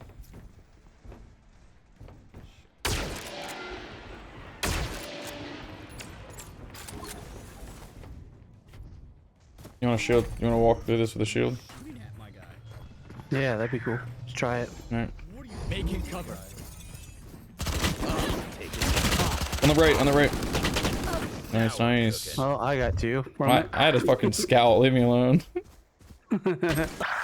Oh fuck, I where'd that come tried. from? Spike down Mid mid. top. What a Chad. One enemy remaining. Bottom mid. Attackers win. I will keep OCDecaf on Twitch. Hit him up now. This fucking. Oh god. That's why spike rushes and swift plays are so much fun. I know. Like I that. agree. 10 and 3, man. I was cooking. We were cooking. I got 1 kill. I was going crazy. All it took was just Alright, let's see if this card's any good. keyboard magic and ripping the game with a custom DVD drive and flashing firmware and shit, but it's possible. Piece of shit. I don't want to play this anymore. I don't play this crap anymore. Thanks for watching, boys. Thought this would be a fun little video to The switch things fuck? up a bit. And I know you guys are waiting for how to smurf, but don't worry, it's well within the works. I just want to make sure it's up to snuff and give it a little more time for polish because I feel like it's genuinely going to be one of the best videos yet to date. So I just want to make sure it's got a little more time for it. So yeah, stay tuned, and I'll catch you guys next time.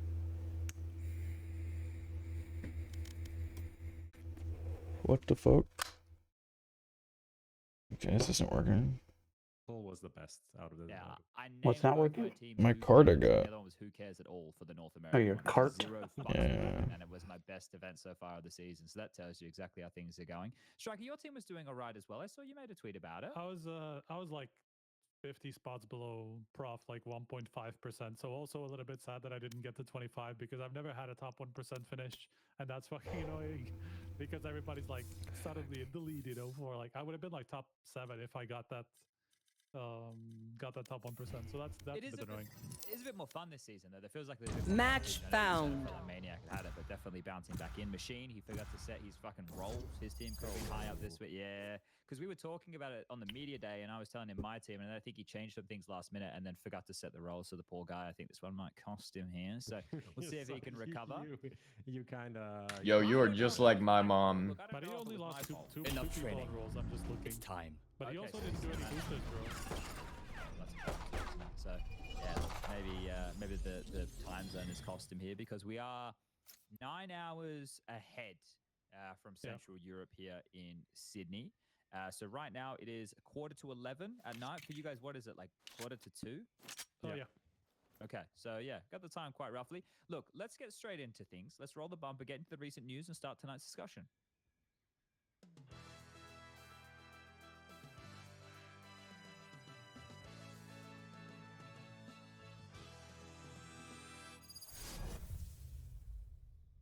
All right, so you guys were asleep, or maybe most of you should have been asleep when Valve put their update out, and it was a fun update, one that definitely got me talking. Look at it work. I can find it. It's working now, huh? It's good. It's working now. Spike rush. Yoru, Yeah, well, it got me to Tisu? bring back a meme from I want to fucking, hear like, more 10 about years where ago. you go So I when was really you happy to spend my time this morning in that. Did you disappear. guys watch the video from that? I did not see that, no. Okay.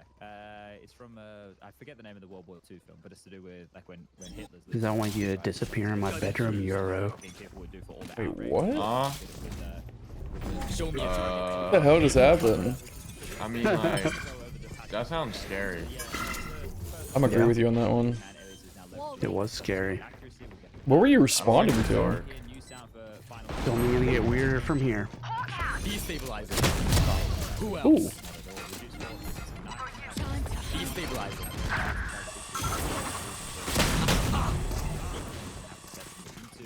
And then a bunch of missed fixes as well. People might want to run through, but clearly the main one was the Blinded. Last player standing. Jets grounded. Oh, that should've killed her. Nice try. Come on, bro. I had one shot, perfectly aimed for the head, had 5 pellets to head for Yeah, 110. you would think that would do it.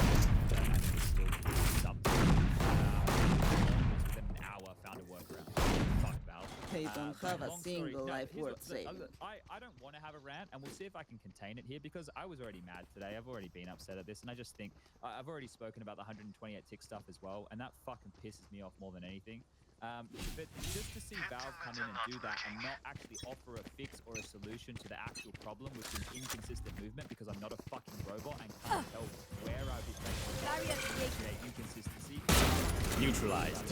Okay. Night kid. No distraction. That's the problem now, because like you cannot match like the sort of accuracy that we have. Take a long walk up the shore. Some of this stuff that people are saying is just stupid, and to not have consistent movement in a competitive FPS is dumb. This is the problem I have. Can they potentially fix something? One enemy remaining. Offer a solution? It's just you. Your sky's late. Your duty is not over. You take it away. You make it. Nice fucking clutch.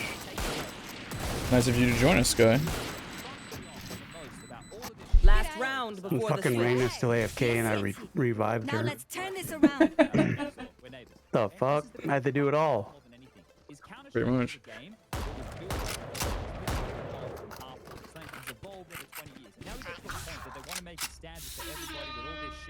If face it, if ES Portal, if I show me a target, that should be my. Get out of my way. Right? Why am I being forced to play a worse version of the game? Because they want to put out. The hunt begins. Okay, great. Well, it's fucking dog shit. Like. It's you and me. But the game is out now. Not a beta. It may seem like. Alrighty, man. What the fuck? She's just camping my body. God. The fuck? You see that? No. I got captured by the ISO, beat him, and when I came back, I was fucked because the two just camping my body. The hell? What is wrong with these people, man?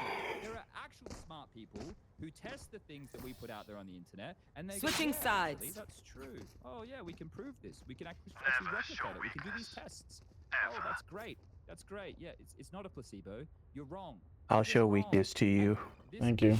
In my bed. Please tell me you're not saying that in game. I am. I'm 17. He is too. You should 16. know that. Oh, okay. I'm talking to Euro, not you. Too hard to make the game Bro said I'm 16.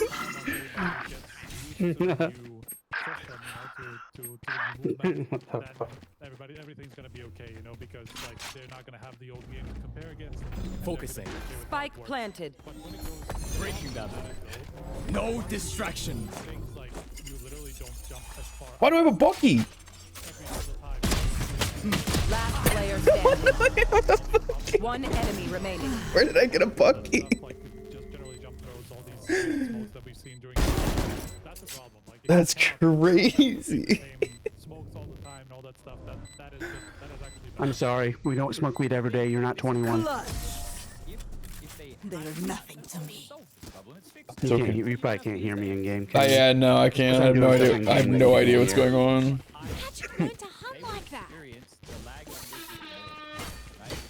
My smoke weed every day song came on. That's I what I said, figured. Oops. Oh yeah. You're not 21. Can't say Bro. that. Time's up. Let's go.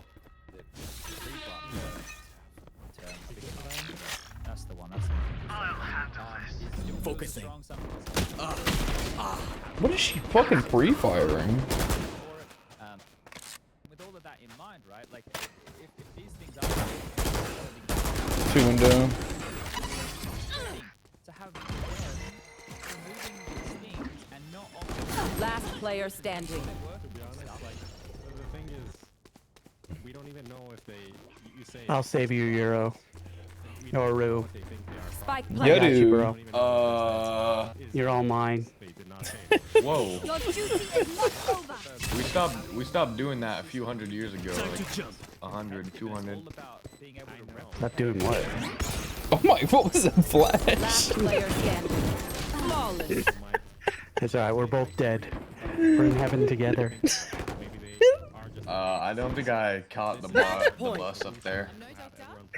I don't know why. I've been drinking a little bit. Oh god. Fucking fuck. I don't know what's going on here anymore. Yeah, it's going crazy. Get out of my way.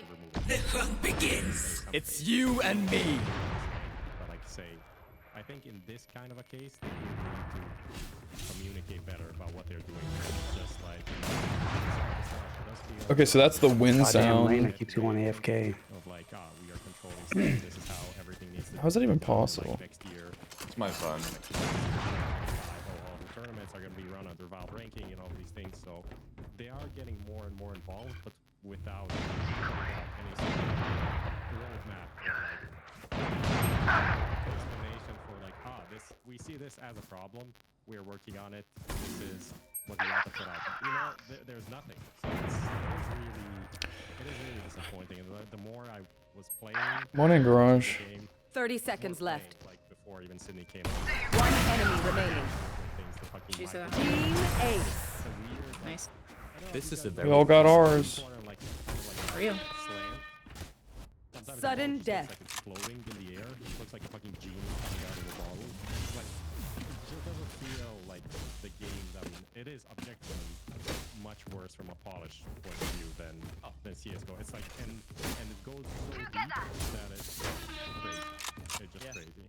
Yeah. This is the thing. I don't, and I have been probably one of Show me a target. People I got to see how they were working and everything, and talk to them, and try and understand a little bit of their philosophy and the workflow and everything like that. No distractions. Like the game that's been released. Okay, they said summer. They released. Spike planted. It's missing a lot of features, a lot of reasons that people probably play. Contract complete. Before, there might be people who just exclusively Destabilizing. Last player standing. Someone help me. One enemy remaining. I got you. I got you, bro. Bro, I'm on TikTok. Well, that's a you problem. Last player standing. I got you, son. Now, bitch. Bro's frying his dopamine receptors. Yeah. Can't even play a Swift play without TikTok. I will not die here. All my teammates are boring. Clutch. You might be projecting. Defenders win. Do not Okay. Good luck, team. Sure, there's going to be a lot more things available because of CS2, but we just start in this fucking What was he saying about TikTok? He said don't res me. I'm on TikTok. Like he was like scrolling on his Okay, phone. bro. Maybe I'm completely off the mark, you know? Maybe And I was like, bro, you can't even go swift play with that TikTok. He goes, well, my teammates are boring. Boring. Shoot, I was keeping it alive. I in there. know, man. first 40 minutes of the game being released. Like, I understand that this is a small company, but they make a shitload of money, right? What have they got? 300 Goddamn employees or something? 45-year-olds are out fragging the 17-year-olds. But then why can't we have 128 sub-tick servers? Why? Why? Oh, there's no difference. There's no difference in 128 tickets. Well, they literally And just a drunk. fucking number. I'll There tell you what go. it is. It's double. It's double. Match found. This whole septic thing is just so causing so many issues. Like I've been saying it from the like. How can anyone play an FPS while scrolling on TikTok? I mean, you do it when you're dead, but like, Enough training. I don't think anyone. you got these are like really short matches, so it's like goddamn. Bro's down bad. I couldn't even do that with playing Magic the Gathering. Yeah, but there's not really as much downtime in Magic the Gathering, I feel like. How's everyone this morning? Good, how about you? Hello, hello. We doing good up in here. Like in 2015, Fucking head there hurts. was fucked up. Oh, why? There was like desync. There were so many things that were happening. Been awake for like But 2 days. at the Took a end, like, 5-hour energy at work. Everything was figured out and it was good. Maybe it's time for sleep. Why are we changing? What are we getting? Or Oh, cocaine. fucking, I gotta grind the Like, stream. You know? I understand. Grind the what? You're streaming? On a basic Let's go. Let's Snowmac go. TV. end user benefits from adding this. Existers in the chat. He said CSGO was way better a few months after release in terms of the feeling. This is the Exist. That was the right shout out. 87 and 0 NIP. An absolute. I tried to give him a shout out, but I don't know if I spelled it right. Just to all of you. So just you fucking casual Andes out there. I mean, Sibo, just have some Spike fun. rush. no, you missed the TTV. You missed the Pay T. me to sit at a desk. Hell yeah, same, bro. And here's the thing. We need to actually start making Woo. So it's day. We got 3 streamers in here. Woo. Good times. is if we actually make some noise. So I'm pissed off now. We had Loba just before Screech and Enter the Void, and everybody being like, well, fuck Loba. Actually, no, maybe we should be making some noise about this. Make some actual changes, right? Let's make some Show me a actual, target. Like, good changes. To be honest, Some work. the noise was completely unsubstantiated. It was just like game shit. Like, Yeah. okay, cool. Like, what does that mean? Like, until people started playing the game more, we didn't really know what the issues were specifically. But also, I don't think anyone really expected the game to come out that soon. That's why, like, when the Fuck, I'm big hearing was those out, footsteps or at. whatever you want to call it. Oh, I don't know. it was kind I'm of gonna go get a gun. It was like, okay, Only way I win this with upgrade gun. Player standing. But not a Bucky. What the fuck? if I knew this was gonna come out in 2 weeks, I'd Spike be like, planted. Orb farmer. this is not okay. Yeah. People were saying. Oh my god. Obvious, and the news was kind of When they're decayed, that Yeah. orb farmer gets you killed, bro. Yeah. ready. So I don't know where. Watch and learn, chat. And, like, where Oh god, I got knifed. but, like, it Or doesn't staffed. feel like there's a huge. I right it said watch and learn. People actually play the game feel, There's and no way. what they think is ready or not. Valve don't acknowledge that there's any difference between 128 and 64 tick. They don't. What they don't acknowledge. They like my conversations with them. They don't acknowledge it. It's Make it interesting. and also you ask them, oh yeah, what about your anti-cheat? And they're like, yeah, we have VAC. Okay, go play some Premier right now, would you? Tell me how good your fucking VAC is. Like that's another Focusing. thing. Like it's just there's so much stuff here that when we're talking about the game now and in the state that we're in the year 20.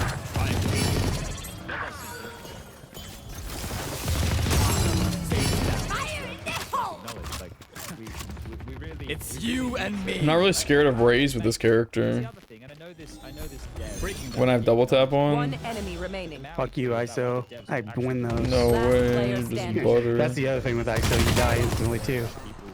Yep. All the You A's. know where you are. Even if you win. I Yeah. guess that's one good thing. Last round. No, yeah, it happened last round. I beat the ISO and then I just got spawn camped. I'll take them. I wish they would give you a little bit of time coming out of it for both sides. Something to do with like Yeah. Whatever side wins, I think they need to give you a little bit. so you're gonna have a high quality experience. Maybe that's like the main purpose of it, is that even if you don't win, you still that person still should die. FPS dropping from 500 to 170 and that being inconsistent, you know. Focusing. One enemy remaining. I mean, obviously, you know, this is a delete. I think it's deleted now, right? And he said something after that, but It's just there, I think. But he walked it back. Like, he said he was wrong, and he said it, you know, I think he used the term tone deaf or something along those lines. But regardless, like, we're not just talking about a game that it hasn't been played before. We're talking about a game with the largest legacy out of almost any video game that exists on the fucking planet. There is a high standard for the people who play this game, and a high expectation. And I just 30 seconds left. It's just disappointing. Like, I know the game will get better. Like, I Damn. can say that with certainty that the Where game the fuck will is she? We've been everyone on the map. Someone had to walk right She by in that her. little cubby and spawn. I think the Sage probably walked right by her. I really like that. I think that's a great feature that's been added. I think there's some nice Planting A. features that they've added throughout. Let me alter. Spike planted. Frustrates me. yeah, Pinger and I'll basic- alter. the Oh, never biggest- mind. If movement, you know, is different, then that's kind of the basic thing that's the biggest part of the feel for you in the game. It's you and me, Day. If that feels off, everything else is just gonna feel off as well. And if you add audio issues, you know, to basically like that's two of your three senses that you're using a lot in the game that are just being fucked, you know. So that's a bit of a problem. I guess he went to sleep. Switching sides. Someone is complaining about his FPS going from 500 to 170. And that's It was more like the a other way. complaint. It was more like the other way rather than. Whatever. Like if someone has Bro, dropped Snowman. FPS and that's like the whole complaint, that's actually impossible to actually Snowman. find out what the Snow issue Mag, is. bro, So- where are ya? Your stream crashed too, or what's going on, But bro? it's also kind of useless because everyone has a different PC. You can have 7,000 different He fell things that are asleep. going wrong on your PC, and considering the state of the game Show right me a now, target. Or he took my advice You and will not took some kill my cocaine and ally. overdosed. Oh God. the thing. So if Good you, lord. When a smoke booms and a nade drops, then Sage is down. and it goes back up, and here's a video, then that could be something you can actually investigate. But also the way it was framed, especially that 120 FPS of 120, that's instantly where you're losing everyone, because like who's playing 120 FPS? No one. In 2023. No one that's actually decent at the game is playing at 120 FPS unless they're like on a vacation on a laptop, and that's the best they can have, right? No one is playing 120 Yeah, FPS. I feel like maybe this is the point where, you know, because I think this is the only time that they've actually 30 addressed seconds left. these You in the 1v3. failure spines, right? Like previously it was kind of banned Easy. by tournament organizers, but not the Valve didn't do anything about it previously. One right? enemy remaining. Last player Oh, standing. he's right there. What the Talking fuck about is he like, doing there? This was the first That's time they nut. actually did something about it. And I feel like the fact that somebody Bro, just camping in that corner the whole time. I'm killing all his 10 teammates. seconds left. That's crazy. constantly, you know, making sure that they have that Ultimate workaround, baiter. then obviously, you know, it will just hit Valve that, okay, like maybe this is actually something that people really want in the game, you know. It's not just like because there's some whatever, like it Yeah. Bro, is this guy even live? whatever, like if people are What the instantly, fuck? like coming up with ways to Hey, what the actually fuck? make it No fast, mag. you know, then that poses What's an his actual name? issue You probably don't rather have to type in the TTV some on people are Twitch, my feeling guy. like it's something is off in the game, you know. What percentage of people do you think would be Right, but I didn't type that in on the shout out or anything. Yeah, you did. He's not even like, he's not even streaming. What the fuck? Is he just He has ended? 29 followers. Did he just end? Then why is he doing a 2-day long stream? What the fuck? I'm seeing when his last stream was. It doesn't even show us. He doesn't have any videos. Okay, so but this is the thing. I'm trying to. Oh, they probably don't publish then. on Twitter today, so they're like, oh yeah, but they want to be. What the fuck is going on here? Last I have no player idea, dude. So standing. what you're gonna do is you're gonna look Paying at attention anymore. 5% of the player base, if we're being generous, is using these commands. We have another AFK? posting Yo, it. another Yeah, AFK? What the it's fuck? fucked. Like, at what point do they look at this and they go, yeah, this is a good decision to have inconsistent movement? It must be because they're on computers and they think that we know Defenders exactly win. when to press the button in relation to the tick to know what speed it's going to be. Floppy, actually, it's the Liege. The fuck? They got their streaming too. Screen today. People should go take a look at that to show you the inconsistencies to do with the jumping. Launders also has some stuff that he put out. So people should go and look at that if they think it is a placebo. Also get fucked if you think it is a placebo. But yeah, this Oh though damn, is another frustrating. There was another 8 one I kill wanted to spike return to rush. in You're the comments. I fucking think it was cracked, 46, bro. And Hawksix says, why do people shit on the term feel?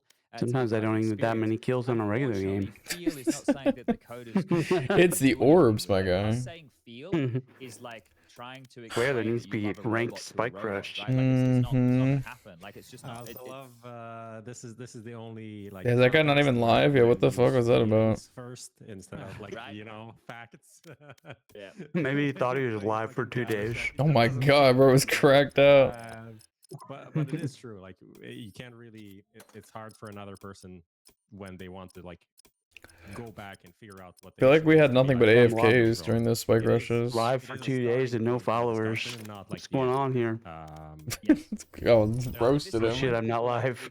Philip and a lot of these other unsung heroes, maybe they're not as big names, but the people who actually go out there and investigate a lot of these things and collect the data and they understand. Like, I'm going to be honest, I do not have the technical understanding to be able to investigate these things at length. I have the experience and the Counter-Strike know-how to know if something feels right or wrong, right? Because at the end of the day, what Valve decide. Oh, fuck. Yep, It's same. almost 4 a.m. I was already. about to say, we should probably wind it down. CS Sorcerer, I think she's in here. She was playing in the show. I'm gonna go do some. I'm gonna go play some RuneScape to fall asleep. I was saying with the sound that's something Good. she's just come to accept. I'll probably get on earlier. I'm just gonna go catch up on some sleep, just sleep in however long, and then I'll run some Counter-Strike and Valorant. I wanna grind some rank tomorrow, like during the day. I like getting riled up every now and I'm again. good. Be a little bit of fun. Yeah, Mr. Brick is playing some of that OG Fortnite that's out now. Yeah, I saw a lot of people. Yeah, some people were talking about that in my chat today. I was watching Ninja play OG. He did like he was probably live for like 40 hours. And he did after 15,000 subs or something like that, he's gonna dye his hair blue, and he had like 16,000 subs. Damn. And then he dyed his hair blue on stream, back blue. Everybody's reliving the glory days. I know. There's a bunch of people playing it. Yeah, I mean, I have like no nostalgia for it. I didn't play it ever really, so. In the Eastern Europe, SMGs and shotguns and stuff like that. That's. I can't speak to it. I'm sure it's better than what they've been putting out. Yeah, I mean, a lot of people are just kind of, the new Fortnite is just like crazy with like all the cars and mobility items and freaking weird power-ups and all fucking stupid shit. There's just too much going on. The original. Yeah. Back to the original where it was actually shooting and good gunplay and stuff, not like what special item you have in your inventory just flying all around. So yeah, it's been kind of fun to watch. That's good. Because I played back then as well. Nice.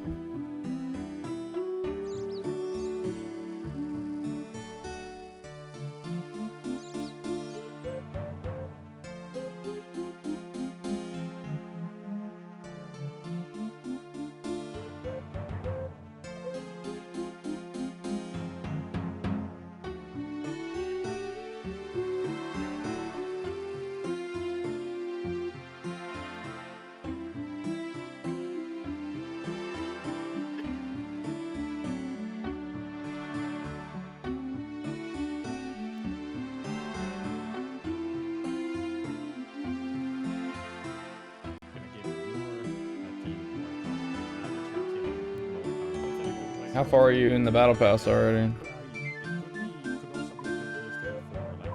I'm not sure. I'll open it back up and find out. You ain't gotta do all that. Oh, I'm not doing anything either, anyways. Oh, the Sitting here PvE's watching back, by the streams. way. If you're curious. There's not been many changes, but you can grab your free gun skins or whatever.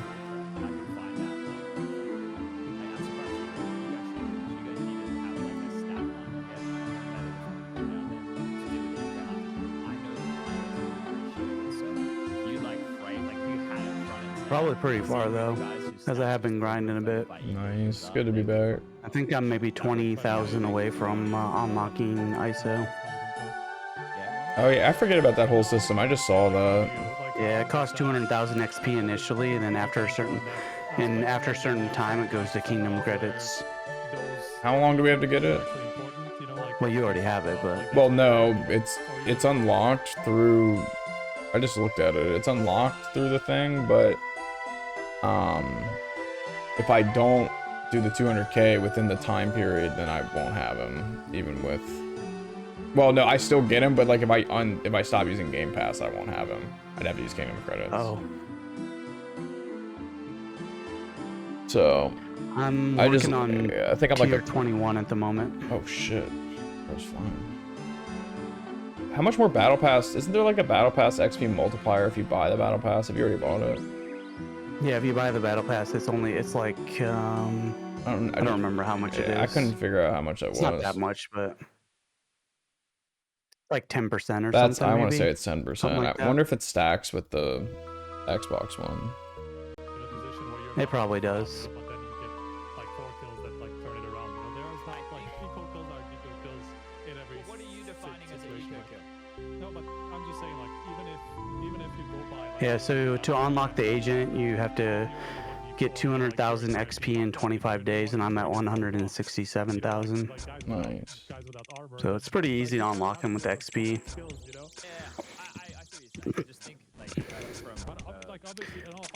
But within 25 days, if you don't do that, it costs 8,000 kingdom credits. Yeah. I wish I didn't stack. It's so annoying that like it's 8,000 per agent, but it caps at 10K, so I like can't save them up. Like I can never get more than 10K.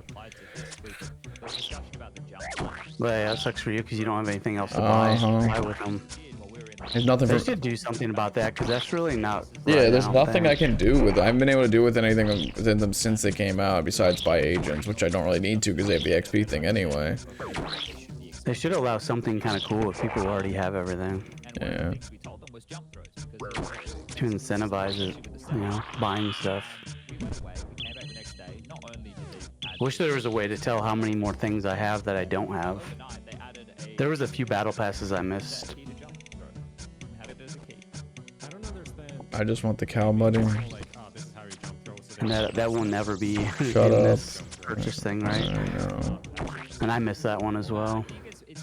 I was there for it too. I just like, I was like, oh, this is so bright. Like I didn't like the light around it, which I still kind of don't. But it's, I don't know, something about it's just so cute.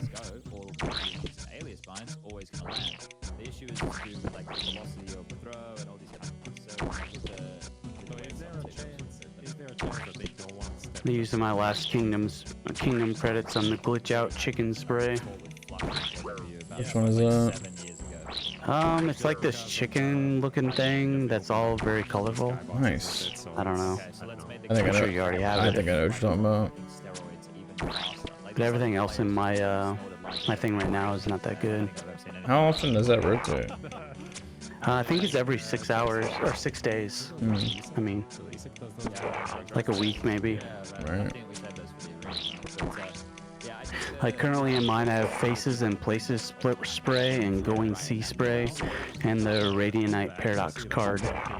Right. Is higher now because that window Interesting. at the top is bigger. Really? Yeah. Which one's the Radiant Paradox card? Has a dude like that looks like he's dressed up for like a nuclear reactor like job, and he has like a yeah, he's Paul. holding a- Yeah. He's holding like a nuclear cell, whatever those cylindrical things are called. With more time, Something. so we can iron these things out and testing. But there was something else I wanted to mention. It's kind of Talk about the, just about the adding the button for a jump throw, which seems logical and seems like the path that they're taking is okay. Let's eliminate these like weird binds that people have to play the game, which I think is fine. I don't have a problem with that. But unfortunately, it kind of just backfired. Yeah, I would like to start a timer. Maybe the three of us could start a pool. How long until they remove configs? I mean, you saw my tweet. You saw my tweet about aliases being removed. That was like a week ago, and I expected it to be 1 day. So I was a bit. I don't know if they took some time to catch up.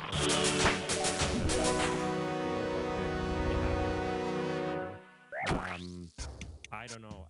They can't do that. That will I work. think they will. They will do it. I am almost 100% certain. And I should pull up some Fortnite. What to play? Yeah, might be interesting to play some of those old stuff. Back when I used to play a lot. Run it up. I'll try it out maybe at some point this weekend. I'm sure Cloud is gonna be playing it too. Pokemon in the chat. True. Manny's been on it. Natsu, I was sat in a meeting, stream muted, and all I saw was chat on fire. Yeah, I'm almost positive that they're going to remove it. I've heard the same rumors. So if they're able to have the functionality that we do all the settings properly in the menu, which means we need more functionality and more options, because a lot of us have toggles, radar, and that type of stuff. But also like buy and stuff like that, like all that stuff you still have, like you would have to do through the console obviously, but if you didn't have auto exec. I'm on Twitter, but keeping an eye out. Oh, thank you. No good way of doing it through Get off Twitter. So that is going to cause an issue, but here's the thing, and this returns to the conversation I was having earlier. Nothing good on Twitter. Us not being able to have these options to do these things. Valve are going to take this away. They're going to take this Why? Because it's not good, man. At the top end, there's like this elite group of Counter-Strike players who have our own version of being able to play the game. They're going to take that away from us, and they're going to make this just a casual, friendly thing that is like we know that's what they always wanted. They didn't like coaches. They made the same. For those people who have only been around for a short amount of time, our rule set back in the day. It's fun and interesting. It can be, but I feel like it's more often just toxic more than anything. 5-second bomb, and then we met in the middle, and now we have the current version, which was good at the time because we could just smoke the bottom of a banana and block it for the entire time. Having a bit more round time was good. Having a bit more time on the bomb was good. Then retakes, things could be a little bit more dynamic. But this is the thing, they will just make it casual Andy, and that's going to be fucking amazing, isn't it? Because they're going to remove all of this functionality that we've had for all these years, just because they want to try and appeal to a larger fan base. But guess what? There's an event going on and I napped for like 6 hours earlier. Oh hell yeah. So why the fuck are you cunts so fucking stubborn about taking the shit away from us that we've had for years? Explain it. If the reason is, just so the casual user has the same experience, well, we've already, you're arguing to the point that the player base was already proving the other way. More and more players were playing. The game was only going up. Why are you taking this away? Like, why? It doesn't make sense. I think it really is. Trending up. I think it really is because they don't think this is an actual issue. Because, and to be like, to play devil's advocate, like I kind of understand that line of thinking, at least, even if I don't agree with like the specific one, because like if you're creating consistent jumps, then all these things that we see in pro play is just not going to happen as it used to happen in CSGO, and that's a problem because then like strats are going to be off all the time, like people will make many more mistakes, and like the game is just not going to look as polished as it did. Like just look at the fucking Bed Boom game on Mirage that they played today. They did like fucking 15 smokes on window in a half. Like obviously, like I don't know if it was always the same person. I don't think so. It was like multiple people because it was even in one round they missed it 3 times or some shit. And like I'm sure part of it is just because it works in like the jump throws are actually a little bit different in CS2, and so like maybe they're just not practiced enough in them, and they will be a little bit more consistent than that. But like on the extremes, it looks pretty bad. But to go back to my original point, like I understand the line of thinking that maybe this is not an actual issue and it's only an issue because people have a comparison, and like there's a lot of like people think that a lot of this is placebo, and some of it like that we've had issues with, that people thought was placebo actually was kind of proven to be placebo and just not actually making it a real difference. But in this case, it is actually making a real difference, and people are trying to make it. I was able to get my weeklies done too, so that's good. I don't think we have do we have a new set already? I don't think it gave me one. The new set will be out on probably Tuesday. Okay. Oh yeah, I guess that was the first set. Yeah. People play as they want to play, like All right, we're staying on top of it. That's my same argument with 128. I mean, the easy part is the weeklies because they stack if you miss a couple. Well, they only stack. They only stack if you get some experience towards it. If you completely miss a week, it doesn't stack. I'm pretty sure. Oh. I'm almost certain. Like if you don't even like touch the weekly and you get a new set of weeklies, it won't keep it there. It'll just give you the new set. I'm almost certain that's how it works because I think I've had that happen to me. With the coding part of it, and I haven't like kept up enough with like what exactly the fact that you lock your movement and all that stuff the 64 tick is causing, and like what else it's affecting. You know, let's say something only stays for consistency and like whatever, like so that your shooting is consistent, you know, across from the server side to the client side, whatever, all that stuff, you know. But movement stays locked on the tick, you know. Wouldn't that kind of solve our problem to some degree? That's what I was thinking they were going to do, Striker. I thought they'd go, oh, They would go you the other guys way, seem to yeah, want the consistent movement. Why don't we just lock the movement to the tick? We could just do that by putting these commands that these guys have backdoored as the standard. Wow. Imagine But I don't know what else it could affect that would like basically defeat the purpose of having something in the first place. And I'm not entirely sure how we can just lock parts of it. Obviously we've done that, you know, with these alias binds. Like we've literally locked parts of it to 264 tick, you know, so that it feels a little bit more like CS:GO, at least in 64 tick. But I don't know what else it could affect down the line. You know, what else you could technically lock to tick and like fuck with the game. You know, like what else did they want to fix with subtick that we would now no longer have if they did that with movement. I just there's other things that baffle me as well. Like obviously the net graph, I was one of the reasons that the net graph got taken away because Pops, that geek nerd, was coming up with those lineups using the net graph, right? So we told Valve about it and they removed the net graph, but now we don't have the same functionality. So now we can't even try and look at the game in the same way, see the same kind of details, right? We're missing tools to be able to test things. It's the same as limiting 128. How are we meant to Why is actually that test just not fucking cheat protected or something? Like, what is the reason? That doesn't make sense, right? Like, if the only thing is like trying to disable like the competitive advantage that you can get, that was like was it in Source or 1.6 when someone was near, then like the bar went up or some shit? Like there's 1.6. Yeah, that sometimes happens. Yeah, so you could get information like that.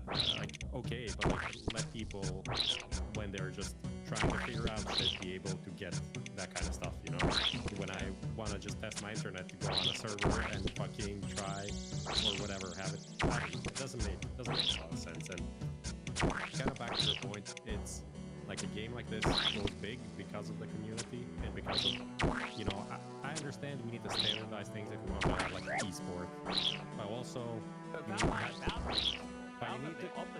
you need to give people like the wide range of possibilities to get those new game modes and shit in, right? To get new ideas, to get whatever, different round timers and shit like that. And maybe we fucked up because maybe we fucked up. This is a stupid thing to say. This is like kind of victim blaming mentality right now. But still, like in CS:GO, we could have set up servers in a tournament to have a 1.35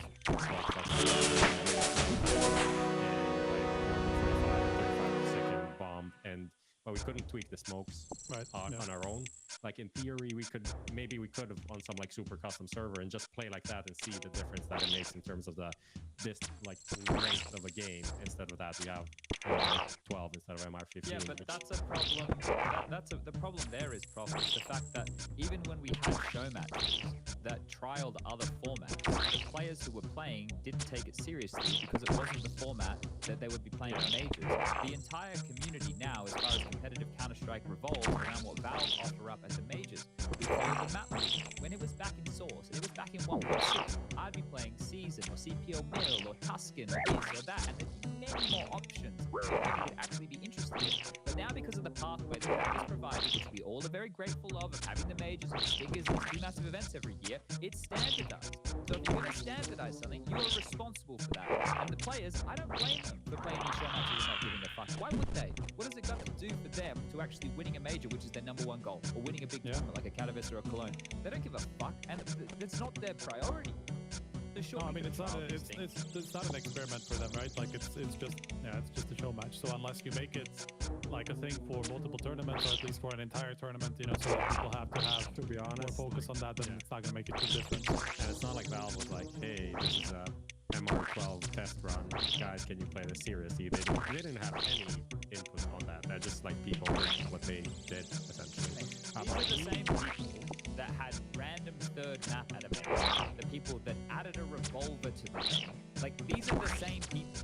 Just so everybody, they are first of all, Honestly, random third map, not as bad as Revolver. Revolver is like a completely different universe. I think actually, I think yeah, exactly. Because they needed to expand the map pool from 5 to 7, and if they didn't do that, no one would play either maps. I think it is shit historically, and for the players and teams that are there, so much fucking luck in that. But it was kind of it was a solution, I would say.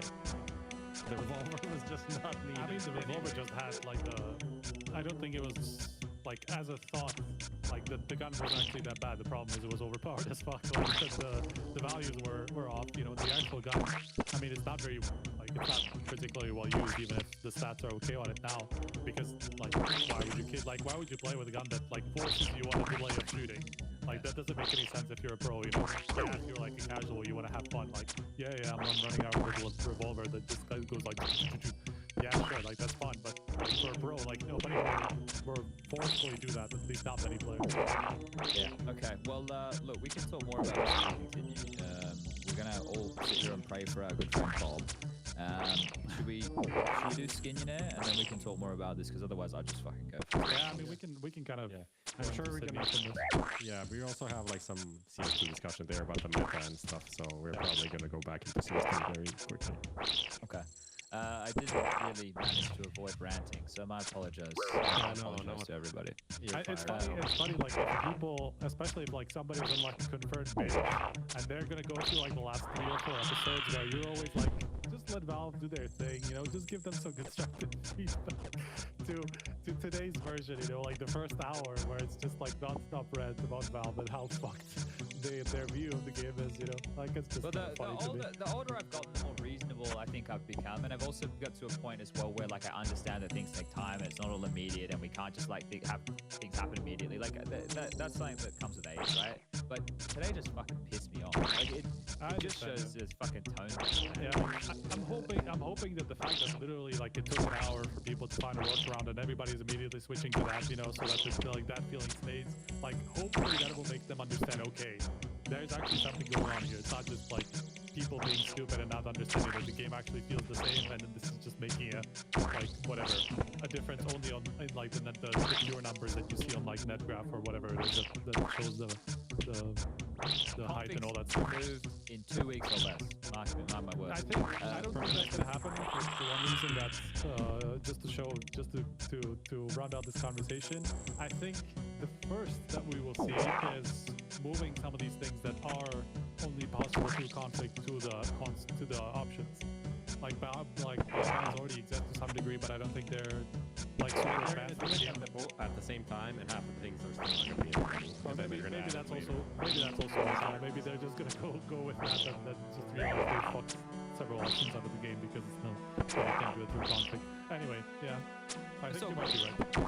Alright, everybody in chat is already 1 step ahead. Type trade it in chat right now if you would like to enter the draw. We're about to do Who Wants to Be a Skinnier, those of you who are not familiar. We have 5 questions. There you go, Rob just said they will do it 99% that's already in cloud CFG. I mean, but that's been the case for a very long time. The same way, if you go into the config files, you have to get it over 2 or 3 different files to get. Anyway, 5 questions. Each question that we get correct, is it me answering? Is it Striker answering? I think you do it. Okay, I'm answering. Let's see if I can calm myself down to focus. 5 questions, multiple choice. Every question that I get correct, we're going to move the slider up. If we get all 5 correct, one lucky winner will be taking home the grand prize of a $50 voucher for tradeit.gg. So skin your neck, keep the traders in the chat, and let's get things underway. What is the theme for tonight's quiz? Does anybody know? Okay. Alright, cool. I am Sydney, that's the theme. Let's get things started. Lucas, question number 1. Should I read it out? I'll read it out. Okay. Yeah, read it out. Okay. So I Am Sydney 2018 had the most Aussie majority teams at a Sydney event to date. How many? 4, 5, or 6? Aussie majority teams? It's gotta be 4. Renegades would have been there. Sorry. Was this already 100 Thieves time or? 2018. No, it wasn't, right?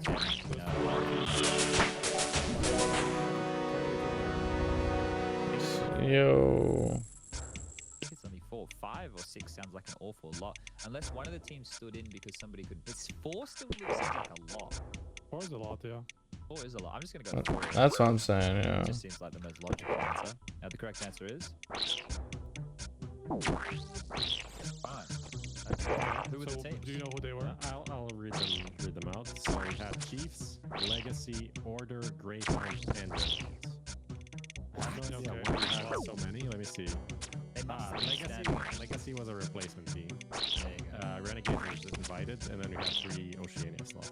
Well, I just want to let the people in chat who typed 4 know the reason I selected 4 is because of you. You only have yourselves to blame.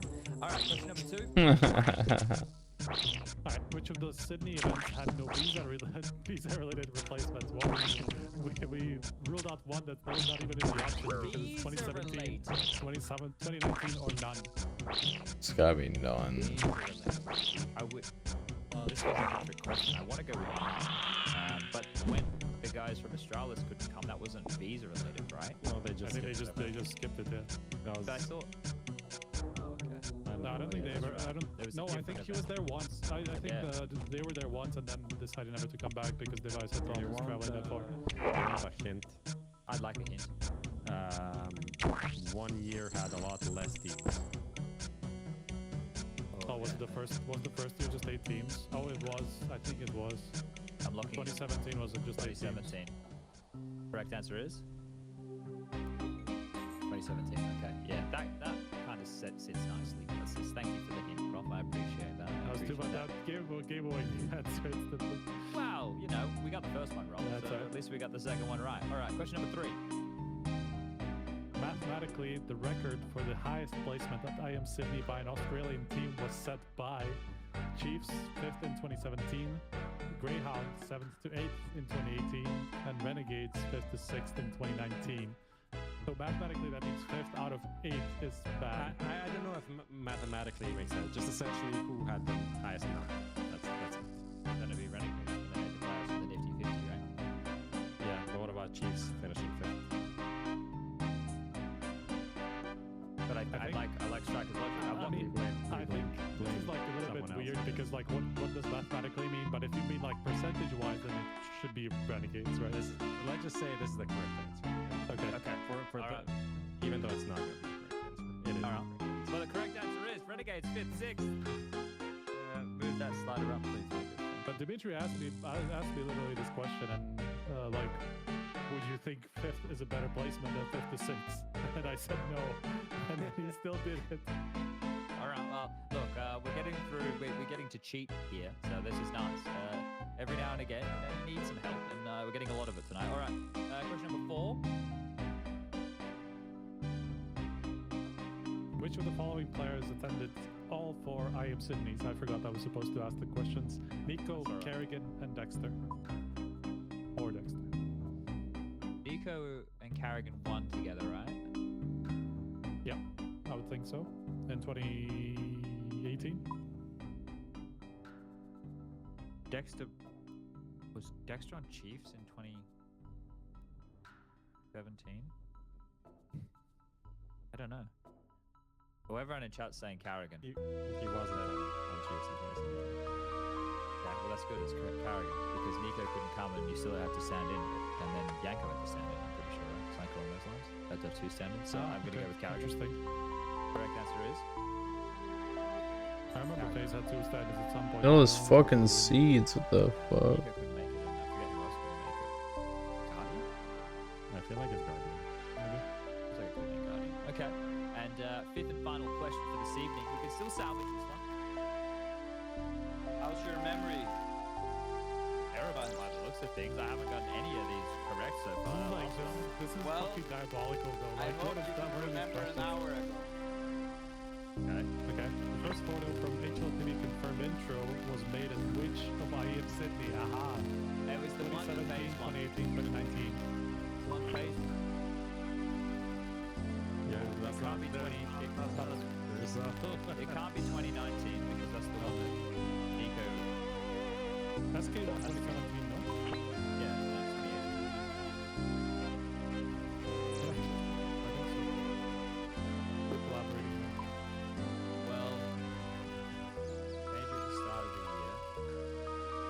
Look, I know SK1 won, and it must have been the first one because they weren't so good in 2018 anymore, and so they Fate were must good have been in the 2018 one. Yeah. Yes, I agree. Good logic, Striker. Let's have a look. Locking in B, 2018. The correct answer is 2018. Okay. Yeah, and it was Fate, right? You got that right? It was Fate. Yeah. Okay. Nice. All right. Cool. That was okay. That was hard. The first one was the hardest. Like that was the first one. Like I can't even remember what happened yesterday. Let alone a couple years ago. Okay. We got 4 out of 5. I'm gonna pick a winner, and the winner of this week's Who Wants to Be a CEO brought to you by Traders.gg is Noise. N-O-I-Z. How's your memory? Everybody, my person thinks I haven't gotten any of these correct so far. This is fucking diabolical. I voted to remember an hour ago. Okay. The first photo from HLTV confirmed intro was made at which of IEM Sydney? Aha. It was the one on 2017, Facebook. 2018, 2019. On Facebook. Yeah, That can't be 20. There's It can't be 2019 because that's the one that Nico. SK1 2017, no? Yeah, that's 2018. Yeah. Pretty sure it's 2018. I think so. We're collaborating here. Well, major at the start of the year. Look, I know SK1 won, and it must have been the first one because they weren't so Yeah. good in 2018 anymore, and so They Fate were must good have been in the 2018 one. Yes. Yes, I agree. Focus a giant ass dagger. In B, 2018. The correct answer is 2018. Okay. Yeah, and it was Fate, right? We got that right? It was Fate? Yeah. Okay. Nice. All right. Cool. That was lucky, okay. yeah. That was hard. The first one was the hardest. Like that was, the first one, like I can't even remember what happened yesterday. Let alone a couple years ago. Okay, we got 4 out of 5. I'm gonna pick a winner, and the winner of this week's Who Wants to Be a CEO brought to you by Traders.gg is Noise. N-O-I-Z-E or Z, depending on which part of the world you're from. N-O-I-Z-E. How people reach out to your people. Congratulations. You've just won a gift card. Prof? May I be excused to the bathroom, please? Yes, you may. Yes, you may. Can we, are we gonna do the break now? Yeah, let's run the ads.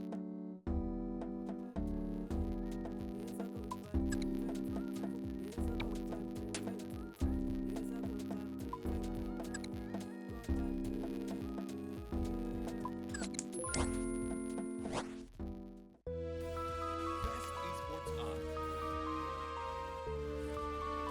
VIP program and a variety of bonuses. Fast and easy withdrawals. Bet on every possible CSGO match and tournament. As well as any other esports game. Only on 22bet. Do you want to change your boring old skins and unlock some new ones fast without losing a lot of value and without the risk of getting scammed? Go to Traders.gg and safely trade your items within 60 seconds. Just select which items you want to trade through your inventory and choose whatever skin you want from Traders' inventory. Click trade, verify the trade on Steam, and you're good to go. With the biggest inventory available for the lowest trading fees on the market, Traders.gg is your go-to whenever you want to play with new skins.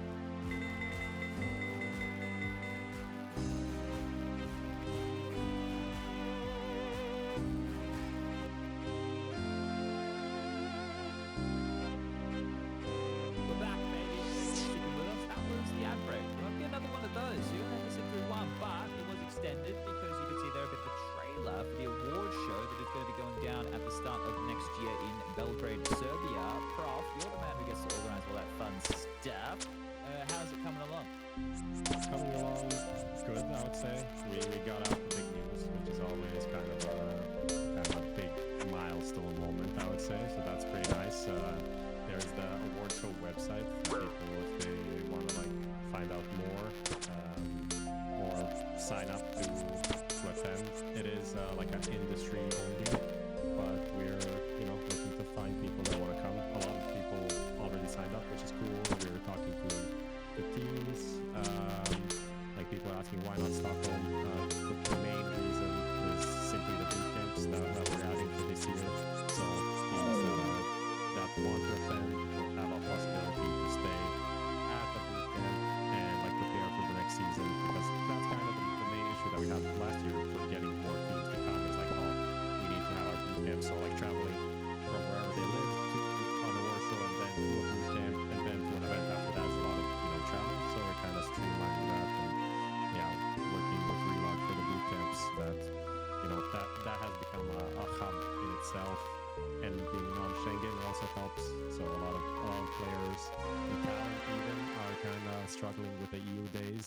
to keep that under the 90 out of 180. So it helps to not be an EU for that kind of for a boot camp, preseason boot camp. So that's what we're looking for. Also a bigger venue than last year, like 3 times more guests I think that we're expecting, and yeah, a lot of cool stuff. 3 times, that's cool. I might shave my head for the occasion again, so we'll see how that one goes. I'm being serious. I kind of like the bus. It wasn't too bad. But yeah, that should be exciting. I think the Schengen days is definitely a big one. Definitely something that a lot of my colleagues have to struggle with. That's why I got that fucking Maltese ID card. We've got a 10-year Malta residency. That's really quite nice. All right, well, you all have that to look forward to at the start of 2024. Yeah, you heard me right. We are coming to the end of another year. But right now, we are at the first Tier 1 CS2 LAN event down here in Australia. And the time zone, as I mentioned before, is 9 hours different between Central Europe, which is where the majority of our viewer base comes from, the European continent. And the Vox Pop this week is asking the question, how is everybody at home liking it? How do you feel about deployments in Asia and Australia? And I suppose that a lot of the opinions that we would have gotten will be quite negative. So what's the consensus, Prof?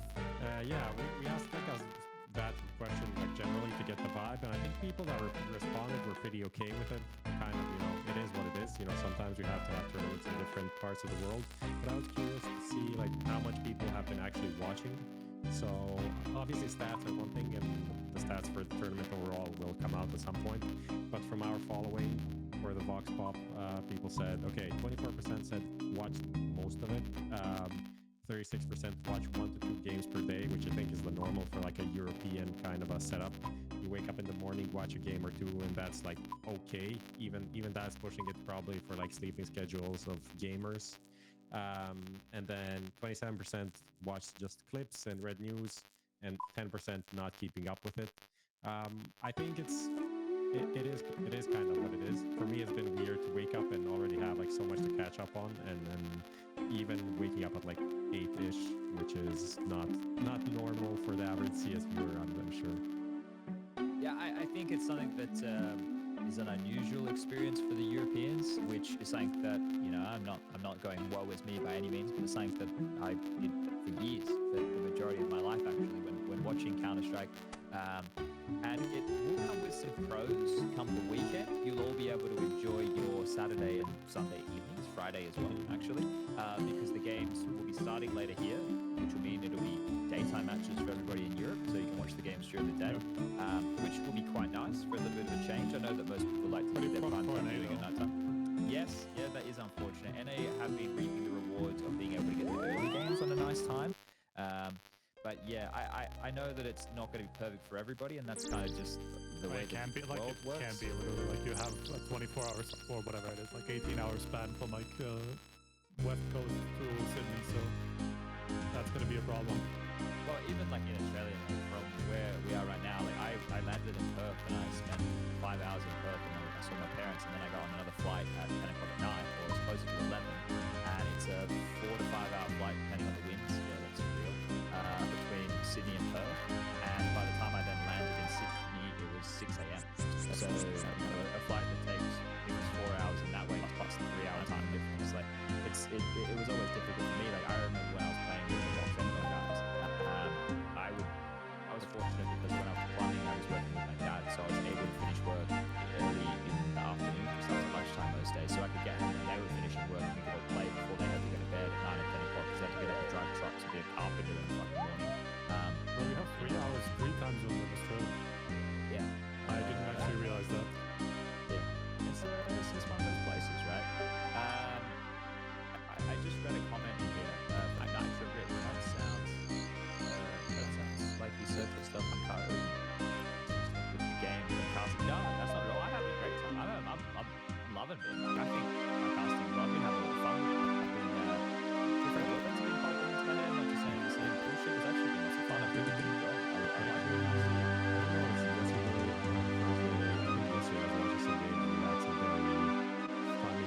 Classic Chad moments. Like someone was said Brokey was taken forcefully from the kind or something like that.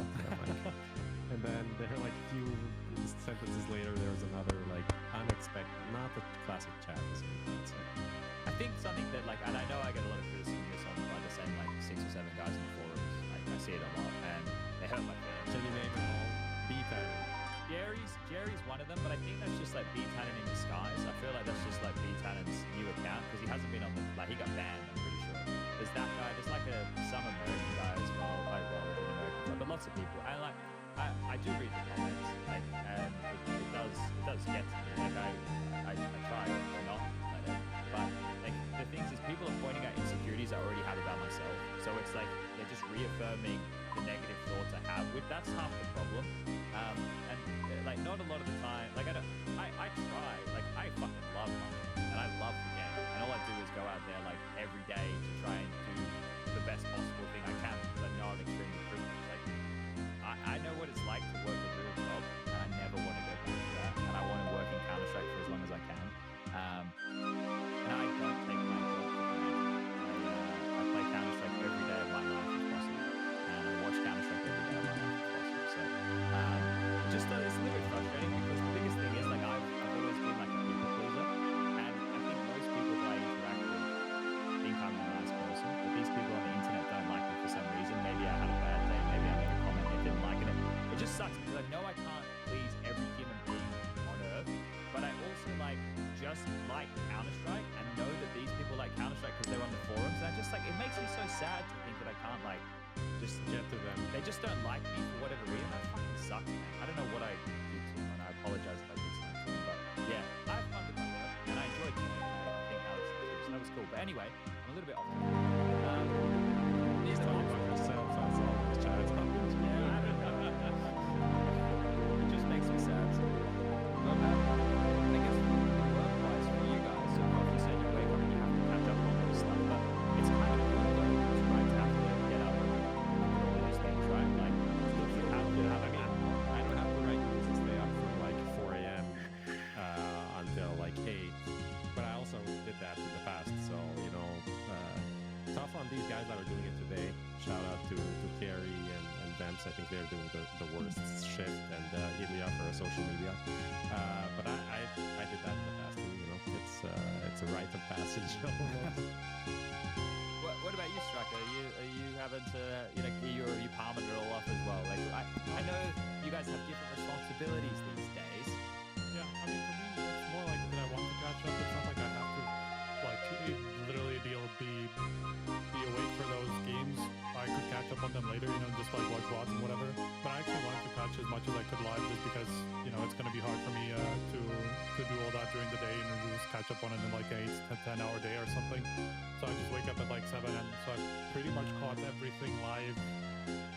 I mean, obviously there's simultaneous matches, so it's not possible to watch everything anyway. But at least I've only missed like the first series of the day for the past 3 days. Okay. Well, it's good to still have. Prof and I mentioned him this guy last week, the analyst for 500. I got his name wrong when I was talking about him on air. It's CL_Physico. He's still been doing these nice little threads. And obviously, Nart's doing demos, and I know Rush is doing some stuff.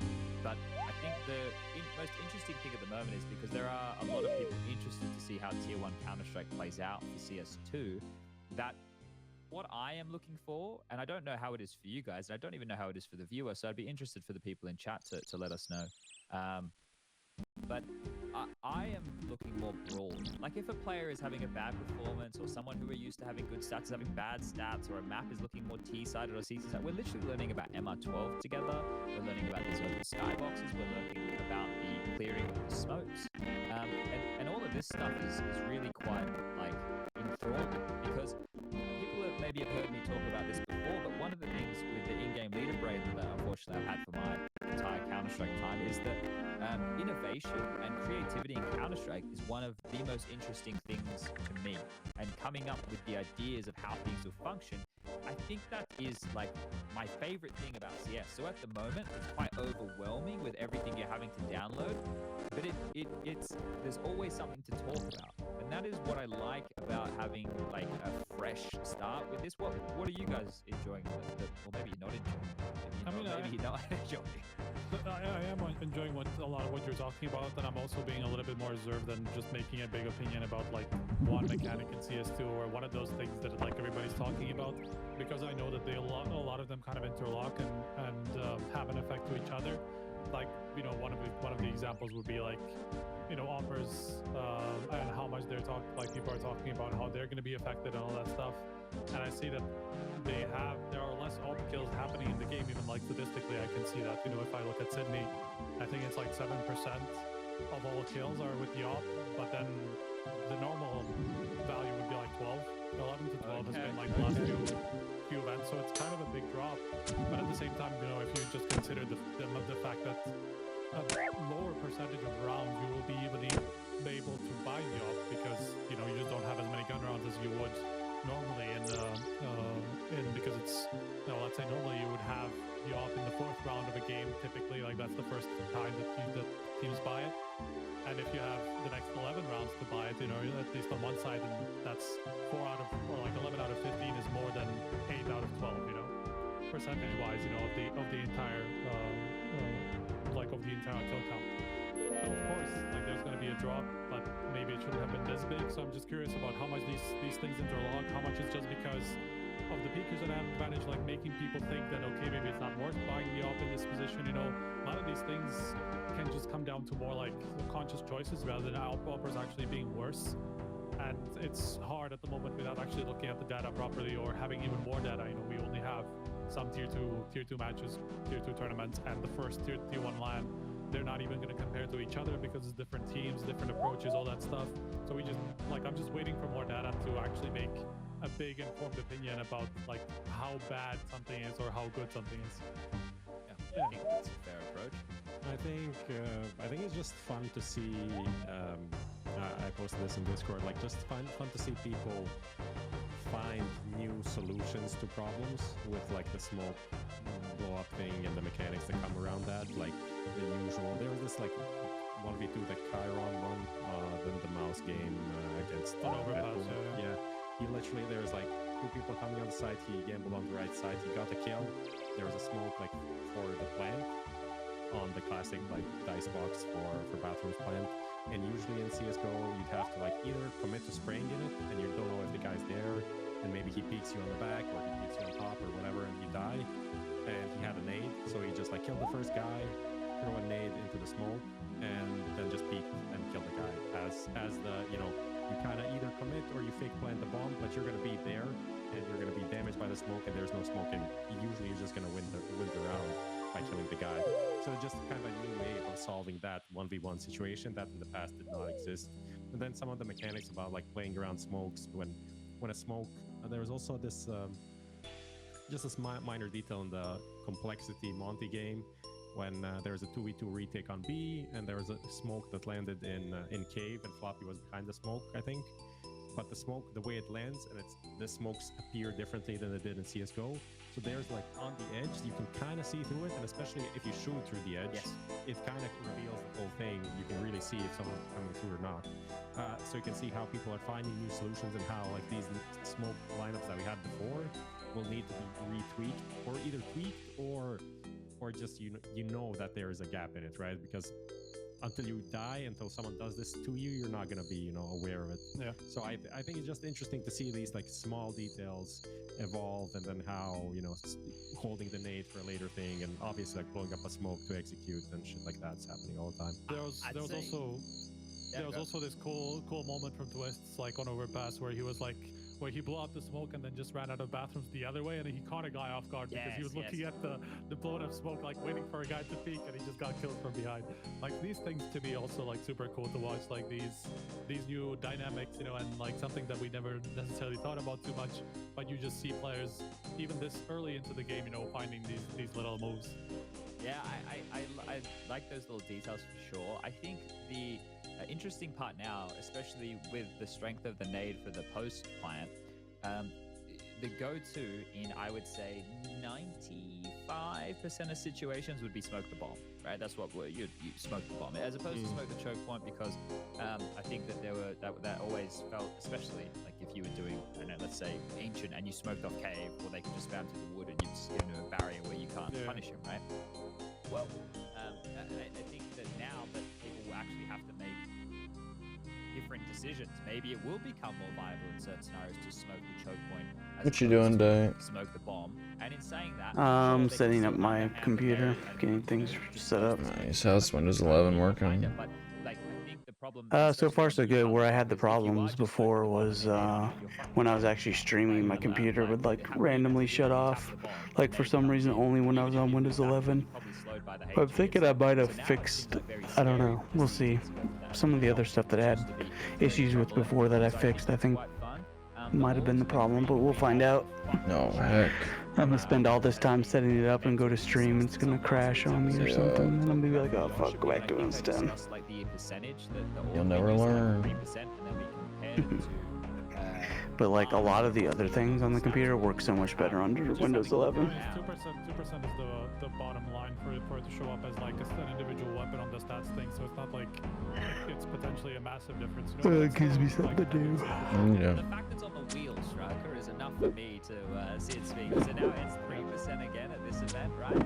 I think that there was some discussion on Twitter regarding the force buys in the second round for the Ts. I would say more often than not, if the Ts don't get plant, we're seeing full ecos, and the CTs more often than not, just in general, obviously taking full ecos in the second if they lose the pistol. And there's still the biggest issue, I think, regarding the CT economy discussion is about winning the pistol on the CT side and losing the follow-up. So I think at the moment one of the keys is to making sure the bomb doesn't go down, and I wonder if that's changing some of the CT side pistol approaches from teams. You notice how active the CTs are on a lot of these games? Like, they're pushing a lot, taking a lot of space. So maybe that's because they don't want to allow a site to be given up and they're hoping to just kind of win the round in a key choke point. You know what I think is shooting mechanics as well, like peeking. Yes. Everyone wants to peek as much as possible because it feels easier to win a duel, right? I still think that the loss bonus on the T side doesn't need to change, by the way. I still think the loss bonus on the T side could continue to function as it is. It's just the CT side that I feel needs to change, because if we are incentivizing the Ts, which they are by the 800 bomb plan, then we don't have any need to change their loss bonus functionality. But for the CTs, I think we do. I really would like to, I would love to be able to have a bit more of a thought experiment regarding that, because that was one of my original standpoints, was the CT side, the loss bonus starts at 1900 and no 1400. And the T side could stay the same way it is. I don't see any real issues with the T side economy. Do you guys? Not really, at least from playing. I don't know, from watching, I didn't notice anything. From playing, T side felt okay, but CT side, I felt some games were just awful. Like, you even when you have a lead, and it's just like you lose some of the key rounds, and it's just like, okay, I'm either playing like 2 MP9s or shotguns every round, or I'm ecoing like 2 in a row, which feels awful. Like, both of these options feel awful, and then you're kind of fucked. Yeah, I think that's something that's going to take some time to iron out. We'll need more data, and we'll need to see teams who kind of master the economy, because I think something that a team like VP or Avantgarde, I suppose, is when they really brought it into fashion. I think what that shows you is we had the economy that way for quite a few years before it was really started to be ironed out and milked to that degree. So definitely going to need some more time. But MR12 overall, how have you guys felt about that in general? Have you been fans, not fans? I know Snappy's not a fan, but then if you talk to people from FaZe, they seem to be a little bit more open-minded to it. So where do you land, Prof? I think it was just like from a viewer perspective, initially, like my initial like, oh, MR12 reaction was watching a game, and it was like, I don't know, 9-9 or something, and I was like mentally kind of tuning out, and I was like, it's whatever, I'm watching something, maybe there's another game, there's something happening, and then I realized like, oh, 9-9, that means like 4 more rounds to win the game. So I'm like, oh, actually, I'll like mentally tune into this to watch it until the end, because it's not gonna be like half an hour, it might be like 10 more minutes and it's over. So it kind of hooked me a bit more than a 9-9 in an MR15, right? Okay. So I see that as kind of a positive. I do agree with like what Snappy was saying in terms of like, from a tactical point of view, it does feel very limiting.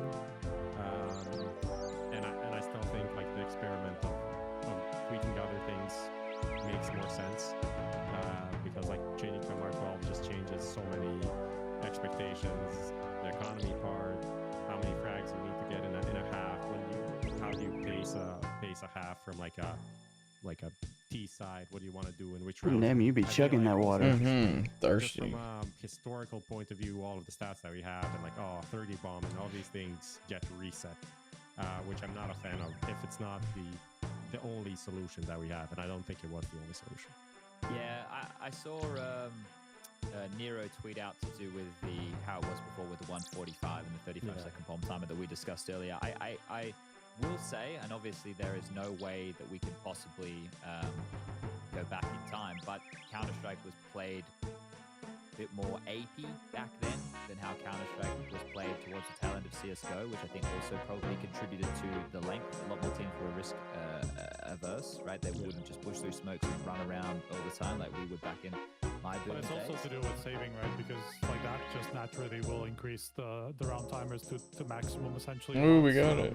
way more than before. You know, before you would see like whatever, like in NIP times, like in 2013, you would see them just go for like stupid 1v3s that just don't make any sense, just because like I don't Oh want my to God, yay. like I don't want to board basically like in the game and just save. So at the time, like people weren't thinking about this so much. So even through that, that's also increased the timer. Yeah, I don't know what that is either. I saw the criticism regarding the best of ones, and we spoke about this as well last week, Prof, or maybe even the week before. I saw Uli put out a tweet regarding it, and I think that people obviously not wanting. I'm gonna do a best little of Randy ones thingy because and they I'm are- gonna go to bed. I'm tired. I appreciate you guys hanging out. Watching me sleep and play RuneScape. Thanks for hanging out, Maddie, and catching Pokemon. Appreciate you.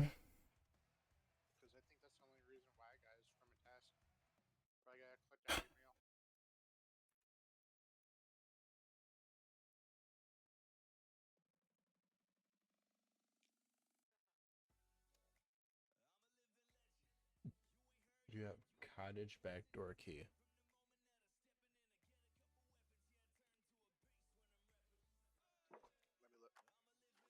I'm looking too. I was just asking in case you found it right away.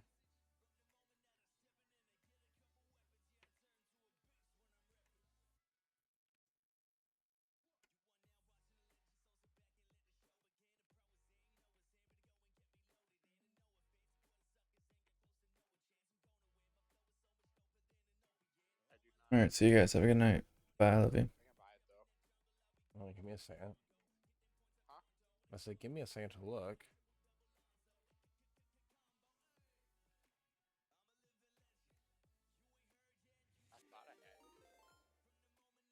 Decaf with a motherfucking raid. What's up?